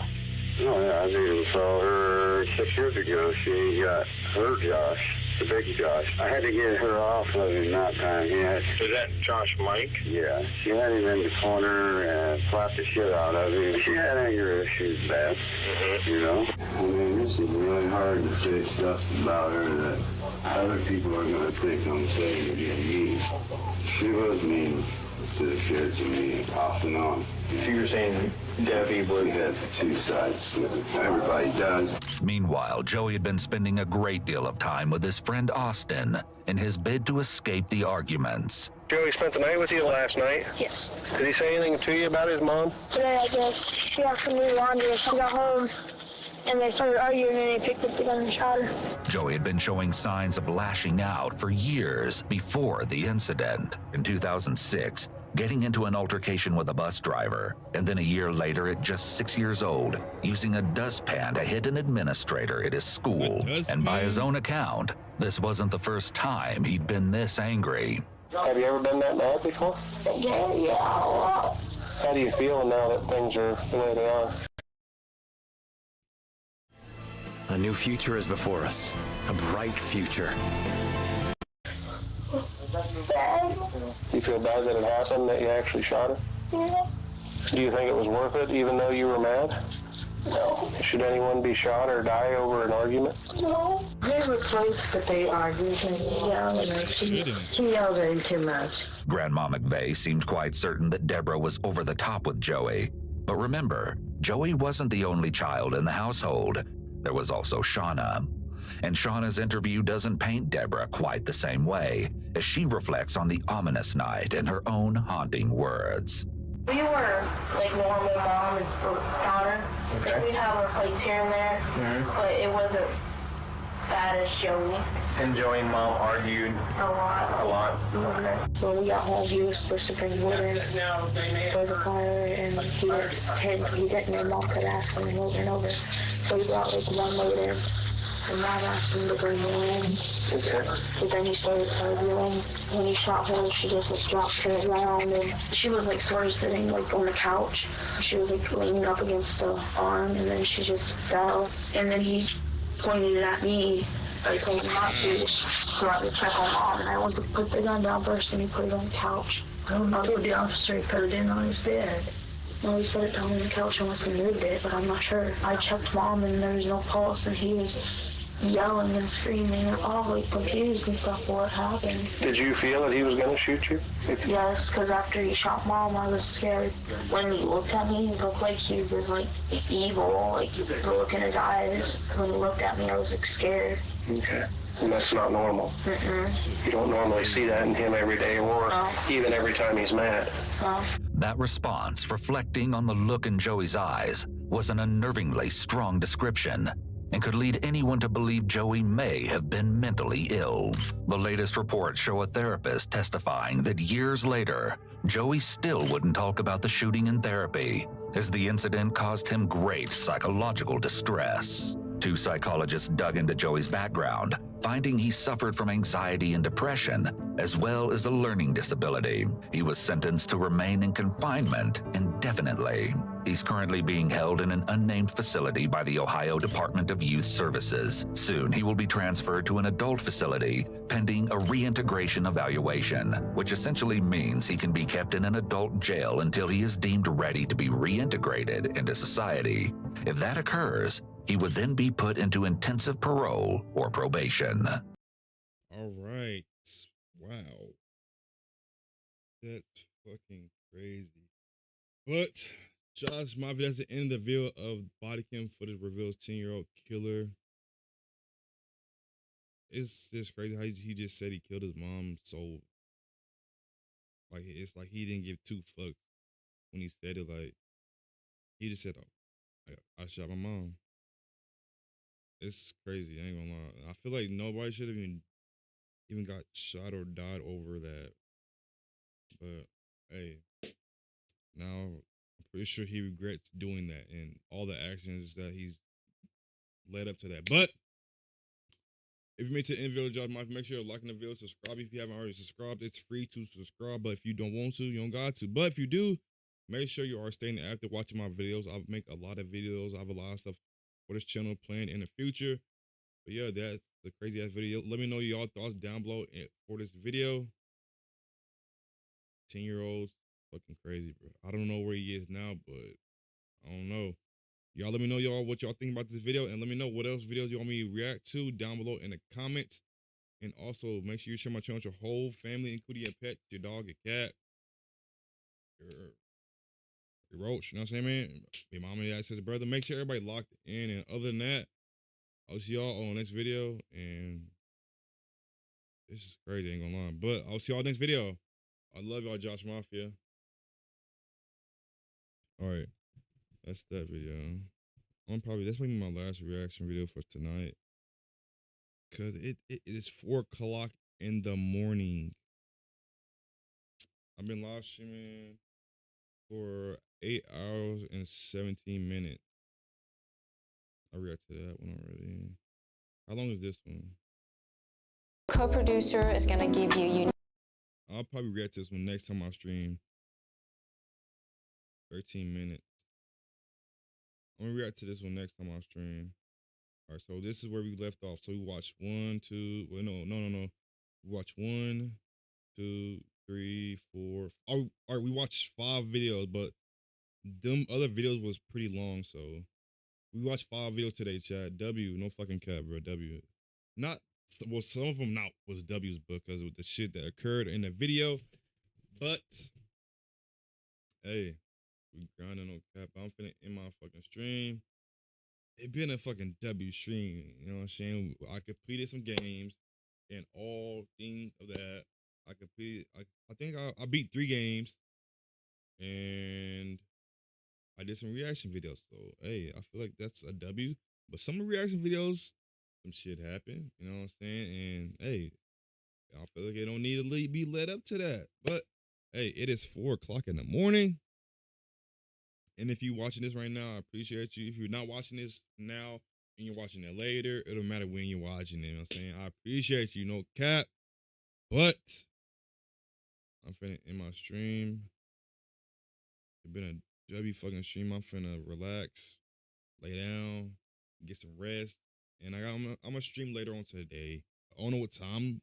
It might be late. It might be early. I don't know. But I gotta upload a video around like 3-ish hours. Or 2-ish hours, you would say. But I appreciate y'all for sticking around to the end. And other than that, I will see you on the next. Fuck. I'll see you on the next live stream, Josh Moff. We've been grinding all fucking day, bro. But hey, now we get the rest. You know what I'm saying? But other than that, I will see you on the next fucking live stream. I love y'all, Josh Mafia. And if you're not in Josh Mafia, it's never too late to join, you know what I'm saying? But I will be dropping a video around 7-ish, around 7:30-ish o'clock. So make sure you tap into that video. But yeah, if you just join my live stream, go check my channel out. I have a lot of content on my channel. You don't want to miss out on that content. But other than that, I'll see you on the next live stream, Josh Mafia. I love every single one of y'all. No fucking cap. We grinding, bro. I love y'all, Josh Mafia. W in the fucking chat. W fucking stream. W streamer. You know what I'm saying? I'll see y'all next video. I love y'all, Josh Mafia.